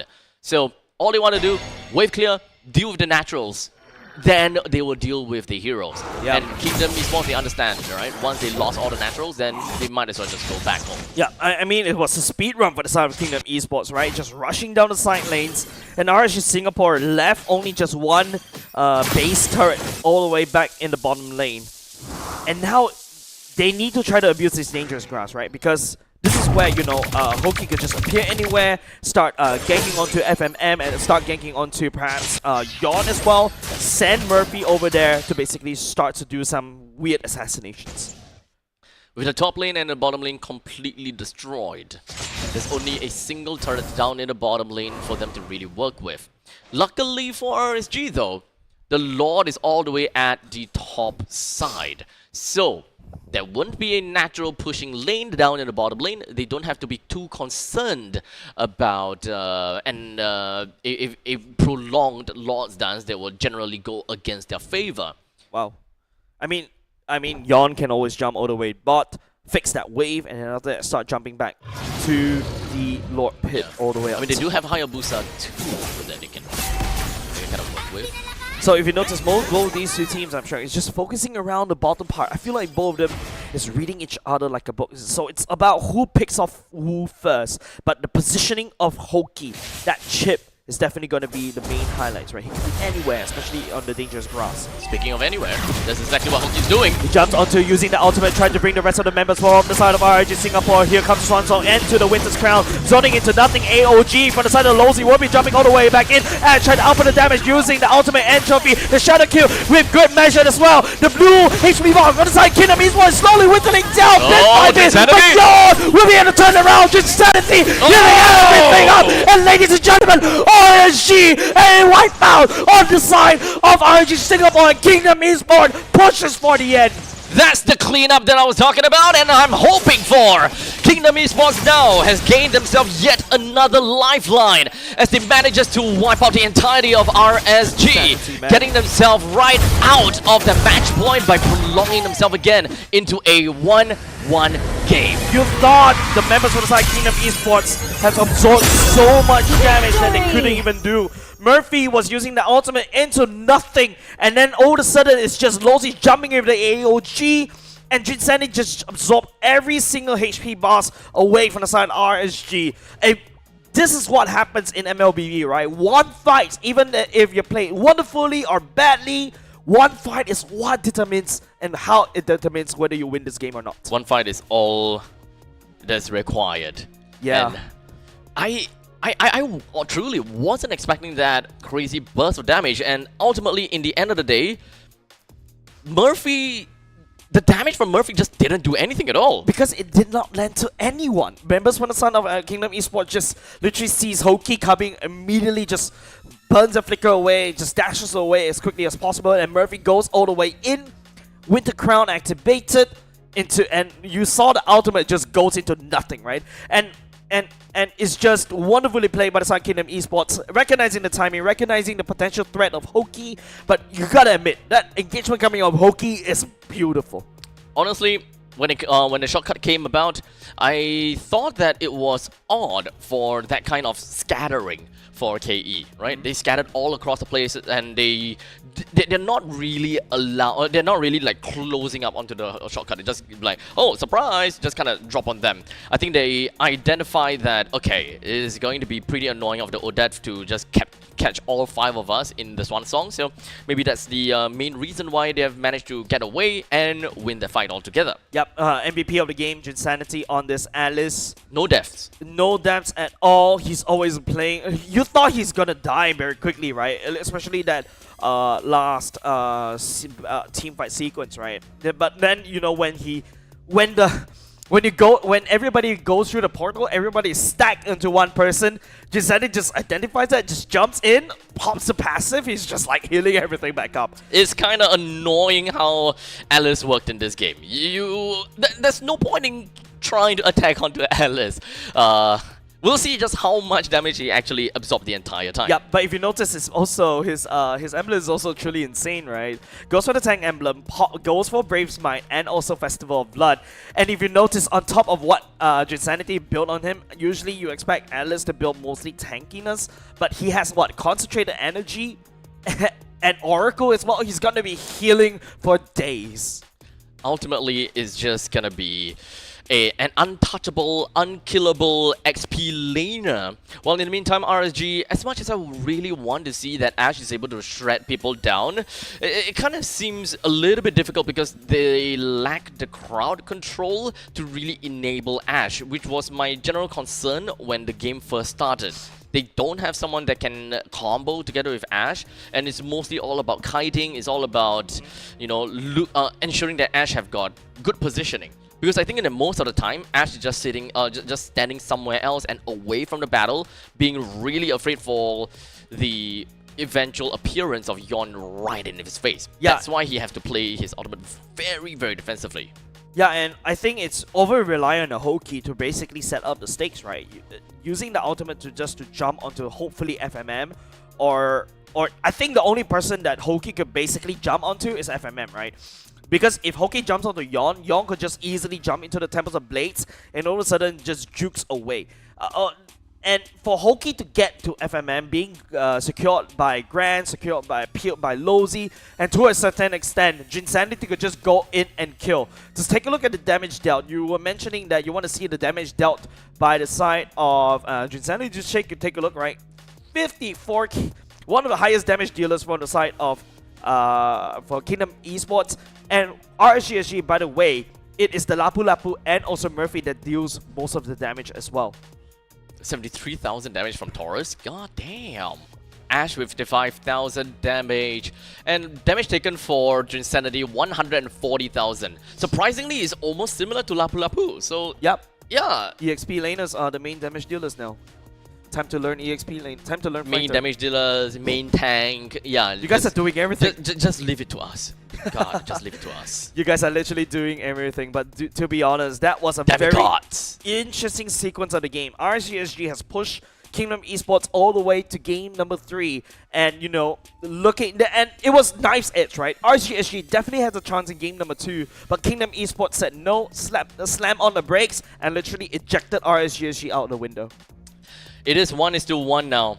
We are coming in very close to something, because we have no idea if RSG will be able to dig themselves out of this ditch after a relatively nice showing in game 1. It is not a game whereby they just floored it, right? Game number 2, they will close as well. Yep. So I think that there is a recurring pattern between these two teams, and I think that game number 3 will be just as tight. Yeah, game number 3. Game number 3. Yeah, I can't believe this. Like, this is just week 2, day 1. We're already going to the second match of the day, and we're already hitting game 3, 2 game number 3s. 2 in the game number 3s. Yeah, it feels like, you know, these MPL teams are literally trying to make us work overtime. Yeah. Well, regardless, we're gonna go off for a short little break, and once we're back, we'll give you guys the third game of the second series of the day. Don't go anywhere too far. We'll be right back with you.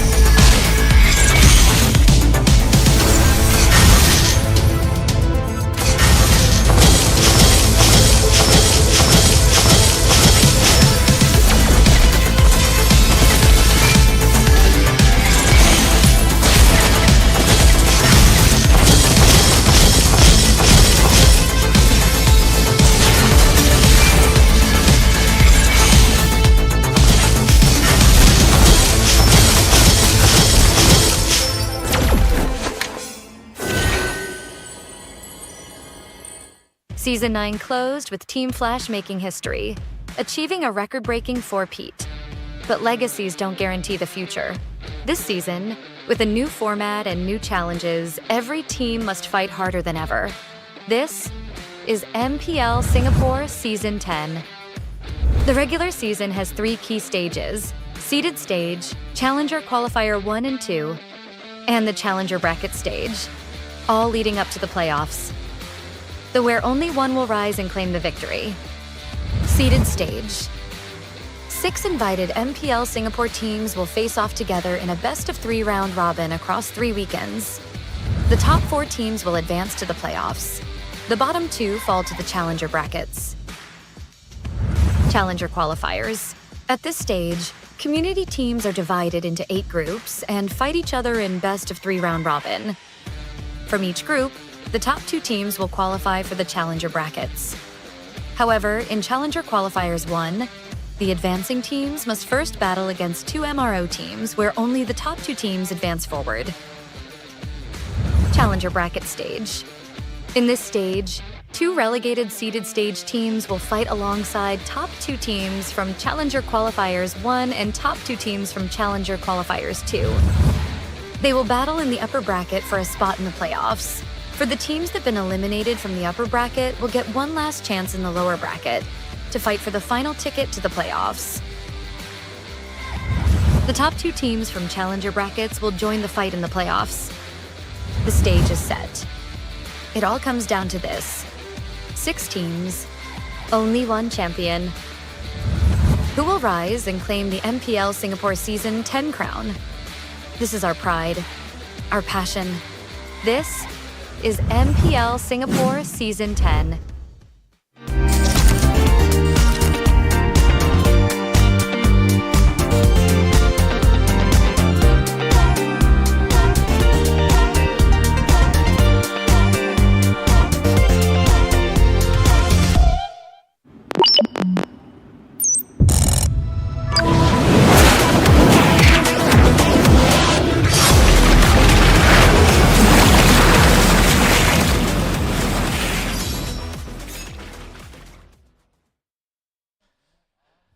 Alright, ladies and gentlemen, welcome back once again to MPLSG Season 10. We are down to the 6th game of the day. Yep. We have a total of 3 series to cover and we're only on the 2nd series. So, drawn out games all the way through.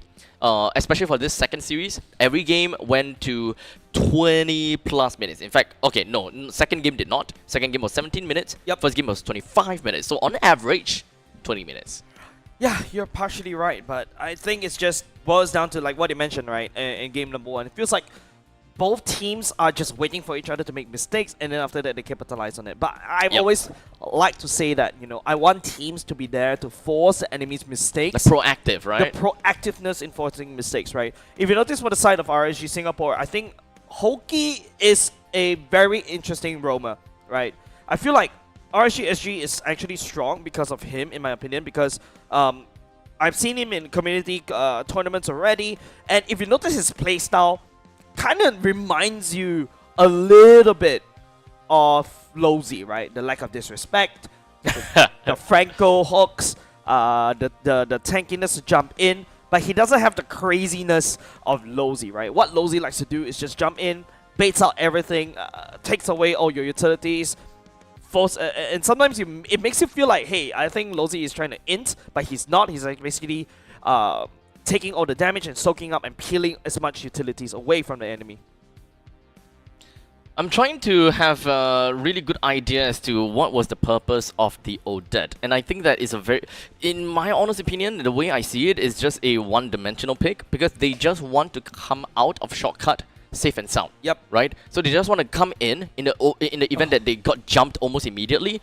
At least they have a swan song to kind of play around with. So you kill one of our guys, we kill 5 of your guys. So it feels very one-dimensional, because in the event that the opponents don't do that, then your Odette will kind of be in a situation whereby, okay, now I need to find and reposition myself to really make full use of the Swan Song. And this is a one-time wonder kind of thing.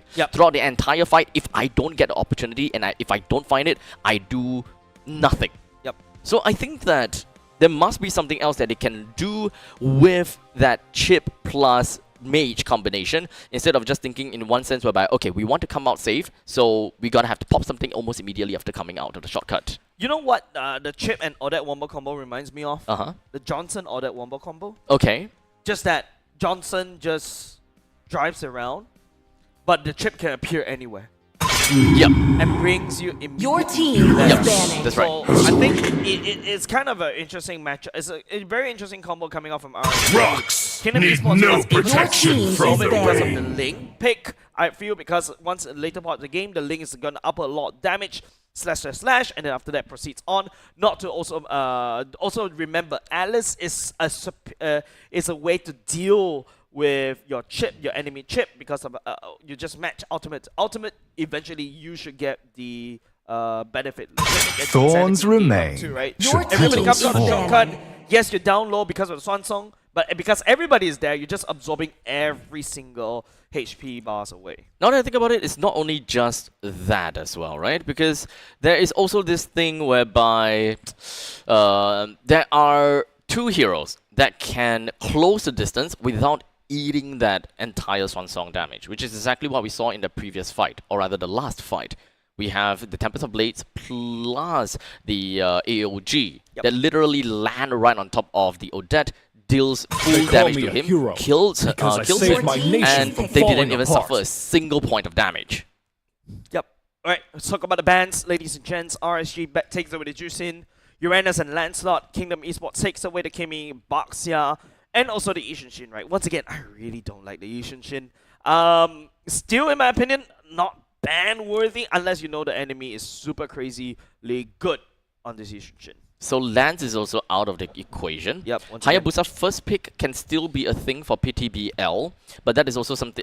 That also means that they can expect a Link popping out for the side of KE. Let's hear from the crowd. Yep. CC Make some noise opener. for yours It reminds truly. you, last season where CC was quite superior as an EXP laner because number one, it eliminates any form of tanky EXP laners you expect, like the likes of your High Loss, Glue immediately gets eliminated, like the Uranus, and to a certain extent the Alice as well, right, will get countered by the CC. So it's basically forcing Insanity. Do you want to go back into the Alice, or you want to go for the Uranus, or you want to go for something else, maybe perhaps a Lapu Lapu instead? Okay, so with the Farsa being picked up from KE, finally it's been unbanned, and we will not see the light of day for Juicin, because honestly, I was expecting to see Juicin being coming out sometime soon.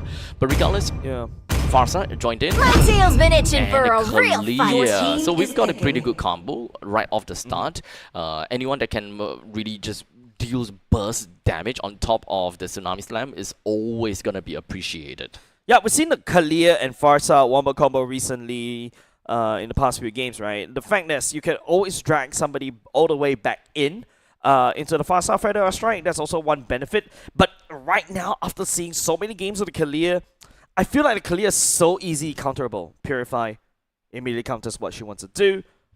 You draft something else that likes to get dragged in to basically get fight. Time You're to basically drop providing the like beat a of the free flash. get closer. Your team This is a very interesting build roster coming up from RSG. A Joy and an Angela. Angela mid. Not too sure just yet. Yeah, definitely Angela mid, right? Unless Angela roam. There could still be a probability of that happening.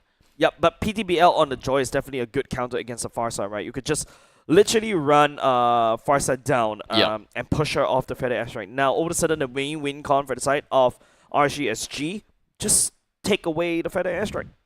There is, of course, still the possibility of being able to play a 1-1 to completely negate the possibility of being slammed by the slam. But now with... Okay, so the Alice is still going to appear. So we should see the Alice going up against the CC in the XP. Fair enough to say that the CC will be having the field day against the Alice. So RNG basically have this idea. Now that they see the Alice, and they definitely want to play in the early stage. stage, right? Do they really want to contest for the late game just because of the fact that they have an Alice? Do we want to pick up a Shredder just because they have an Alice? Well, they already had CC as a Shredder, right? That's number one. Number two, there's also AoE damage coming up from RSG already. There's also got the Angela to provide the heals, especially on the CC. It's actually crazy.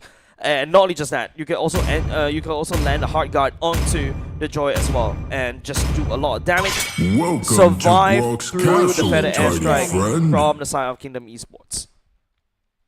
So both teams, okay, maybe not both teams, but we have a possibility of looking at one more roamer from the side of RSG.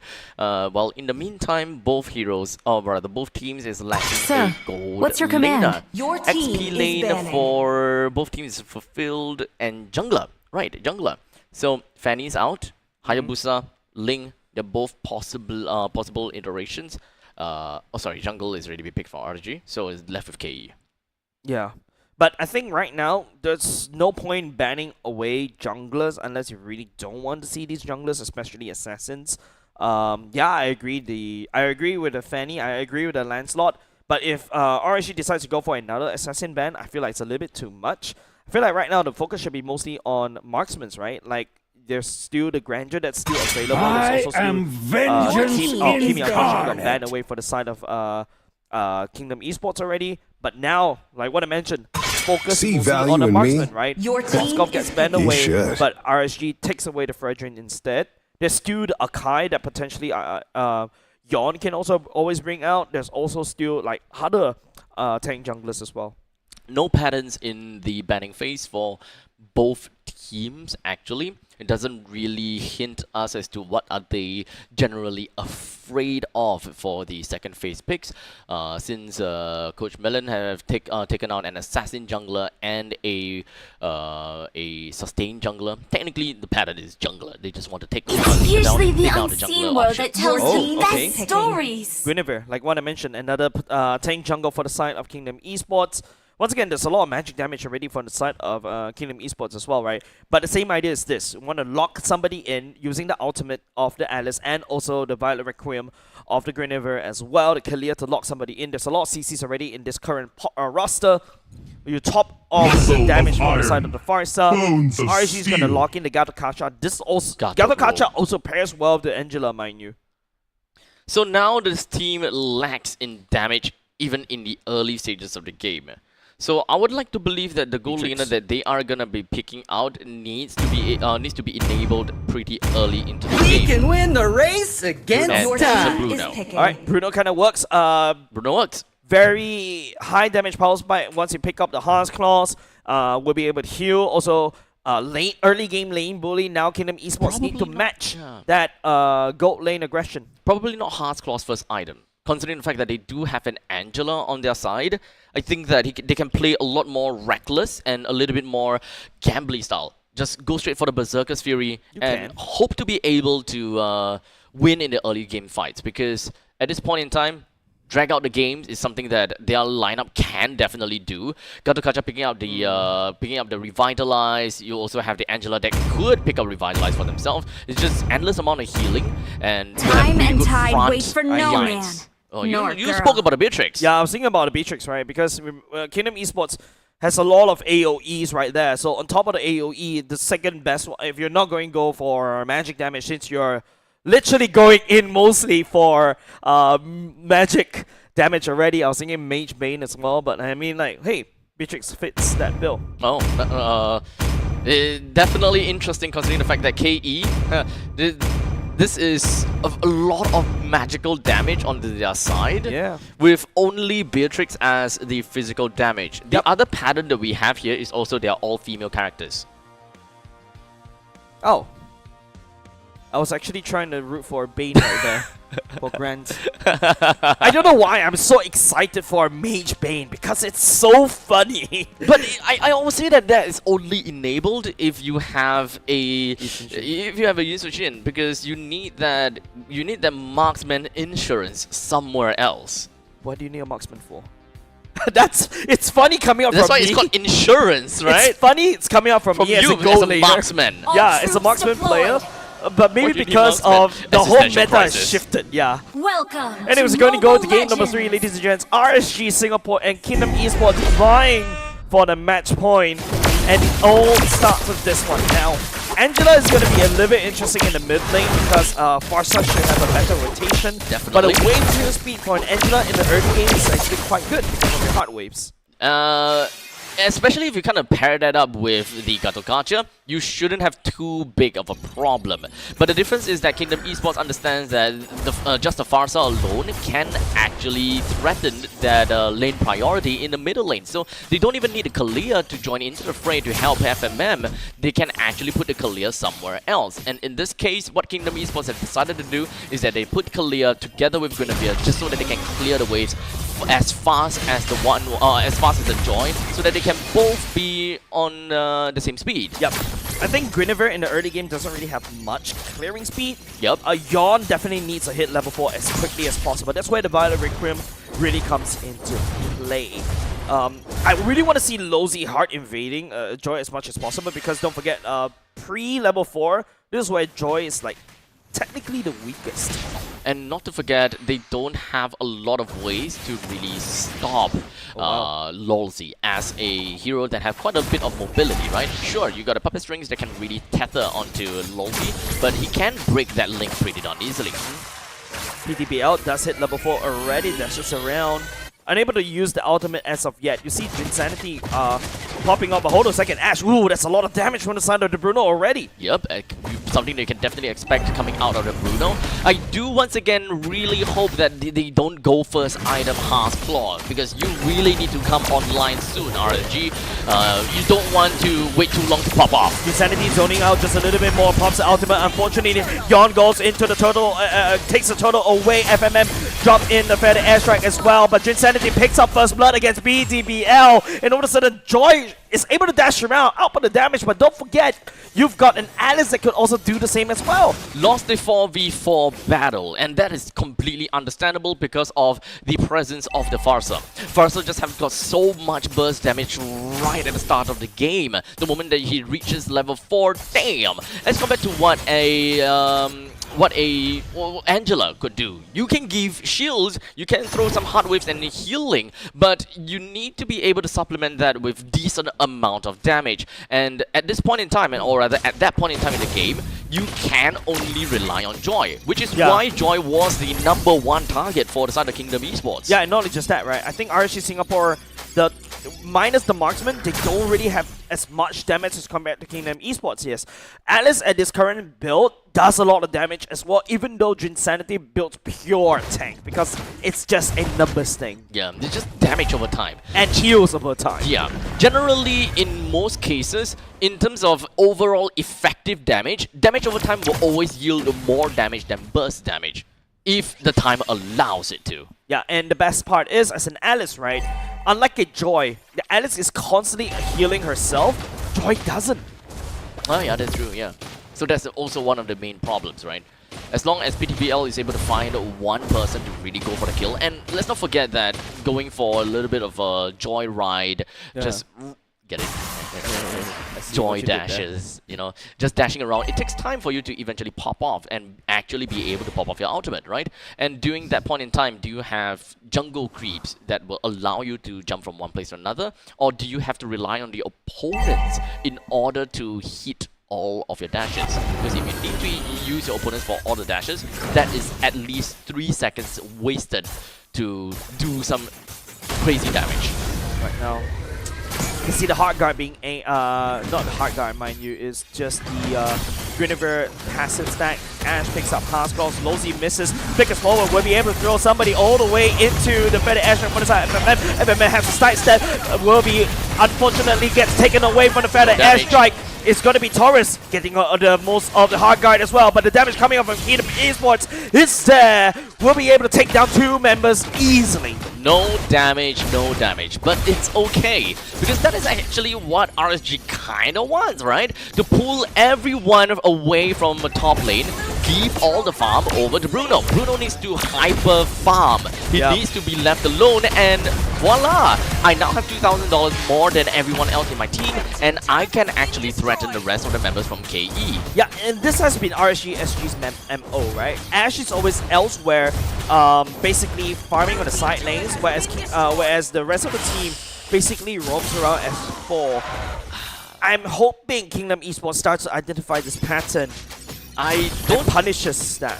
Yeah, I'm not too sure whether they would even want to bother punishing that or not, though, because as much as they managed to funnel quite a bit of farm over to Ash, technically Insanity is getting some good farm as well, because he just managed to bring down the bottom lane T1, and Grant now is able to get the top lane T1. So whatever that RSG have gotten for their overall economy is just going to lose.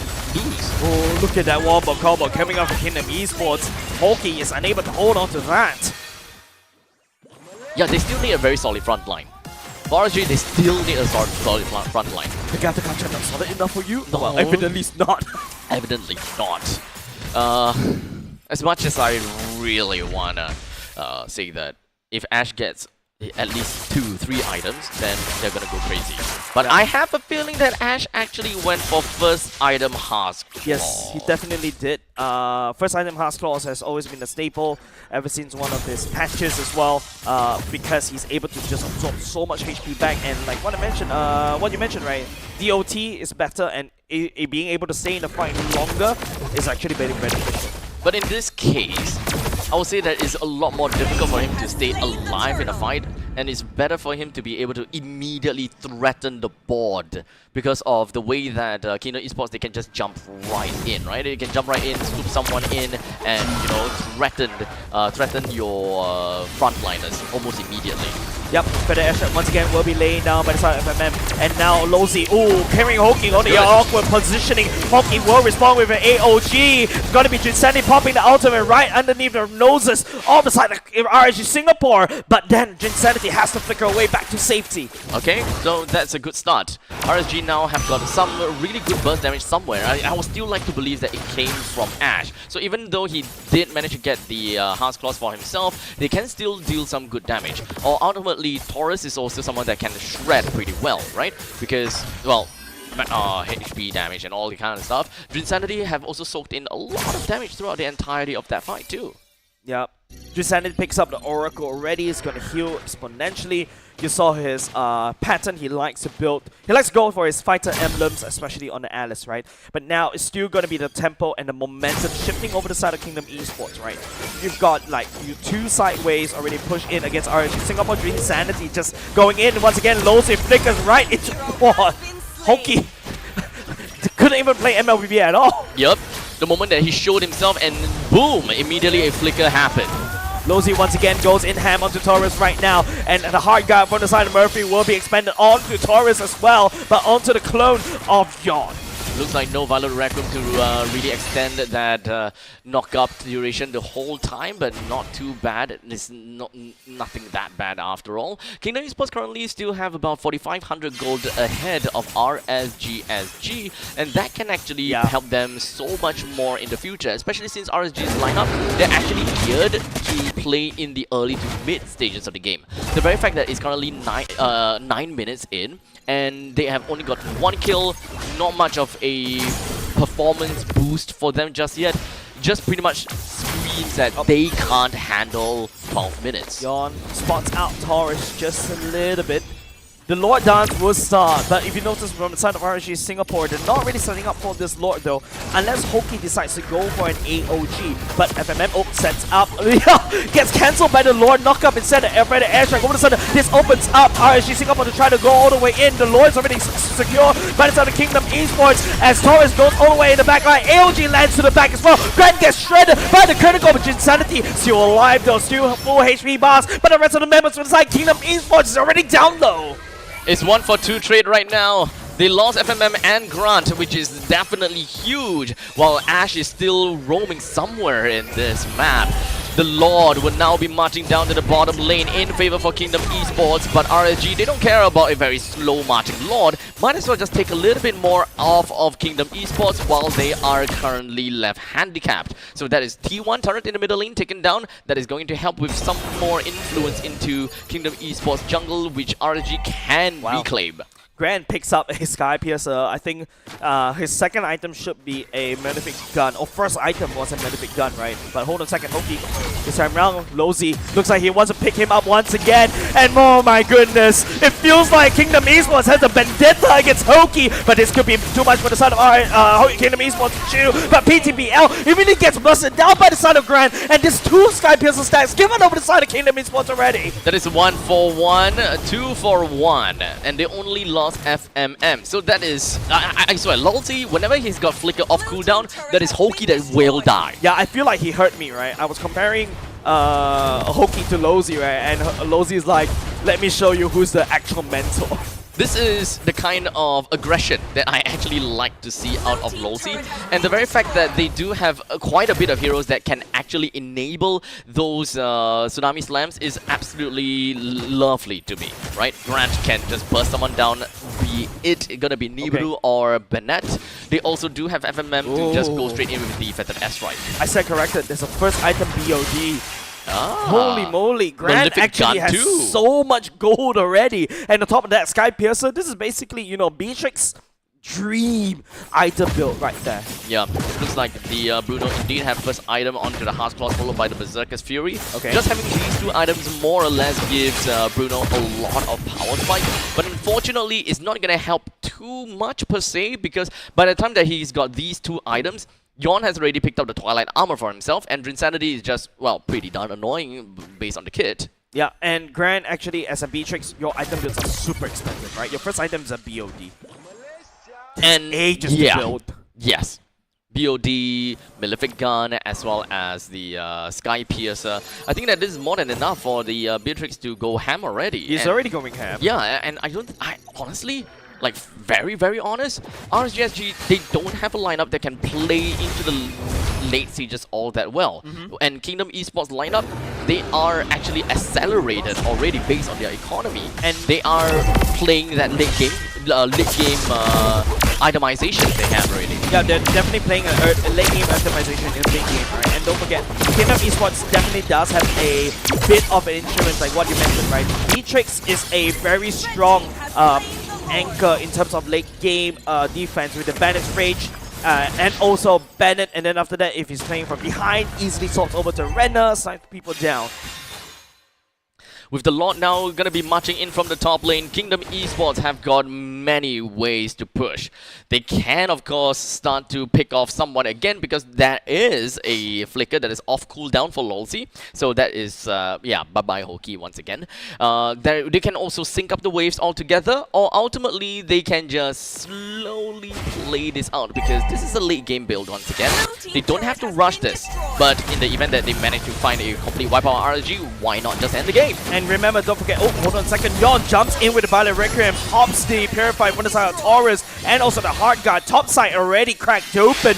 Kingdom Esports, don't forget, oh, here we go, Tsunami Slam, somebody from the side of RSG, right in, the members on the side, Kingdom Esports, pour all the damage, Hoki has to use the AOG to jump out as a defensive one, the Lord will get dealt with, but Kingdom Esports is not done yet, Beat Lane turret already cracked open, Ash trying to output the damage, just barely tickles Drinsanity just a little bit, and Kingdom Esports, with the Cloud, it's up to the side of RSG, SG trying to make some form of play right here with the map, but to no avail, because Kingdom Esports is successfully and mechanically pulling RSG apart.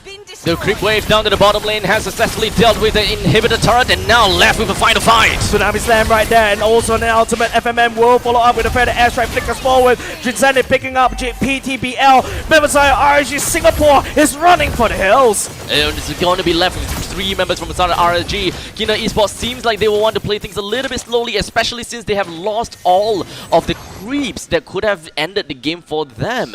But regardless, they don't have a lot of HP to really work with the final push. Oh wait, never mind. There is still one more push that they can try to go for. And don't forget, Grant can easily wave clear very quickly. Torres goes into the hard guard once again, but he's constantly getting shredded. Kingdom Esports setting up a no man's land, clearing all the minute waves over and over again. The Super Minions marching against RG Singapore. Torres stepping forward just a little bit more with a hard guard, but that's just false confidence. A single CC that has Angela on her is going to be more than enough to be able to expel the entire 5-man composition from Kingdom Esports.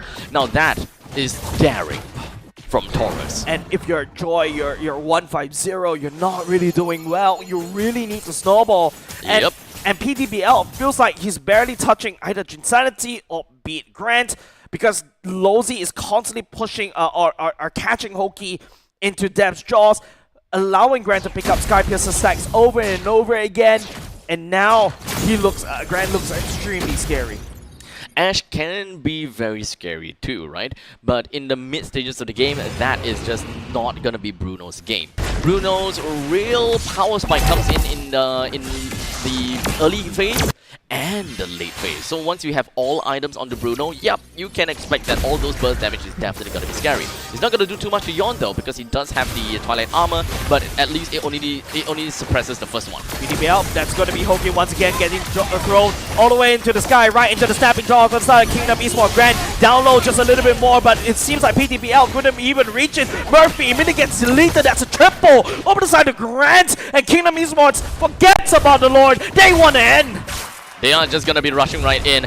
Ash as well as PTBL, the only 2 members left. How are they supposed to clear up this entire wave that is supplemented with 4 members? So many AoEs on the side of RSG Kingdom Esports, RSG Singapore. They're desperately trying to hold, and Ash immediately getting busted down. Grant picking up a godlike already as Kingdom Esports denies the dream of RSG Singapore.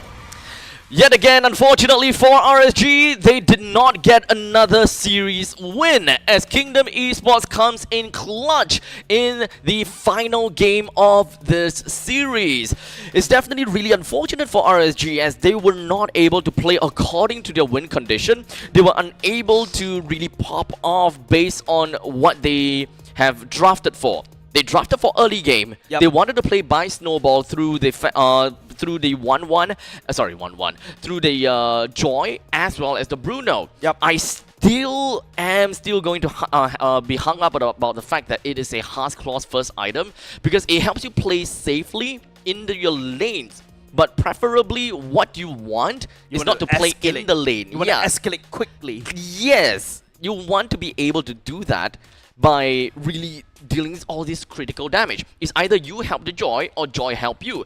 Both of you have got some crazy damage in the early game. One way or another, someone's gonna get kills. And if I don't get kills and I die, you get kills, hey, then you can snowball, you can help the team. If you die and I get a kill, I can help you. I can help snowball and help the entire team. But in this case, both of them don't snowball. Both of them don't help the team. Yeah, personally, it's also very hard as a Joy or even a Bruno to basically march into this kind of matchup, right? Because Farsa setting up the Faraday airstrike right there is just making it super hard. But there you go. Just look at Yon.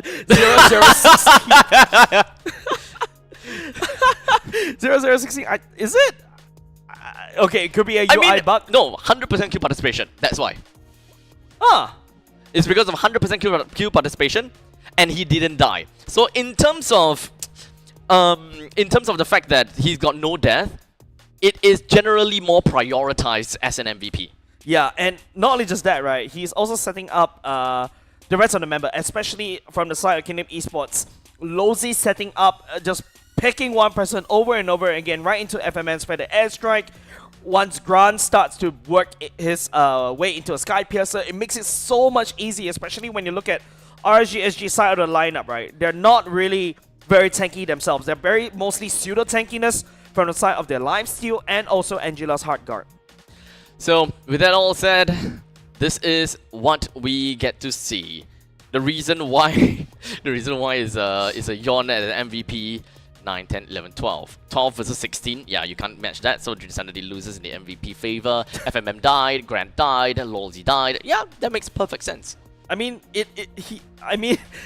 even in background, it's just interesting that our producer is like, wait, is it a UI bug or anything? But it is what it is, right? Like, Yon is just setting up his team to really victory, right? There's no way for the side of PTBL to basically touch Grant at all, and you've seen how FMM is constantly landing down the feather airstrike over and over again because he's given so much space to do so. And apart from Yon, I personally will have to give the secondary MVP over the side of Insanity, right? Like, I'm really loving this Alice pick right now. It's one of my favorite heroes in this current patch. I feel like Alice feels like a joy, but the only difference is that the Alice can also heal herself while dealing damage over and over again. This is kind of one of what XP laners kind of is, right? They have sustenance, they have tankiness, they also can deal very good damage. Isn't that broken? It's just all rounder. So that was definitely at one point in time when I'm just thinking, you know what? Why can't all 5 heroes be fighters? So that way everyone can't die, everyone can keep juggling damage, and everyone can deal damage too. There's a reason why now gold lane and XP lanes are completely dominated by the XP laners fighters. Well, remember season 1 where your side lanes are mostly fighter side lanes as well? Yeah, we go back to the good old days. Good old days. Yep, and I remember back then when I was a marksman jungler. Oh damn! Look at Grant. Total damage dealt is 70,000 damage. That's pretty good. In the meantime, for Ashe, he also did manage to deal very good damage, to be fairly honest. 81,000 damage. But this is technically very inflated numbers because these numbers are either to Insanity or to Lolzy. Or Yon. Or Yon, yeah. Yeah, and I would say that if you look at the stats over and over again, I think the value of the Alice, I feel like Alice, if you're not ready to face the Alice, you really need to ban her away because the ultimate is the AoE of the ultimate is too big. You don't need to build any like magic items at all because you're just literally like absorbing everything. As long as you outlast the enemy, you're basically dealing damage to them. And especially when teams don't know how to deal with an Alice, they stack S5 trying to deal with you. You're basically laughing and they're actually hurting yourself even more. Yeah, so how do you deal with the Alice then? Marksman strats. Here's the thing, that is kind of exactly what was that was what was done by RSG in game number 1. That's right. They have 3 shreds, but they still can't exactly deal with the infinite healing coming in from Uranus. Alright, okay then, I think that the only way to deal with heroes like this is just ban it. Just perma-ban it. Yeah, just ban it. Yep. I guess. You got 5 bans.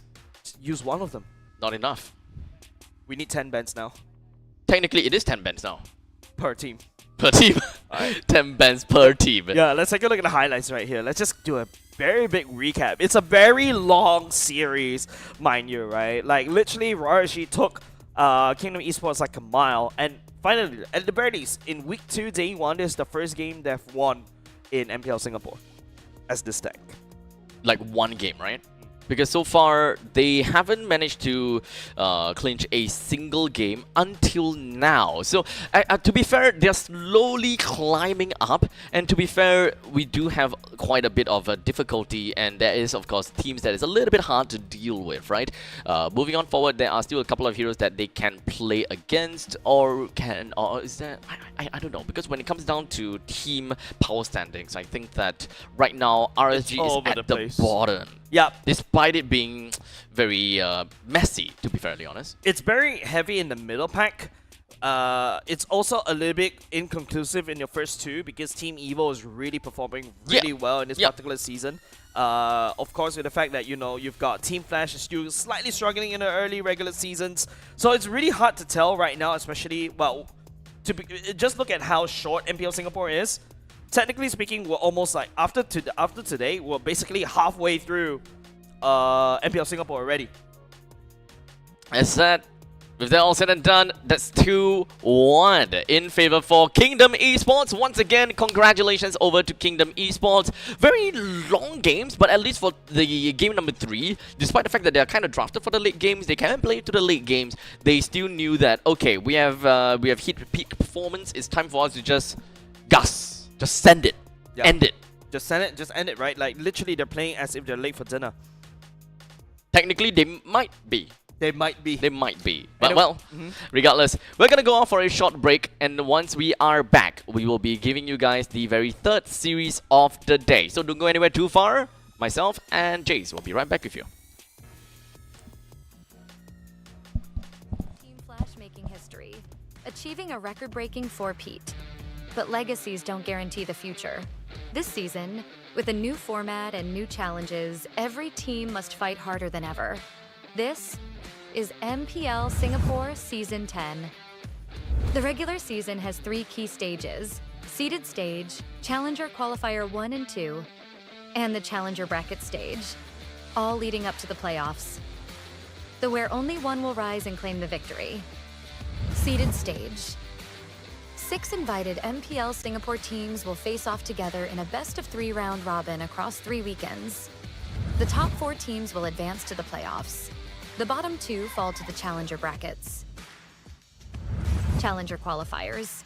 At this stage, community teams are divided into 8 groups and fight each other in best-of-3 round robin. From each group, the top 2 teams will qualify for the Challenger brackets. However, in Challenger Qualifiers 1, the advancing teams must first battle against 2 MRO teams where only the top 2 teams advance forward. Challenger bracket stage. In this stage, 2 relegated seeded stage teams will fight alongside top 2 teams from Challenger Qualifiers 1 and top 2 teams from Challenger Qualifiers 2. They will battle in the upper bracket for a spot in the playoffs. For the teams that have been eliminated from the upper bracket will get one last chance in the lower bracket to fight for the final ticket to the playoffs.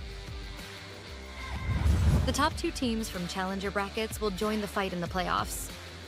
The stage is set. It all comes down to this: 6 teams, only one champion. Who will rise and claim the MPL Singapore Season 10 crown? This is our pride, our passion. This is MPL Singapore Season 10.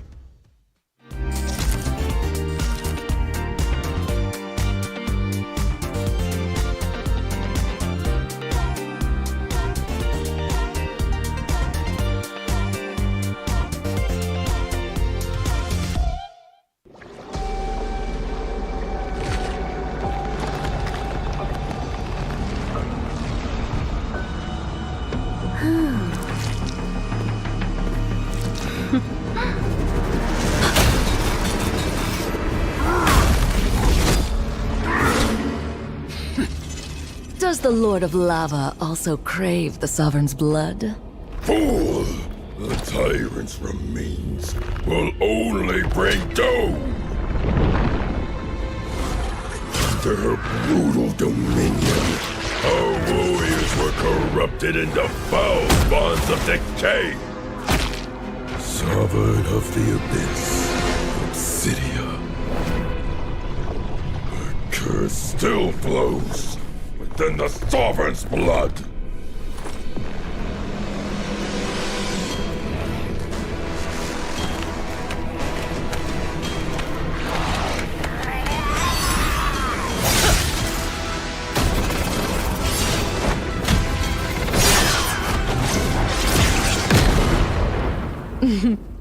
Such loyal little puppets, aren't you?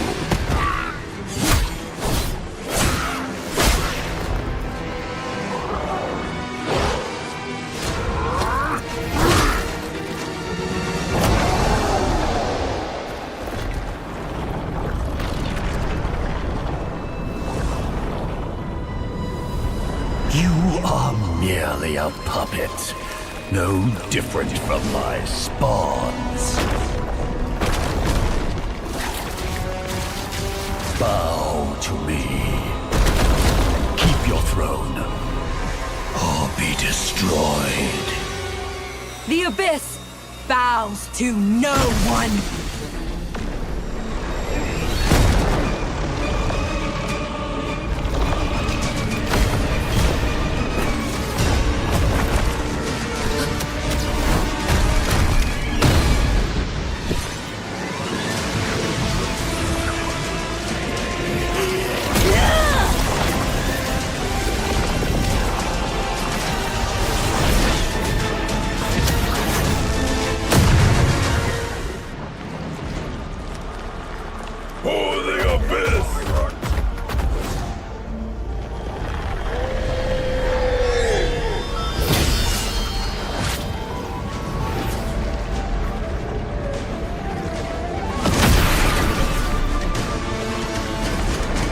These wretched spawns reek of its corruption.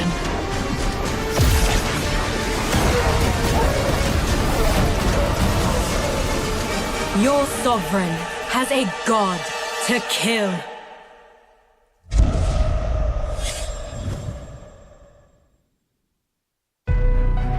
I see. Desperation.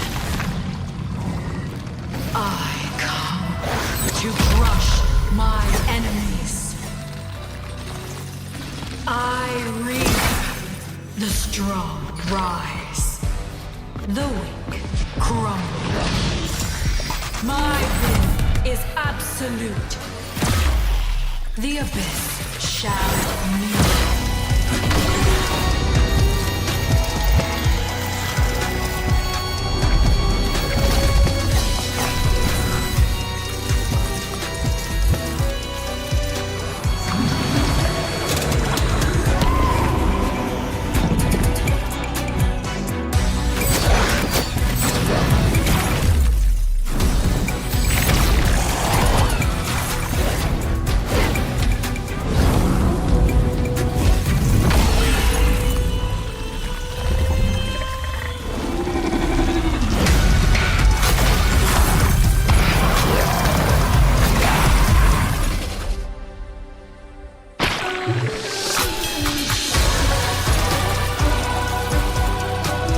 Gaze upon me.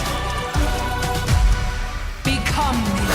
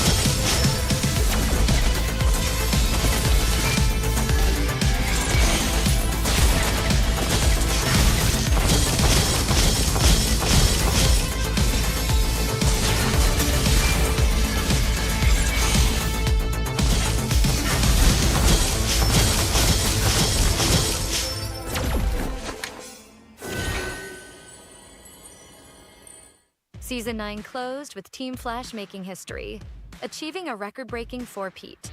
But legacies don't guarantee the future. This season, with a new format and new challenges, every team must fight harder than ever.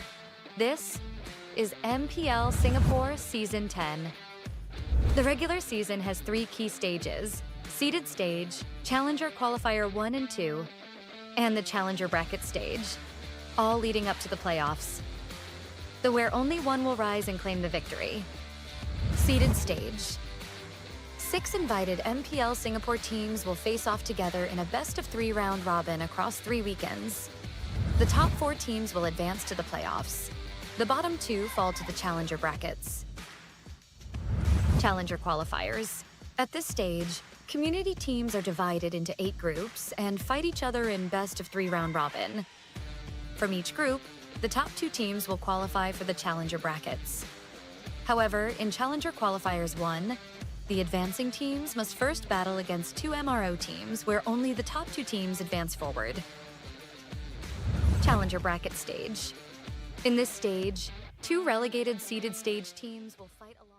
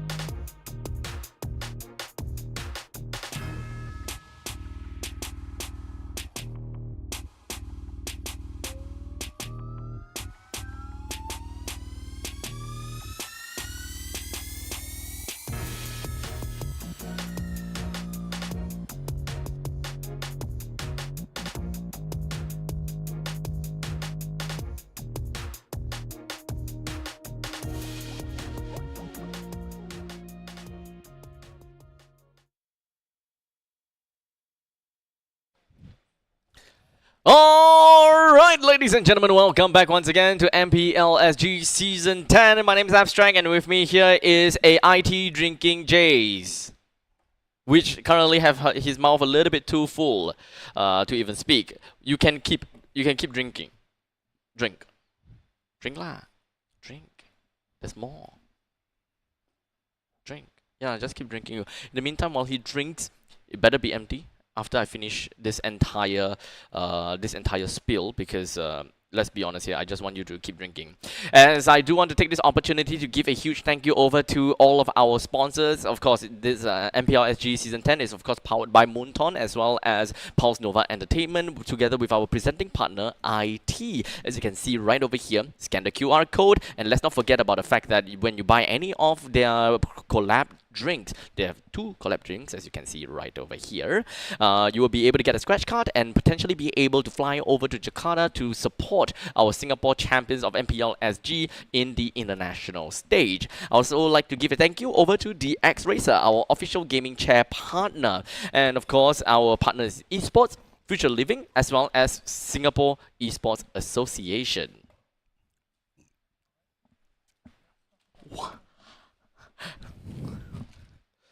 Keep going. I just realized that I just dug myself a hole. Please stop drinking. I can't have you just disappear in the car to go to the toilet.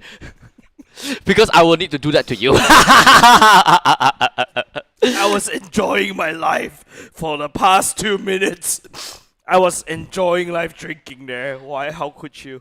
Yeah. It was very nice. I finished it. I'm taking yours. He actually finished it. But you know what else is finished? Well, definitely not powerful, because he is the anchor of evil. So far, he has been here all the way from the entirety from Season 3 all the way until Season 9, and now Season 10. He is nowhere to be finished yet in his journey to be the champion of MPL SG. Hailing all the way from the start, they immediately, as a community team, they joined in and immediately popped himself as the 4th place of the entire tournament. Slowly onwards, they were of course managing to, you know, improve themselves as a team, because they're rising levels of competition. They still managed to, you know, kind of hover at the same range until Season 8, where they managed to come so close to victory, getting their 2nd place in Season 8. Yeah, I mean, like oh, I forgot how to speak all of a sudden. Yeah, ever since their inception since Season 3, right, they're basically a bunch of nobodies. No offense, but they're literally a bunch of nobodies. They are very strong in pop stomping ranks, and all of a sudden when they started joining MPL Singapore in Season 3, they started taking out EVOS. Then after that, that's when everybody started watching them. We called them Giant Slayer. Titan Slayer. Titan Slayer.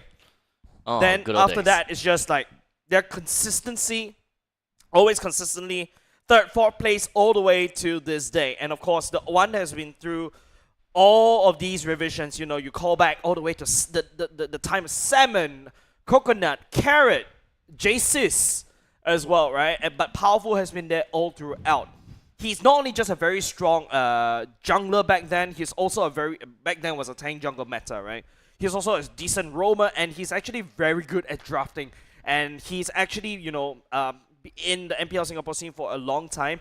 And by the way, if you guys remember his headshots most of the time, you know, when player cam. Oh, his shoulders. Not only just the shoulders, you see his hair because of his unique playing style. I hope. Right. Remember? Yeah. So that's that's basically how we remember him very well.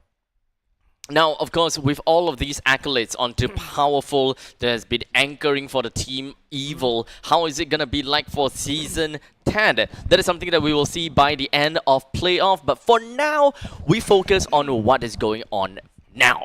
We've got Gear that is going to be on the XP lane, Aether on the jungle, Sayla in mid, Ven that is on gold, and Powerful that will be the roamer of the team. These 5 definitely looks very strong on paper, and in the standings, they are very strong too. Yeah, they're definitely high up in the standings, right? Initially, we talk about like, yeah, that's basically how we always see Powerful when he plays, right? You basically see his hair. Yeah, like they started off really strong, going up against Team Flash in week 1, day number 1. Managed to take a 2-1 away from Team Flash, and you know, they've always been very strong when it comes to like playoffs, right? But it seems like the playoff buff came a lot earlier, especially right now when they're in the regular season. They've already proven decent results, and that's really scary as a team. Now we move on to their competitors. It is definitely gonna be Absolute Zero. Hey, Buji's back. With Vendetta on the XP, Fate Cutie in jungle, Buji in mid, Salas on to gold, and Nomad that is on the roam. Yeah, technically speaking, this is a very different Absolute Zero that we know as compared to last season. Last season, if I remember correctly, it was Nan, Buji, and also Salas. Salas is actually a very strong gold laner. If you gave him a Grandeur, he would take it to the absolute mile. But of course, unfortunately, Absolute Zero lost Rapitude over to Ignite. So yeah, they had to bring in Nomad. Vendetta has been in the scene for quite some time already as an EXP laner. And we start to see a little bit of growth every single season. A bit slow, you might call it a trickle, but he's starting to show, hey, I definitely deserve a slot to be the main EXP laner for Absolute Zero.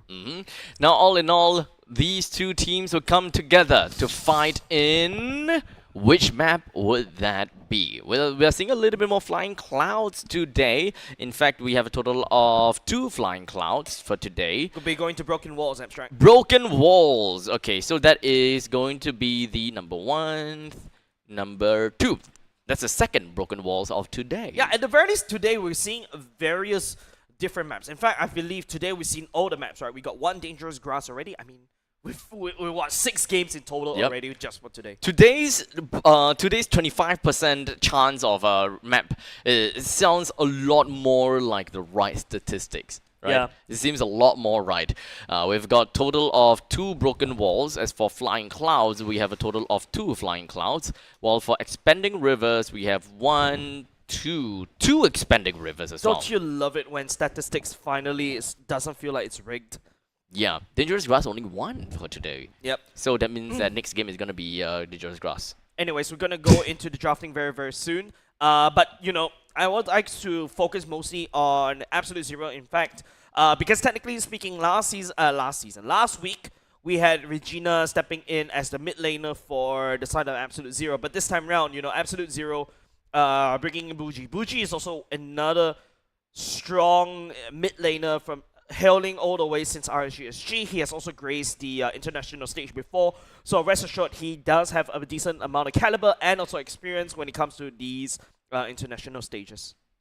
Now, ultimately, Evil is a team that we're gonna have to look out for. Yeah, definitely. They are all the way at the top of the leaderboards at this point, and I will definitely believe that they want to stay that way.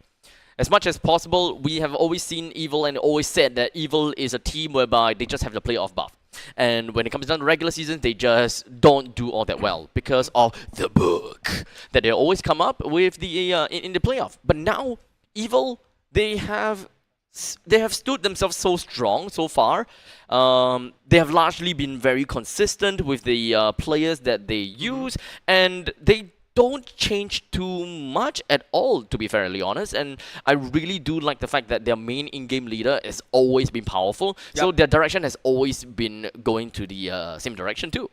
Yeah, and I think that's a team that really doesn't really change much. Definitely, usually is a team that really can, you know, grow together in terms of the chemistry and also their strategies as well, right? And on top of that, you also have Gear and Sailor. These two duos have been playing together since when they're rookies, literally rookies, back in like season 2, Evo Singapore, right? And now, even though they brought in Van from last season as well, which is also great, they need to replace Vincent with Aether, also from MPL IV. So technically speaking, when it comes to, you know, the playstyles, definitely powerful. Feels like he can basically lead and also guide his team all across the board. Yep. One thing that is a bit different about Evil that comes in as a very interesting mix into MPL SG is that Evil does not play in, since the start, they don't play like any other Singaporean teams. Because you know how the Singaporean teams always have this idea of macro, and that's why we gel and play together with Philippines players so much easily. Because PH, their meta is also very meta-based, it's also very macro-based. But for Indonesian players, they are a lot more micro-based. So there will always be a certain form of disconnect between Singaporean macro-based team when they join, when they throw in an Indonesian micro-based players. But Evil, since the start, they have always been very micro-based. That's why we call them having the Evil teamfight magic. Yeah, you talk about micro, right? Just take, if you compare these two teams in terms of their average KD all across the board, sorry, KD, average KD, right? 0.28 versus Absolute Zero at 0.22, right? Definitely a lot more higher for the side of Team Evil. They're a very aggressive team. They win via these clashes, the magic of the team fights. Your team And I feel like the only invented way one. that, oh well, not the only way, some teams have already identified the weakness of Team Evil is that if you want to pull them apart, they will just easily shatter. But you put them together, that's where they're really strong. So expect something like, you know, the chip coming up from Powerful, or to a certain extent, even the down, right? Putting everybody together, stunning people up. That's why it's really strong. And we're gonna start the draft immediately with the help of Team Evil selecting 1-1 as the first pick. Jet Trooper reporting for So duty. looks like draft is blazing off at this point in time, and we are just looking at a lot of these picks up going happening at the same time. We do have Angela Baxia as well as the Chip that has already been joining into the banning phase for the side of AZ, while for Evil they have Uranus, Yixunshin as well as Lancelot that's thrown out. While in the meantime AZ picked up the Alice as well as Kimmy, while Evil, surprisingly, first pick is going to be the 1-1. Yeah, and Churros and I were discussing about the 1-1. He's never a big fan of the 1-1. Personally, I play a lot of 1-1. Got 200, 400 games on this particular character. First pick 1-1 has always been really risky, especially when, you know, you've got teams such as Absolute Zero now knows how to draft against a 1-1. But seems like right here, if you're a 1-1 player looking at what Absolute Zero has selected, I think the only person that you're worried about is perhaps the Alice, but it's easy to counter against the Alice, right? Just as long as you land down the weakness point and then use the crossbow tank as from an iframe to get out the dodge. So the final pick for the side of AZ is going to be a Hayabusa. It doesn't really give us a very general direction as to what kind of game plan both of these two teams want to go. So that is actually great to introduce some variety and, you know, some vague idea as to what the opponents want to ban and what they want to go for. But with the fact that there is already an Alice in the side of AZ, generally teams want to play around the Alice and just throw Alice into a middle of 5, which actually is going to be a very good answer to the way Team Evil plays. Is banning. Yeah, Kai and also the Frenchman getting banned away by the side of Absolute Zero. And remember what we talked about, how do we deal with the Alice, right? Immediately right off the bat, you think about Shred. Technically speaking, the CC also provides that Shred. We're seeing a lot more Hearts Claws 1-1 recently. Maybe the 1-1 has to go back to its roots, right? Go back to your corrosive side. Welcome to Grog's Castle, tiny and then after that, friend. Windtalker kind of build where you rely mostly on your attack speed. So no more Lancelot, and I'm trying to look out for junglers that have burst potential, which is something that what Evil would very likely want to pivot into. The Joy can definitely be a case, it can definitely be something that they would want to look out for. Especially since right now the only crowd control we are realistically looking out for is that high loss. But is that really going to be enough? I think the high loss and also the Alice is there just to deal with the 1-1, right? Like, as long as 1-1 procs most of the weakness points onto either high loss or either Alice, the 1-1 is not supposed to jump into the crossbow tank because your crossbow tank ultimate is not able to basically jump from one target to the other. But it seems like Team Evil is going to be Aether going for the Joy. Unfortunately, Joy. And not just that, hey! Kagura, Sayla! Whenever we look at Kagura, we see Sayla. Oh man. And I miss this. I miss Sayla's Kagura, right? It's gone for like what?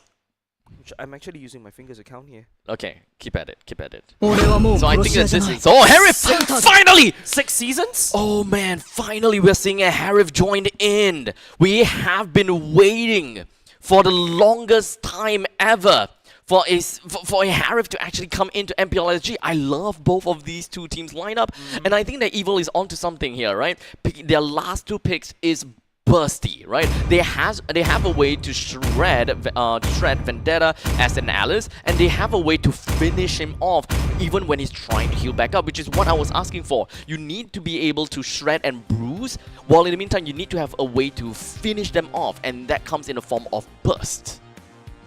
A lot more pressure on the side of Fake Cutie, in my opinion. Newcomer when it comes of MPL Singapore, and also the fact that he's also been a community pop stomper, and he's finally graced this higher percentage to play extremely well, right? Assassinate the either Kagura or even the 1-1 or even the Joy, hopefully speaking, right? Because there's so many squishy heroes. But there's also another thing that Ven could also do as a 1-1 is that, oh sorry, not Ven as a 1-1. Sayla as the Kagura is that Kagura needs to find the Kimi, usually hiding all the way at the back behind your Alices, behind your Hylos, juke, bypass, and get out. And I haven't seen execute in MPL for a long time, Abstract. Yep, but that is what a Kagura would love to have in her kit, right? So regardless, there we go. Ladies and gentlemen, we are going into the Land of Dawn with the Joy that will be starting in the orange buff, while Absolute Zero's Hayabusa starts off in the purple buff. And that will lead both of the junglers to flow over to the gold lane. We'll see how that is going to influence the rest of the game from this point onwards. Yep.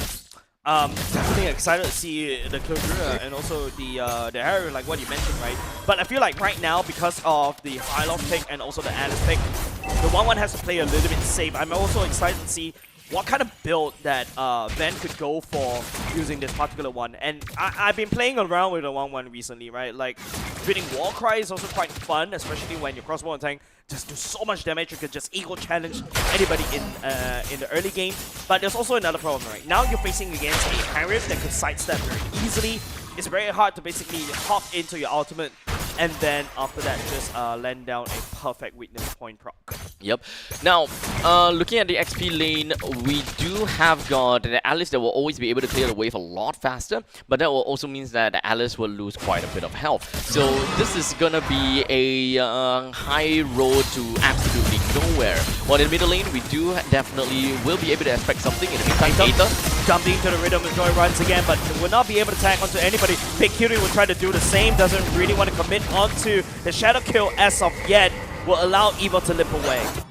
Definitely a scary composition from Absolute Zero, especially since it is going to be a Kimi plus a Hylos. They should be able to shred the lanes pretty darn easily to get themselves the lane prio. And moving from one place to another is something that they would want to do, especially since CC is pretty darn annoying and Alice might have a little bit of a problem trying to even get some kills if she wanted to. Silas probably terrified when there's no find almost like a powerful jumping all the way to the back line. Fake Cutie unfazed right here, goes into Shadow Kill, taking the Turtle along with him as well. Bucci picks up first blood onto Aether, and over the circuit, the jungler for the side of Team Evil and Powerful is already gone.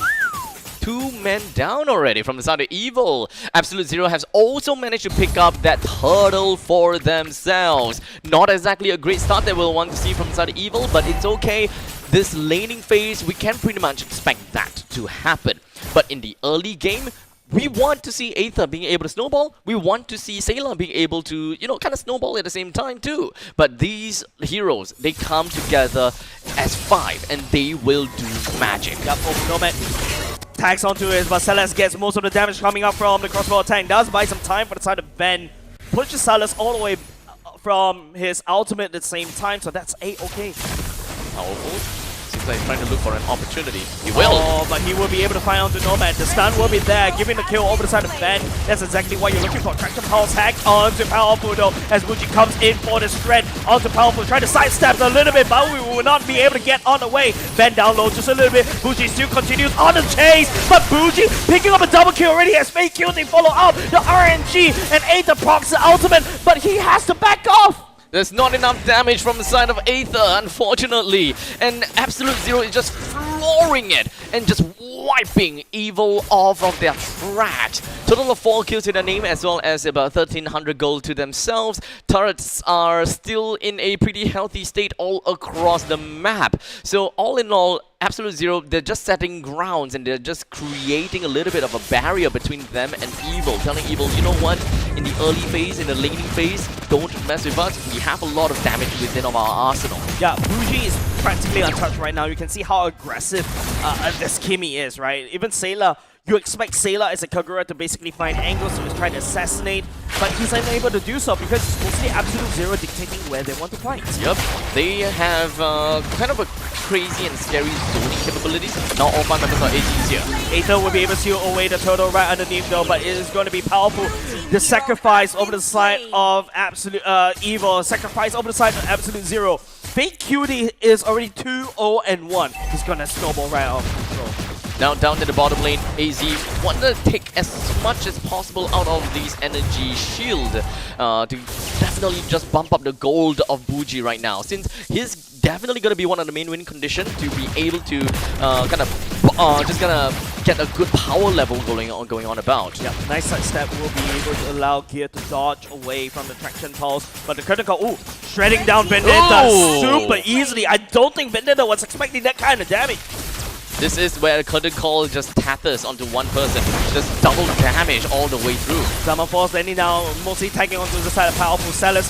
Still unharmed right here. Shadow Kill will be able to find out the Sailor. No! Immediately gets deleted. Nomad credited for the kill, but powerful Tsunami Slam. Nomad all the way in, but powerful. Envan is super low. They have to back off. Can't hold the fight long enough underneath the turret to realistically be able to do anything to Nomad. But while all of this is happening up in the top lane, Evil is going to respond in kind down at the bottom by taking down the T1 turret.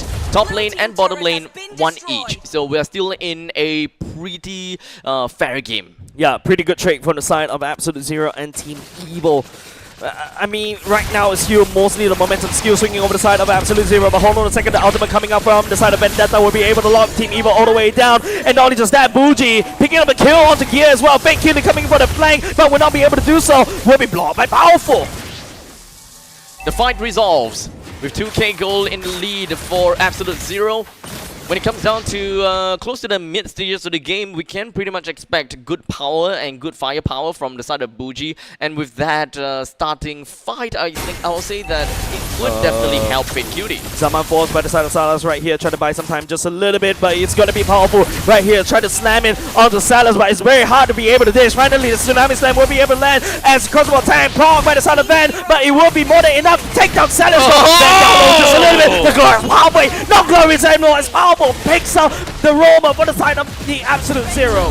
That was an impeccable 2v2 fight, which did not even yield any death over to the side of Evil. That is a very good response as the fact that they know that they are not going to be contesting for the turtle down in the bottom lane. They could even potentially be able to take the T1 turret down, hopefully be able to hover right around a deficit of 1.5k, which is not going to do too much for AZ, since the main thing that we want to see is going to be Sailor as well as Aether. And that's exactly what we're looking for, right? Sailor blowing up Bougie, but unfortunately Vendetta will be there. Bilkini joining in the fight just a little bit, tags most of the damage onto Gear that has the Vengeance activated as well, but as Absolute Zero slowly crumbles under the pressure of Team Evil. There's too many people down in the middle lane though. If Evil really wants to crack open this one, it's not gonna be as easy as it seems. Completely neck and neck, Absolute Zero as well as Evil. They have managed to take down both of the T1 turrets and the side lanes. This is going to be an incoming brawl down the middle because both of them have the same objective. Take down the T1 turret in the middle lane. And now, Vendetta scouts out Gear, unfortunately, will be able to jump over the wall. Traction Pulse will be able to catch onto Gear though. Tags onto Fake Cutie, tags the Shadow Kill right on. Sailor is just getting caught by side of Collateral. Powerful Tsunami Slam will not be able to find anything but Van goes into crossbow tank, but the Glorious Pathway leading the charge with the side Absolute Zero to go on in, and Aether comes in with the ultimate to try to soften out the backline. Will be able to fight Salas, but Bougie shredding onto Aether. He goes down as Bougie picks up a kill. Ran out of gas for the Little Joy.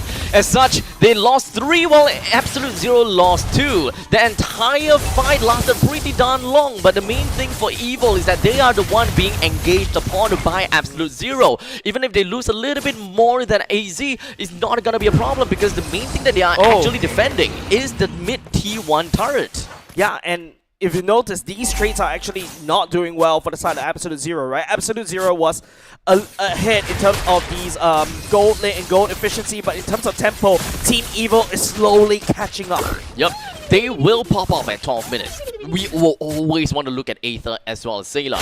The moment that Sayla is able to get strong items that could really mess up the battlefield, that is where you will burst anyone almost immediately as long as you take a bushwhack position. And since this is broken walls, there are so many more avenues that you can walk around with. This is also gonna be helpful to Sayla, where he's just going to be able to catch up to the opponents. Vendetta will not be able to take the first skill. Traction Pulse lands, finds Van. Van procs the second skill just to try to jump around. Pops the Inspire as well, try to just jump around, hopefully do some form of damage or even tag somebody with the weakness points. The Lord now finds himself available up to the top lane. Broken walls being able to move either to the top or to the bottom, which could be reset either way. Joy is somewhere around there.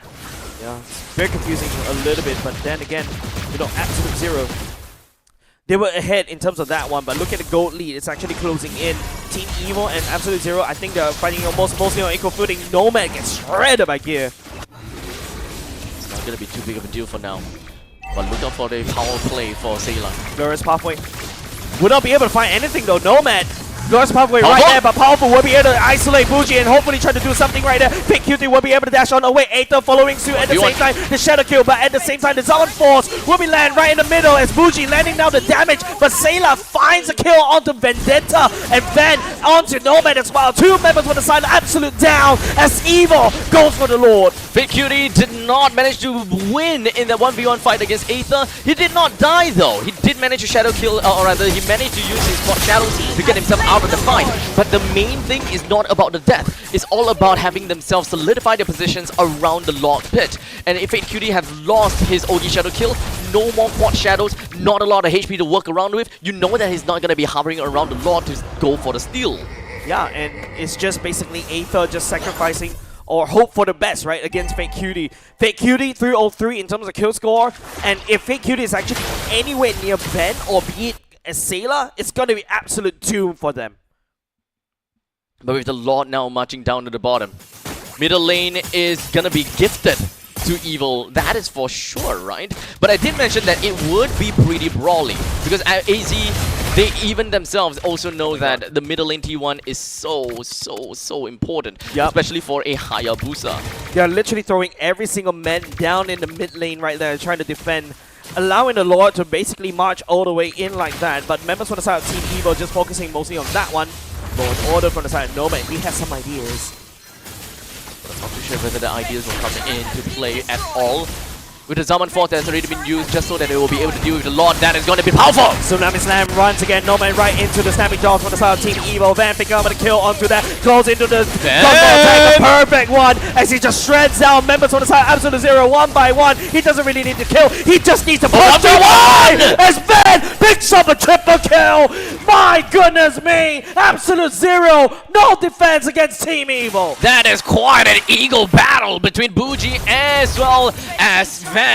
Who thought that right now Van is the one that won in that 1v1, but that's not going to be the end of the fight just yet. Shadow Kill right there, just to try to wave clear as much as possible, but look at Team Evil, how they pivot very quickly, all the way down to the bottom lane. Aether looking for some form of kills at the same time. Will be able to push, wish the ultimate, Van does the shutdown to Fake Cutie, picking up a monster kill for himself. That's what you want to see coming in from a gold laner, when they know that they have reached their peak performance with all the items that they absolutely need. They will go out of the way to really show how strong they are. They will play with their advantage and they will play with their power in mind. Powerful, jumping into the danger zone for the side of Absolute Zero, right underneath the turret, right underneath the Summon Force, but it doesn't really matter as Evil once again Van takes into the skies. Salas will go down, but Salas will take him down alongside with him. Two members down, but a lot of casualties for the side of Absolute Zero. It's now just gonna be left with Bougie that managed to defend the base pretty effectively. They did not lose any more objectives after losing 4 people. So this is actually gonna be pretty okay for Absolute Zero, but they still gotta have to wait it out a little bit more because the Lord is gonna be spawning down in the bottom lane. Oh, that's an open lane, Abstract. Yeah. AZ, I think that they will worry a lot. mainly because they lost 2 fights in a row that is within of their own territory. Yeah. When you're losing fights in your own territory, in your own base, nowhere on the map is safe. Absolute Zero has to be really careful right now, and this is... I wasn't expecting that. Wait, is that you or the sound effect from the song? I can't tell. I wasn't looking at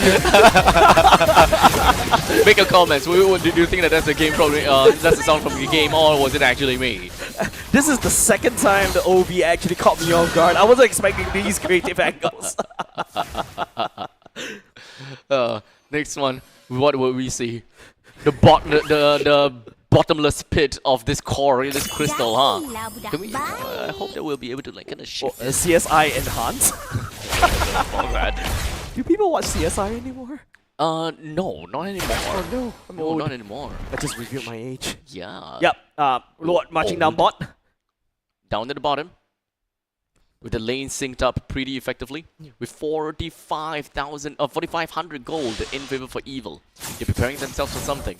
With Joy down in the bottom lane, CC as well as Sailor down in the middle. Ven can join into the fray anytime soon, and Powerful pops off the Conceal. Oh, definitely want to go for the Tunnel Strike. Once again, we'll be forcing one person for the side of Absolute Zero all the way down, but Fake this time around will be able to find Ben, unfortunately, and now all of a sudden Absolute Zero will be able to collapse onto Team Evil. That's a shutdown for the side of Silence, but Aether dancing around Vendetta right here. Vendetta desperately trying to stay alive just a little bit longer and leads the chase for the side of Team Evil as Absolute Zero deals with the base defense on the Lord as a Shadow Kill tags onto Gear. Powerful shares the damage from the Hayabusa. This is a very good pickoff coming in from Fake Cutie. Yep. Immediately just bursting down on Ven. Ven thought he was safe, but alas, he was not. Yeah, it's all that chaos Fake Cutie was able to find Ven was absolutely crazy. That is also kind of like finding a needle in a haystack. Somehow and getting pricked by it. Yeah, and it's a Fake Cutie, he managed to do that. So that was actually a very good turning point because that was 4,500 gold in favor for Evil, and now it has been shortened by so much, 4,000 gold within a minute. That's been credited to AZ. Yeah, almost equalizing, right? There's so much shutdown gold, and that's so much value that Ben has in his pocket right now. Absolute Zero. A bit now more with Endless Battle. Yeah, with an Endless Battle, and also with more gold in their pockets. A lot more confidence to step out just a little bit longer, further in their map. Now they don't have to play within the confines of their base. They finally managed to unlock themselves outside of their own home. They can finally thread around the jungles and hope to actually play around with these grasses. Captain Pulse catching onto Powerful though. Just a zoning one, remind you from Sun Absolute Zero. A welcome gift. Looks like there's no need for the DHS for the side of Kimi. Aether goes onto the ultimate as well, forces the shadow kill. Wonderful pull coming out from the side of Powerful onto Fake Cutie, and Fake Cutie absolutely got baited right there, Abstract. That is not the play that you want. It kind of seems as though it is completely free. It's totally fine to just go with the OG Shadow Kill because it's free. You can just go for it and I'll get the ultimate back later on. But now this is a fight without Fake Cutie! And definitely right here without the Lord, without Fake Cutie as well. The Lord right here, Absolute Zero is trying to delay as much as possible. But Fuji is getting down low. Ben will be able to deal with it. And Nomad down low at the same time. Aether credited for the kill onto 2 members at the same time. For the side, Absolute Zero goes down. They have no lanes or no wave in the middle lane, so might as well just go straight for the Lord, reset, and come back in a little bit stronger again to take on a fight against AZ once again. This is a 17 minutes Lord, by the way. I don't think he's evolved yet. It doesn't really matter, but I mean Fake Cutie right here, taking the Shadow Kill right there, causes Absolute Zero to lose even a chance to go and get this Lord for themselves, and now they have to face the consequences.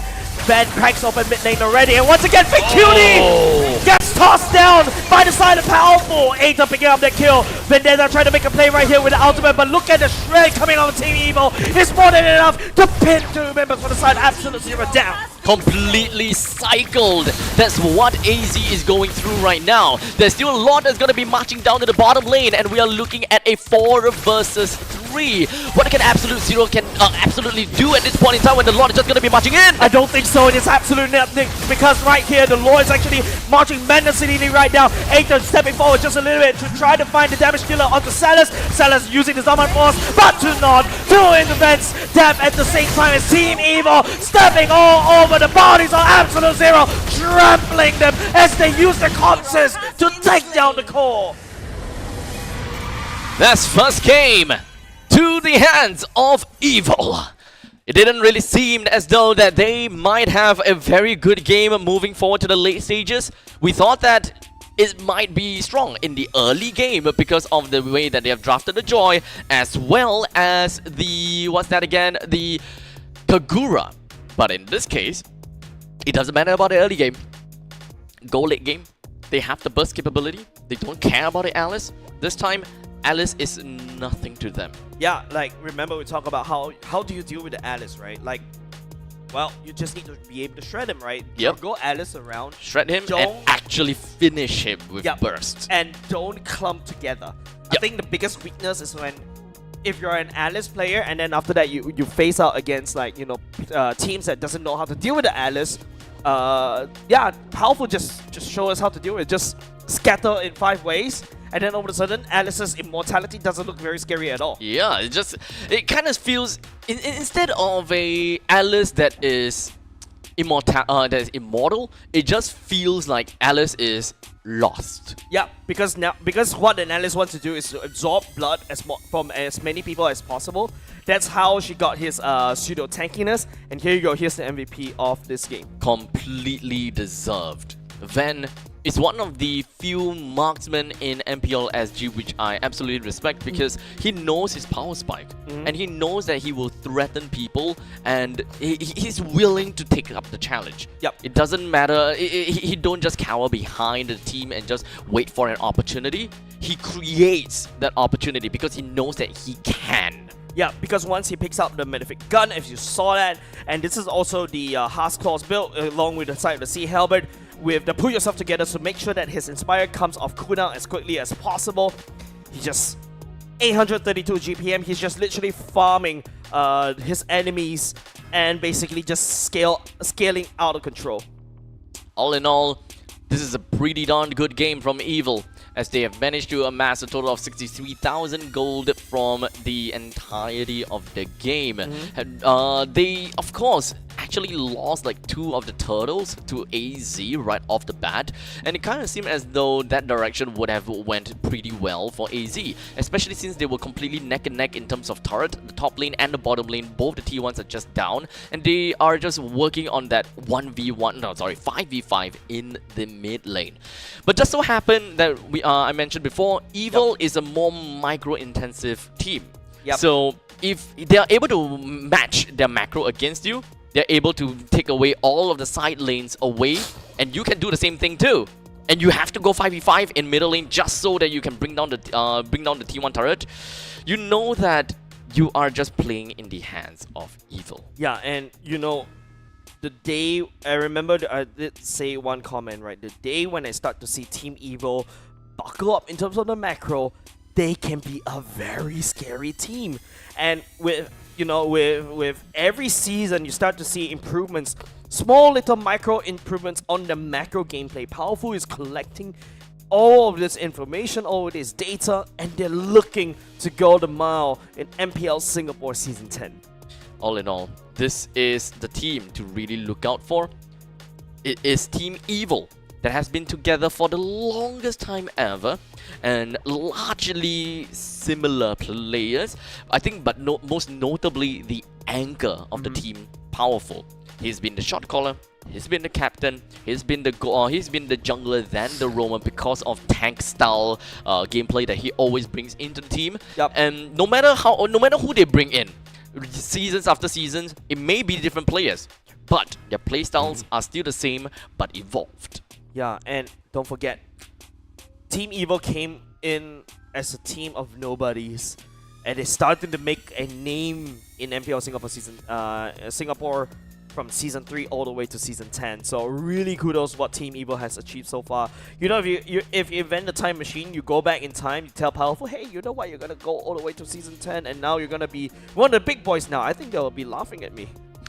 Understandably, so much damage taken.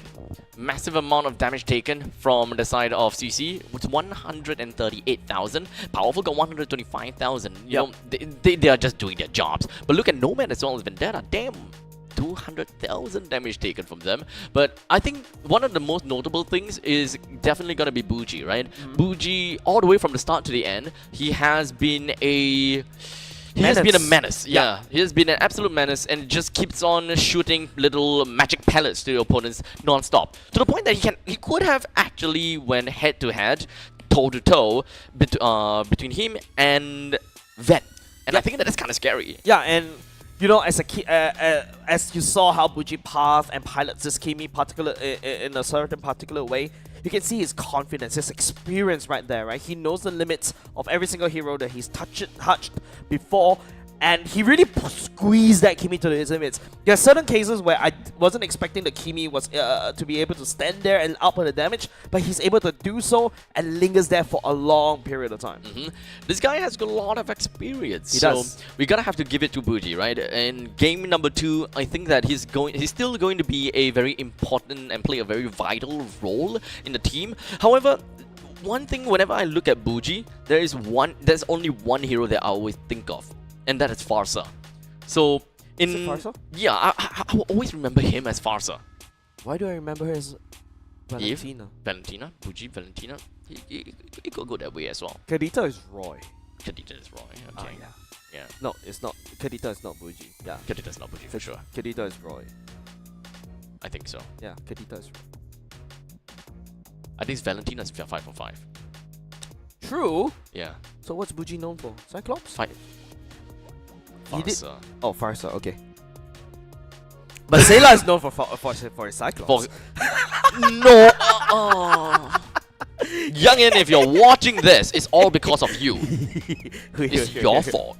Wait. But he hasn't put Cyclops as of now. But you gotta admit, his Kagura plays right there. You would expect like he was able to do some very massive plays, but it seems like, you know, his achievement as he has 849 in terms of KEA, but it's mostly overshadowed by Ven and also Powerful. Powerful sets up for Ven so beautifully. As a 1-1 player, I approve. They have a lot of ways to really combo together with the Tidal Strike plus the Tsunami Slam, right? Great burst damage from the Kagura, and at that point in time, Ven just have got way too much items, right? The itemizations and the amount of damage that they have got is just way too much. Nothing that the opponent could do. Yeah, and once the Malefic gun is built, Sea Halberd is just the icing on the cake, right? Yep. It's just gonna start shredding the Hylos like it's butter. You also shred through the Alice like it's butter, and that's why I love the Sea Halberd on the 1-1. It reduces the healing that the Alice likes to do. The Hylos also to a certain extent once it's on the Glorious Pathway. He also heals, but he'll just shred like it's butter. Exactly. You don't even have to worry so much about thinking, is the Dom Eyes actually working on him, or is the Glowing Wand actually working on him? Nah, you hit him, you're working on him. So no longer you have to think, yeah, okay, the fight would have been better if there's a form of anti-healing onto them. But no, once you get the Sea Halberd, you're automatically gonna be one of the anti-healing. Yeah, you're basically like a one-man army already, and because of the range benefit, you basically could just kite every tanks right now. Yeah, you have got superior hopping speed, hopping distance, and range. So that is why once she is completely maxed out, she's kind of scary. Yep. That outranges almost all the marksmen except for Layla. Yeah. Yeah, fair, right? I think. Yeah. Except for Leslie also. No. No? Leslie couldn't deal with a 1-1. Oh damn. I believe him because he plays a lot of Leslie. Not this patch. Doesn't matter. The old patch, yes. You had experience. The old patch, yes. That's all that matters. Leslie's been gutted. Yeah, at one point in time, Leslie was actually a pretty darn good hero in competitive play. Two shots basically done, right? I think the biggest problem about the Leslie in this particular era, I think it's not really prevalent in any seasons at all, is because there's so many things that it actually there's so many things in the game right now that actually rewards you for landing your shots as quickly as possible. And Leslie is not suitable to be built attack speed, right? And also most of your percentage HP shreds actually come for attack speed items. Huh? So yeah. Okay, items, yeah, right? yeah. Like You're right. DHS, DHS, yes. Crows' side. Yep, If you you're want to right. amplify those two, attack on hit attacks comes from the golden staff. Yep. And you don't build that on a Leslie. Yeah, exactly. So, I mean, technically you have that inbuilt in your kit, so... Yep. Well, regardless, we're not gonna see Leslie anyways. I wish to. Nah, you're not gonna see Leslie anytime soon. But one thing's for sure, I will want to see the Firestar being played by Bougie here. Oh, In the previous game, it was not banned, but they snap picked that in R2. So that is an idea that they wanted to go for. They just thought, okay, Alice Kimi is great opening, but if whether AZ is gonna be starting in blue and Team Evil is gonna be on red is gonna be the question. And if you notice, in that particular roster from both these two teams, you start to see a lot more variation, right? Like you see the Kagura coming in. I think we did hype Kagura a little bit last week. Expect to see that Assassin Mages coming in. Especially in the form of Dangerous Grass, right? You can literally open up the map very easily. But yeah, it's gonna be Dangerous Grass for sure. Yeah, but Team Evil decided to bring the Kagura right into Broken Walls. Again. It seems like we're going back into the Broken Walls map once again in game number 2. Damn, I was hoping that the statistics would actually tell the story there. No, statistics sometimes don't tell the actual story. Yeah, large sample size, but hey, this is how big of a sample size this is? That's the question. So far, how many games have we played all the way Rocks through? need no Your protection team is from the banned. rain. We'll find out about that I in don't the have a future. I don't have a calculation for that. Damn. We played 20 games. Who said there are no So this shortcuts game in is life? 11 minutes I or literally 9 invented seconds. one. Longest game is 27. 25 minutes. 25. Which we okay. just saw today. Oh.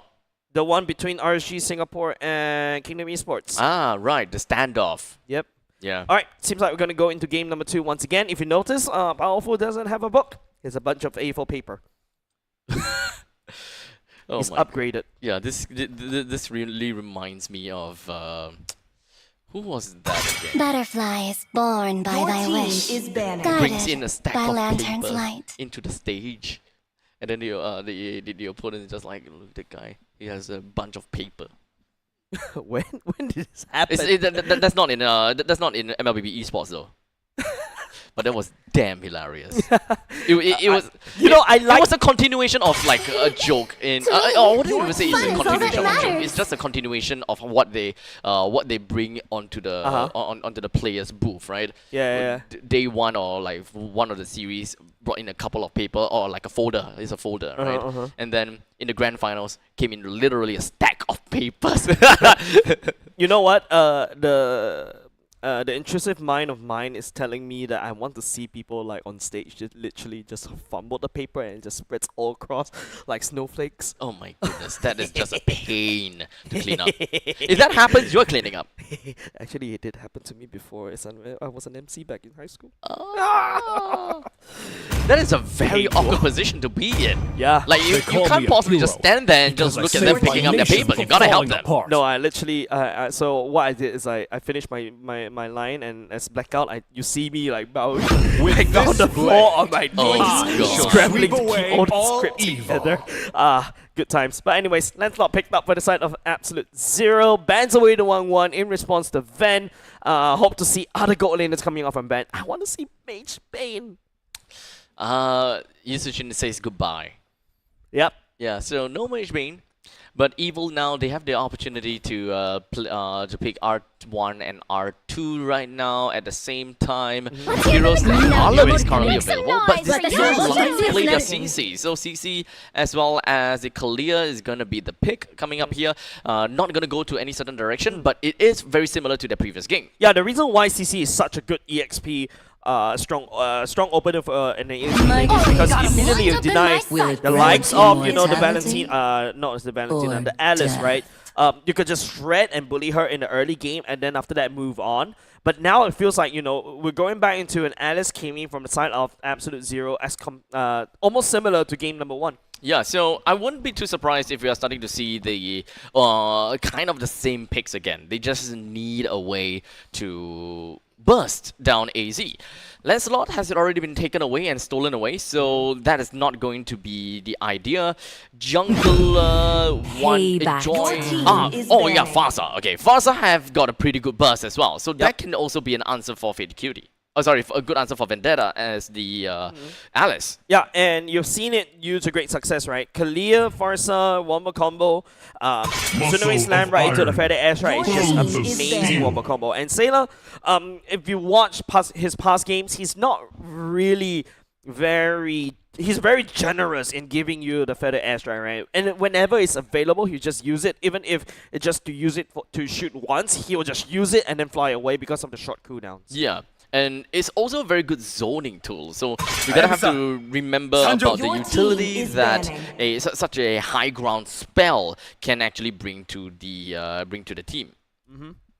Right now, bans on by the side Team Evil takes away the Gauda Kancha, the Hayabusa gets taken away by the side Absolute Zero Rock, following suit by the side Team Evil. Yeah, just eliminating as much of those annoying CCs as possible, right? But looking from the side of Absolute Zero, yes, they do have decent amount of CCs, but Traction Pulse, nowadays I feel like you don't see Traction Pulse really being landed. It's mostly there to just like, zone people away right into your trap. So, 2 last picks from Evil. They're lacking of a gold laner, they're lacking of a jungler.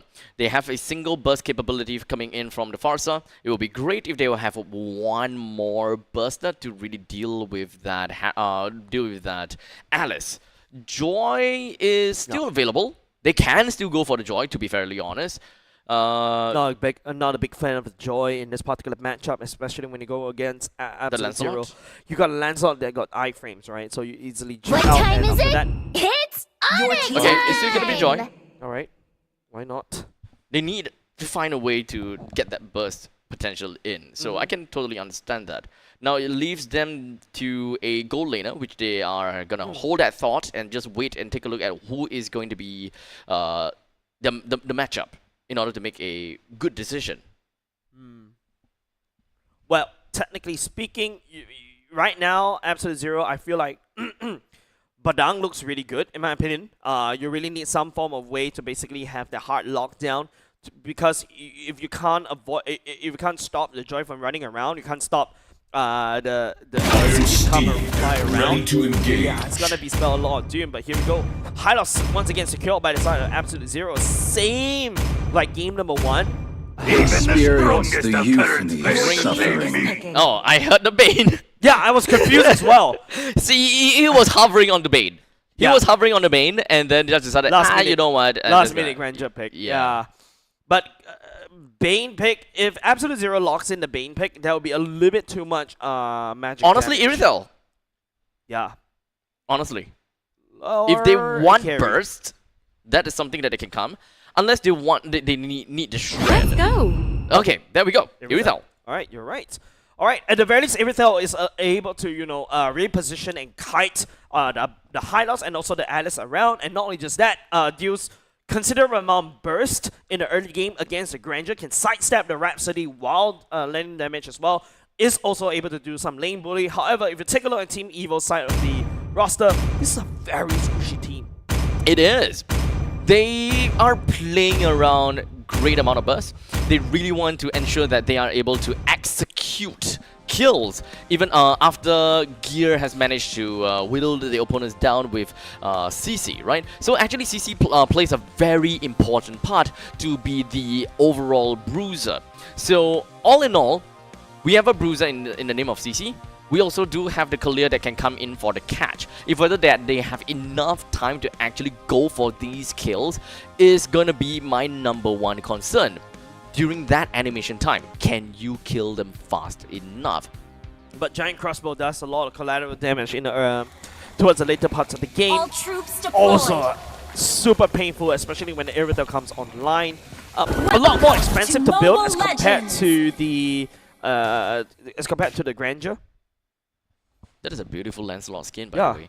But anyways, with that all said and done, ladies and gentlemen, we are going in. By that one. I know, right? Both of us. I hope that we'll get a zoom-in version And of he has that a tail. real soon. Yeah, this is like not a 9-tail. There's a single-tail fox or something like that. I don't know. I thought it was a Naruto version of Naruto skin. Now I got confused. Wait, isn't that Lucas?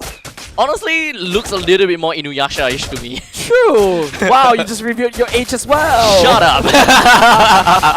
But yeah, both of the jungles, they're going to end up at opposite side of the map. Evil will go up to the gold lane, and Absolute Zero's jungler will go down to the XP lane. In terms of lane priority, same thing as always. CC will always have a lead over the Alice, and for the top lane, gold lane, Evil will also have the lead against that Granger. Wow, Gear's already level 3, whereas Vendetta barely scrapes by with level 2. This early on, how is that possible? Just very dominating in terms of the performance, right? I think he just constantly just went straight in. His style of play is different. He don't want to clear the wave. He just wants to poke this Alice to oblivion. Because the way that Alice wants to heal is that wants to go right next to the creep waves, right? So just poke you to death and poke you to so low that you wouldn't even want to go close to the creep waves. So you can't wave clear effectively, and you can't heal effectively too. Right. Turtle will be responding very quickly. It seems like Powerful catches onto Buji, Buji jumping all over the wall. Law and Order onto Powerful to stop. Powerful limps a little bit forward, and well, backward, mind you, but Aether decides to explore the map just a little bit more. Finds Fake Cutie, pops the... Ooh, takes away the purple right underneath Fake Cutie's noses. Oh, Aether managed to win in that fight? Use the retry, no, but... Both of them used their retry. Forces the retry out of Fake Cutie. Both of them used it, so let's remember that, okay? The turtles are already out, so both of these junglers have about 15 seconds left until they will be able to use the retribution once again. So both teams, they're going to hold their ground a little bit and bide their time until the retribution is off cooldown before they jump right back in. Yeah, delaying this turtle fight is absolutely wonderful for both these two teams just a little bit, but hold on a second for the air trade once again. Right into the Tsunami Slam. Aether picking up first blood over the side of Fake Cutie, and also the turtle as a consolation prize. Nomad used the glorious pathway to run away. Not so glorious after all. And now Buji trying to land down the damage. Vendetta goes into ultimate, trying to zone out, trying to absorb as much HP bars, but the damage from the side of Team Evil comes true. Team Evil is very widespread. They have a very good marching order in their team, and I am very pleasantly surprised how they do not all clump up within of Vendetta's passive.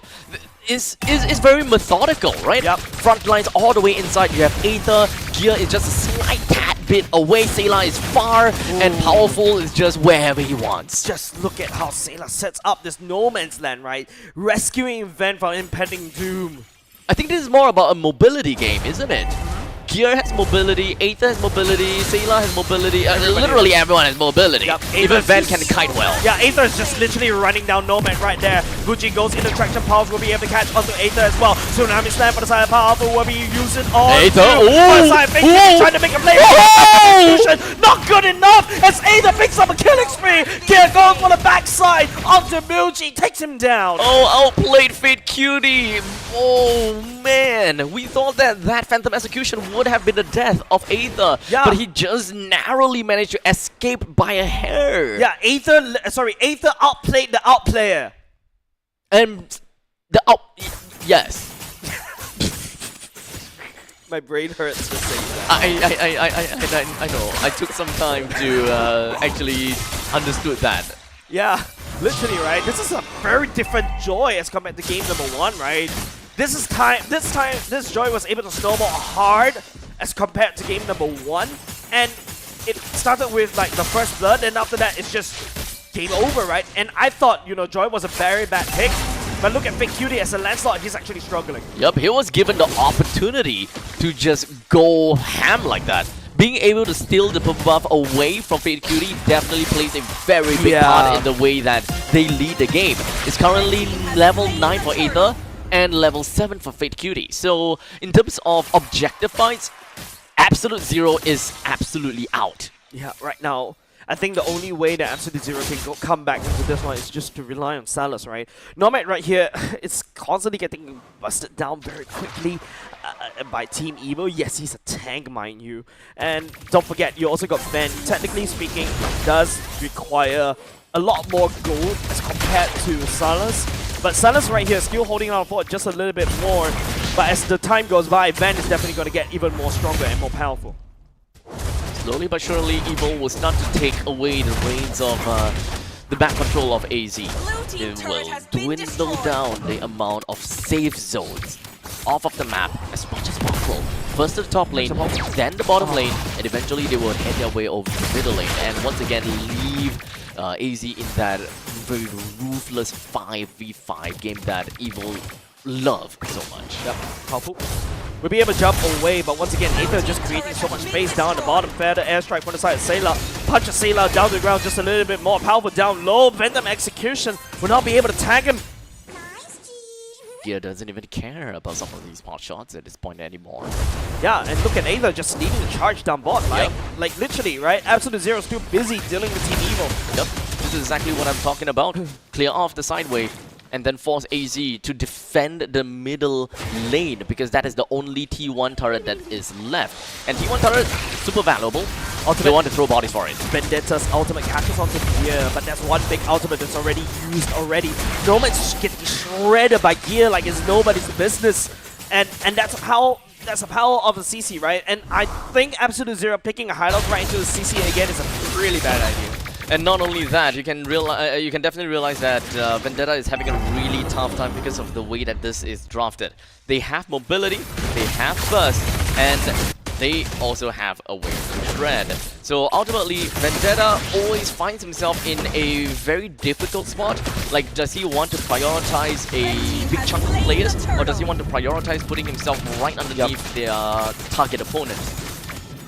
Lingering around. Salas finally built the Sky Piercer. Hopefully we'll be able to turn it around. Fake Cutie. Oh man. Even his jungle is not really safe anymore as the Tsunami Slam will be used. Yeah, leading charging around the mid at the same time. Two-prong attack from the side. Team Evil, the Traction Pulse will be able to catch onto it. Sailor goes into fair. The airstrike covers as much ground as possible, but it's going to be bad. Picking up Bougie off the screen. Vendetta down low just a little bit more. Ben jumps into the great crossbow, just spewing out damage against Absolute Zero. And it's only 8 minutes into this game. Evil has already gotten 400 gold in advantage and growing even more, especially since taking down this T1 turret. Yeah. The tempo, the momentum, insurmountable by the side Team Evil against Absolute Zero. Holy Crystal. Oh, that's a scary item. Exponentially increased amount of burst damage that Evil can bring in onto the board. Yeah, 185 magic power. On top of that, your passive increase 25% magic power that you have. I'm sorry, I'm something else. Yeah, I don't really understand the statistics. You're the statistic guy. Yeah. Very Asian of you. I made my mom proud. Yeah. Did you? I think I did. You think? I never asked. Tell me about your brother. Well, he's probably gonna make more money than me. He's becoming a doctor, and here I am. No doctor, no games. Anyways, there's always fun in games. Oh, okay. Okay, we're back. Yeah. We're good. I think the stream also like. I feel sorry for you, James. Nothing happening around the map right there. Absolute Zero cannot fight for anything, right? Yeah. Because the broken walls actually allow Joy to just dash in very easily because you're literally Yeah, like walls are thinned out as well. Sailor burn the flicker as well. To be fair, it is necessary because the Lord are available right now. Defensive flicker is always going to be much more valuable than an offensive flicker. Yep. Seems like right now there's no contest on the side. Absolute Zero.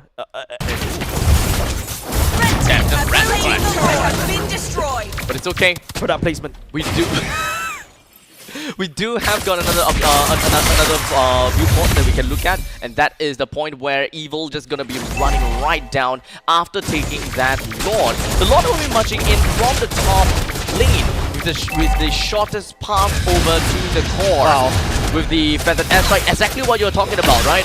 Sailor, whenever he has the opportunity, he would just pop off with that feathered airstrike, even if it means that no one's in the vicinity. It's all about the zoning potential. And not just that, right? Sailor's feathered airstrike has an art, right?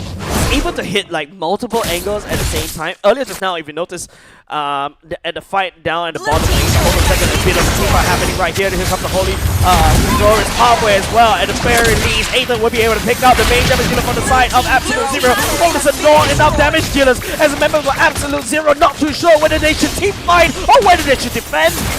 The Lord now crashes on down as he brings in the spiraling trident to bring down the top lane T3. Right, Serpent right now, Ben.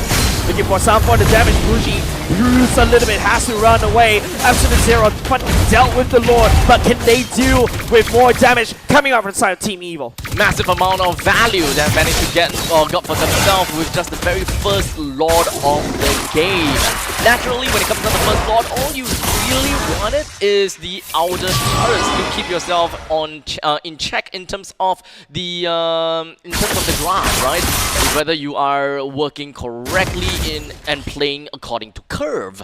But right now, Evil way off the curve. They are doing so much better than average games. They have got 10,000 gold to their name at 11 minutes into the game. Yep. Took down the T3 turret in the top. This is going to be big because there is a Lord that is going to be spawning down in the bottom lane. That means on the opposite side, the furthest lane away from the Lord, that is a natural pushing lane, which means that's a naturally winning Lord fight. I don't think Absolute Zero would want to try to contest this one. Man, these all... Oh, where are we? Yeah, they can't contest with this banner for sure. Man, these OBs are really finding creative angles, eh? I want to see more Gamabuta. If that's his name, I completely forgot it, brother. I think that's... Yeah, it's Gamabuta. Yeah, Gamabuta, right? Yeah, it is. But yeah, back to our topic right here. I like the fact that they put the both of us together where we get distracted by the smallest of details. Every single part of the map is gonna have to... Oh, what? Huh? What damage? 2 dash? Huh? Huh? Yeah, what damage? That was what? Silas down 2/4 HP? Yeah, so he's left like 1/3. No, 2/3. He lost like 2/3. 2/4, that's half. Yeah, 3/4. I can't add my decisions. Where's my calculator? Where's my scientific calculator? Yeah, I need basic ones. I don't use a lot of the buttons there. Yeah, I just use the mostly the bottom parts. Yeah, I know, right? But now the Lord is gonna be marching out, marching down from the top lane. Aether, completely stacked up. 4 kills, 0 death, 1 assist. In fact, no one died from Evil. Yeah, wow. I just realized Absolute Zero kills. And Absolute Zero does not. Yeah. This is a very different game. Yeah, this is a very different beast, right? Team Evil literally looking like the villain right here, and they're looking to try to end this one. They're really charging against Team Absolute Zero, even without a Lord, and now with a Lord grazing the base of the side of Absolute Zero. Team Evil is strategically just dismantling the defensive turrets.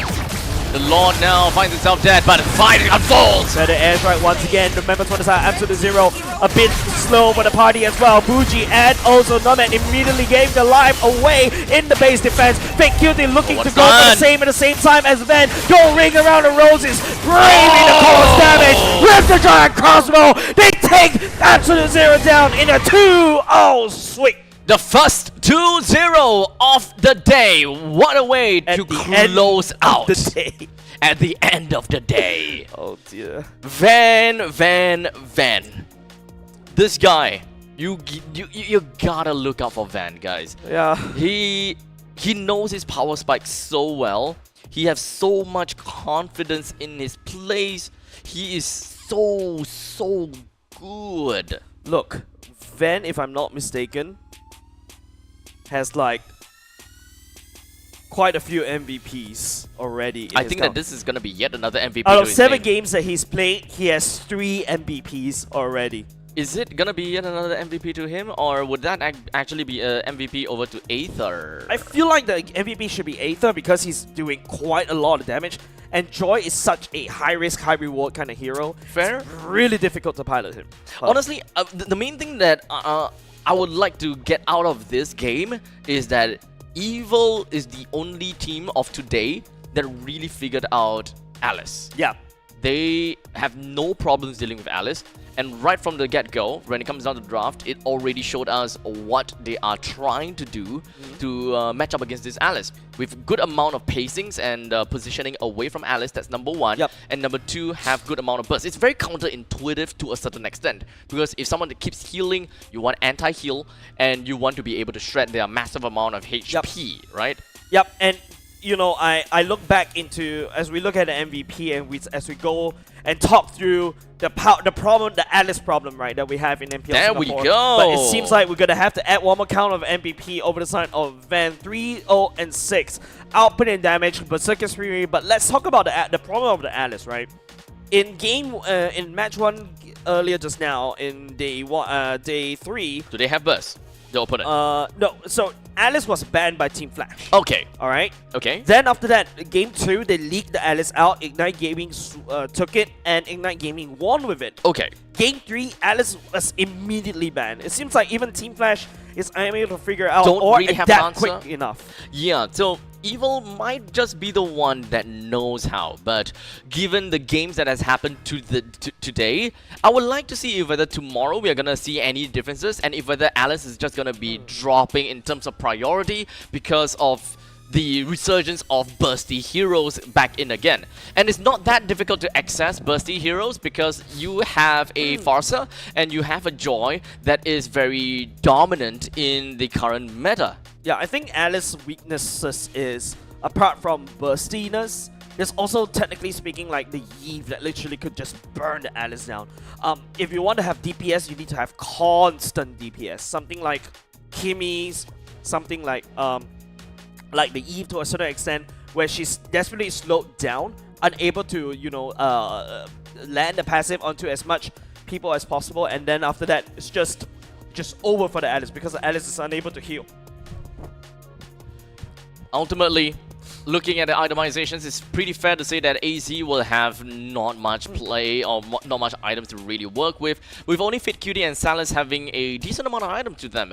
One thing that I would say is surprising is the Sky Piercer onto Salas. I mean, yes, Granger, Sky Piercer, it's always great. But if they are so behind in the game for quite some time already, I think that what Salas and Team Absolute Zero is looking out for is that they want to observe that mid-game power spike because they have Fate Cutie, they have Bougie, and Salas himself can actually pop off pretty strong in the mid-game. As long as it's being funneled at least, what, 4 kills, that is the value of Sky Piercer already being acknowledged. I personally feel like as a Granger, you really do need the Sky Piercer because I've seen, like what I mentioned a lot of times before, right? I've seen teams literally hung onto the Sky Piercer as long as possible, and then when they're in the base defense, when they're at the late game, once the Granger starts racking up kills and start proccing these kills over and over again, he's just going to be able to stack the Sky Piercer and then after that just return to the game solely because of the ability that he held onto the Sky Piercer as long as possible. Right, so it's kind of a wildcard item that can kind of see personal growth as the game progresses towards their favor in that case. I can totally understand how that will work, right? Because AZ, they're a team that actually does fare pretty well in team fights. But in this game, Evil just did not want to give any opportunity for AZ to pick up some of these free kills. In fact, I think that Evil, this game is a lot more methodical. And their positioning and movements is just impeccable here. And, you know, we're going to jump into the highlights over right here. And it's just solid answers coming up from Team Evil. Even though, you know, Absolute Zero swapped Bougie all the way back in, and Bougie, you know, brings a totally different dimension for the side of Absolute Zero. Team Evil, on the other hand, you don't just still unfazed. Ben is outputting damage like nobody's business. Powerful enabled him as well. Sayla sets up the fights very quickly. And Sayla is not like those mid laners that deserves attention, that wants attention, right? He's always in the background, delivering the damage, setting up the zoning, be it as a Kagura or be it as a Farsa. So this is how game number 1 ended, and now as we move on to game number 2 in this highlight, most of these highlight reels is literally just Evil collecting kills for themselves. There is a lot of at a lot of points where Evil have got a lot of players that it doesn't have a lot of HP to work with, but AZ, they don't have a way to execute, which actually boils down to that that question that, or rather that confusion that I had initially about Salus picking up the Sky Piercer, because if he had the Sky Piercer, or rather right now, I mean he does have the Sky Piercer, if it does manage to collect some of these kills, it would have actually paid a lot of dividends. So in the end of the day, it's still very, very necessary. Yeah, that's right. Mind you, Absolute Zero only had 1 kills, and that only happened nearing the end. That was the final fight. It was a little bit too hopeful for that one, but it's still, I personally feel it's like, it's one of its core items, right? You really have to build it, but unfortunately, that's just how the cookie crumbles, right? There's no answer, right? Nomad's just gonna go in, just literally just get killed off by CC, and I feel like how Team Evil has dealt with Absolute Zero is they will assign one hero or one of the players to one person. Like for example, since CC counters a high loss, all Gear has to do, shred Nomad as he comes over, and then after that retreat. Dude, your job's done. Yeah. One of the things that Hylos is really good at is that he is an inbuilt Dom Ice. Yep. He slows opponents' attack speed. I think that that's something that a lot of people forgotten about. That's why I hate to deal with the Hylos. Yes. So one of the few things that Hylos always want to do is just run straight into people that likes to do basic attack. It actually messes your tempo a little bit because like you think that you can, what's the word? You can animation cancel, but you are actually just, wait, hold on a second, my attacks are so slow. Yep. That is something that Hylos is really good at. If you notice that it's Hylos versus CC, CC don't even care too much about auto attacking. Yep. When it comes down to Irithel, Irithel has got massive amount of mobility that can actually weave herself away from Hylos. Kalia does need some of that basic attack so that she will be able to hit down the ground, create that field. So that is one target that Hylos will be good for. Farsa, don't care. Joy, not really care. Yeah, I feel like there's a lot of times where, if you notice during the highlights, right, Abstract, it's just that Anoma is just literally running to his death, right? Gear is just ready, like, oh, you see the glorious pathway, Gear just step towards, just start playing yo-yo tricks on him, and then after that, Nomad cannot continue on to push, and then after that, it's just allowing Ven, be it either Irithel or 1-1, just to jump around and just outputting a lot of damage from afar. Yep. Unfortunately, Hylos in this game really is just a walking personal fountain. You don't do anything aside from healing. And yes, you are definitely able to deal some damage out of your Ring of Punishment or Retribution Ring of Punishment. It does help a little bit, but as you can see, the fact that they didn't have any kills, it is more than enough to understand that they are kind of lacking in some damage in the early stages, and it doesn't help that the tempo of the game heavily swung in the favor of Team Evil. If the early game didn't swung so much to Evil, AZ actually stands a pretty good chance. Yeah, still. and technically speaking, Absolute Zero definitely got the better jungler, right, from the side of Lancelot. But of course, you know, in hindsight, Abstract, we have to take a look at the team standings after today. Yep. With a total of 8 points, that is Evil. They managed to win all 3 of their series and all 3 of their matches. That will put them in a game score of 6-1, only yielding 1 game away. While in the meantime, Team Flash with a total of 6 points for them, Kingdom Esports at 5 points. That is the top 3 that we have, as well as Ignite Gaming with 4 points for themselves. Absolute Zero and unfortunately RSG Singapore face relegation. Yeah, I mean, if Team Evil actually secure at least these points, you're almost guaranteed playoffs right now, right? I think they're guaranteed playoffs. Yeah, and don't forget, after today, technically speaking, we're already halfway through the regular season because of how short our regular season is. Because there's also tomorrow that I have to deal with, and of course next week. There's only 2 matches left for all our teams right here to basically collect the points, and I'm looking at Ignite Gaming, Absolute Zero, and RSG. They're not safe either. They may get relegated down to the challenger brackets. Let's see what tomorrow's schedule is gonna be as we start off the day with Ignite Gaming going up against Kingdom Esports. I want to watch this one. Oh, definitely. We will be here. And second match of that day is going to be Absolute Zero going up against Team Flash. I think that this is also going to be another very banger of a game, and I think that AZ might be able to give Team Flash a very tough game. Wow. RSG coming in the last game again against Evil. Not again, but Evil again have to play the final game of the day. Once again, you know, I was just talking to Gear earlier just now. He said, wow, my call time is actually so late. I'm actually really tired. And now he's like, oh man, I gotta come back at around 6 o'clock again. I'm tired of this wait. And that is why they want to end games fast. And then and if I remember correctly, last week day one, they were like one of the first games as well, so they had to wake up early. It's like so they're never getting the best. They're never getting the best one, which is like the center game. Poor right? scheduling. Don't worry, I'm pretty sure that they will be able to get that opportunity to, you know, play in the middle of the day. Maybe I don't know if that will be the day, but we'll see. Maybe next week.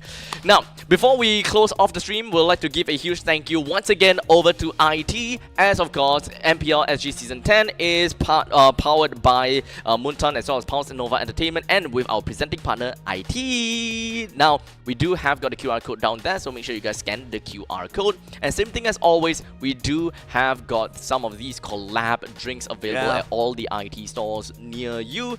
Buy one, get a scratch card, scratch it, and you might actually stand a chance to win a free flight over to Jakarta, where you will be able to witness and cheer for the Singapore champions of MPL SG fight in the international stage. Yeah, and of course, thank you very much to our official gaming chair partner for keeping us sane and comfy, crazily comfy on these chairs. And we've been mostly sitting, and usually Abstract, we like to stand when we cast, right? Yes, but I don't really care about standing. Sometimes, not today. Yeah, not today. Not for the entirety of MPL SG. I probably just want to do this and just like slowly get down. But of course, thank you very much to our partner Esports, Future Living, and also Singapore Esports Association. And of course, opportunities abound. We're looking for new esports players as well. You want to join the Magic Chairs, go Rising Star as well. And maybe you may be our next Rising Star. Honestly, I love the lumbar support here. Yeah, the lumbar support is really it's like good, the one on the right side, it's also a very fun, clicky switch that I can kind of play around with. It's a perfect fidget toy. Alright, it's just wonderful. Yeah, I love it. You look comfortable. I am very comfortable. What are you talking about? Yeah. He's actually struggling to get up. I don't. Okay, you know what? I'm just gonna keep it like that, and I hope you don't mind. You can get yourself a little bit comfortable too. Let me just help you out right there. You don't want to lean? I'll lean later. Okay, then either ways, ladies and gentlemen, while I slowly lean back and enjoy my Dix Racer chair, thank you so much for tuning in for today. Well, I'll see you, the both of us, myself as well as Jace, will be coming back in again for tomorrow. Can you even see me? I don't know. But we'll be able to see you again tomorrow. Once again, for day number 2 of week number 2 here in MPL SG Season 10. I hope that you enjoyed the entirety of today. Yeah, get down. Okay, I'm sorry. See you tomorrow, guys. Bye.